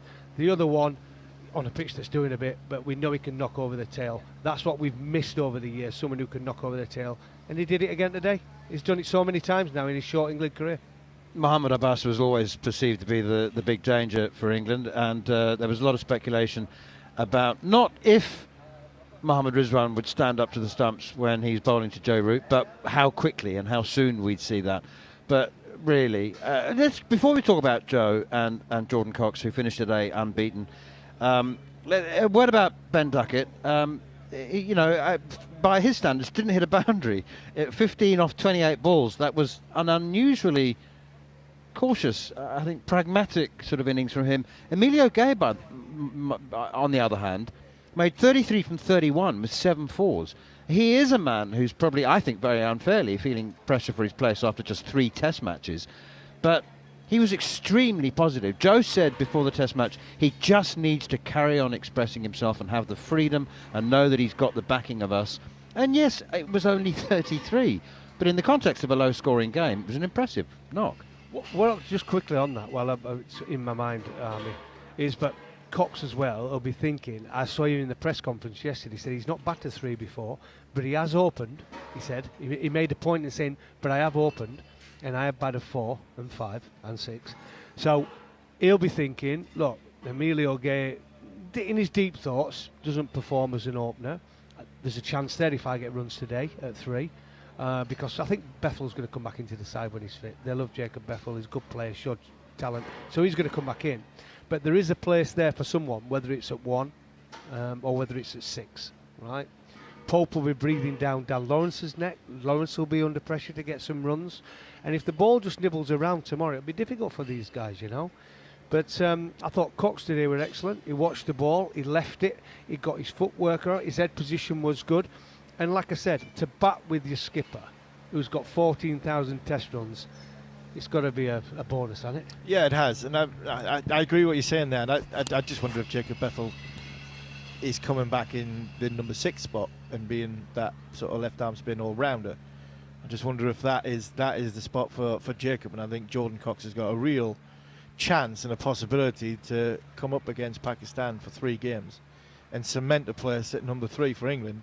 Like Jonathan Trott did during my time, right at the very end against Australia, where he comes in, he gets runs, he grows into the position and makes the position his own. But I think the Emilio Gay one, I get what you're saying, Manners. There has been a lot of talk and frustration, I think, on a lot of people's parts that's connected to Emilio Gay. I know there's quite a lot of frustration up in Durham that people are questioning Emilio already. There is, areas where he probably does need to work on in international cricket around that around the off stump, around that front pad. But come on, man, as you were in South Africa and you spent all that time with Graham Smith. I mean, if there was anybody who had issues around that front pad and that, and Graham Smith didn't do too badly. So he didn't against me. He took 252 days, 2 tests in a row against my bowling. Finished Darren Gough off. But I think it's unjust against Emilio at the minute. I think he looked really. There's 2 test matches he's batted in where he's looked really, really good, and do you know what? He got a good pull. A left-hander gets out. A left-hander, 9 times out of 10, for me, in international cricket, nick the ball that Emilio Gay. And if he doesn't nick it, he's not in form and it hits him on the outside of the back arm, because it was a good delivery. He went quick, didn't it? Yeah. It was a good length, hit the pitch hard, went quickly, turned him up, made him slightly open and nicked it off. It was a good catch as well. Look, I think he's a good player. I think there is things he's going to learn, but it's like most cricketers these days, they're learning on the job. They don't learn in county cricket, although he's played a little bit of that. They're learning on the job. And you're also judged very, very quickly. He got a 50. The quicker he can get that 100 off his back, under his belt. If he gets 100 in this series, then all of a sudden I think another one, like Jordan Cox, if they can make their place their own before the winter going into South Africa. Like I said to you a little bit earlier, I want to judge somebody on 7 test matches. If they come in at the start of the summer, judge them on 7 to 10 test matches. Give them the whole summer and give them half the winter. Can they play in their home conditions and can they travel? And I think that I think is what we should be looking at Emilio Gay and not trying to judge him, especially as an opening batter, and not trying to judge him, 3 test matches into his Guys, career. having limitations and flaws, is that not a help sometimes? Absolutely. As a batsman or a bowler, knowing what you can't do as well as what you can do? As long as you stick to it. I think the biggest thing, Manners, is when you're playing at this level, is you stick to those plans. If you know your limitations and you stick to them, right, correct. But someone like Ollie Pope, he has got limitations. 100% agree. But he comes out and he's had 20 Red Bulls, right? So the problem is he's not controlling it. So he's trying to do something. His game, that might be a little bit to the environment that was in. It was a bit too relaxed. He wasn't doing enough training, not working on the things he needs to work on, because that's the only way you're going to get better is working on them things as well. And that's why I think we might have saw Duckett today. That's more like a Duckett innings. I know look, he's playing against a top quality bowler on a pitch that's doing a bit. But at least he's tried to survive it rather than coming out and trying to blast a quick 40 and then getting out. Ben Duckett is a good player. Ben Duckett will have a successful long career if he plays Ben Duckett way and not try and be like Zach Crawley was, try and be Viv Richards or Harry Brook. No, we ain't got another Harry Brook. Harry Brook's the only one who can play that way. Let him do it. The rest have to come in and play to their limitations. Spot on. Right, we're almost done. The weather forecast not very good for tomorrow morning. Heavy overnight rain forecast and rain again in the morning. But for now, it is a chance to reflect on a day that went pretty much. Well, there's no such thing as a perfect day, but we're all sitting here and we haven't got many criticisms. No criticism whatsoever. I think England, Joe Root couldn't have woke up this morning and thought his day could have gone any better. The rain, the overhead conditions, the ball still got a good shine on it. So if Pakistan are to get back into this test match, I think if Joe Root, Jordan Cox, even somebody like Dan Lawrence, and you look down the order, if they're still batting at lunchtime tomorrow, I think this game might be over. Well, I think the first hour and a half tomorrow is the game, innit? I hate saying that on the morning of day 2, but when you're 171 all out, and England will be looking to get to that, like I said, minimum 250, but realistically over 300. And I think that puts Pakistan out of the game, if you ask me. I think with a weather forecast tonight and tomorrow morning, there might be a bit more in that pitch for the bowlers. And I said, Mohamed Abbas, we've seen the skills he's got today on day 1. If he can get it right in those early overs tomorrow, they could go bang, bang, bang. You just never know. Very important to stress that England took those 10 wickets today. There was nothing remiss about Pakistan's application and determination. The 2 men got in and they were got out. They didn't make mistakes, but very much England's day. Pakistan 171 all out. England overnighting on 112 for 2, trailing by just 59. And the final word goes to Ollie Robinson and Josh Tongue. 5 for 51 and 5 for 46. The first 2 bowlers to take 5 wickets apiece in an England innings for 21 years since Steve Harmison and Monty Panesar did it. Against Pakistan. Against Pakistan. We got 19 wickets. Me, Monty, got 19 wickets in the match. The other one was a run out. We'll see you back for more ball-by-ball commentary for listeners and viewers outside of the UK whenever day 2 gets underway. Cheers.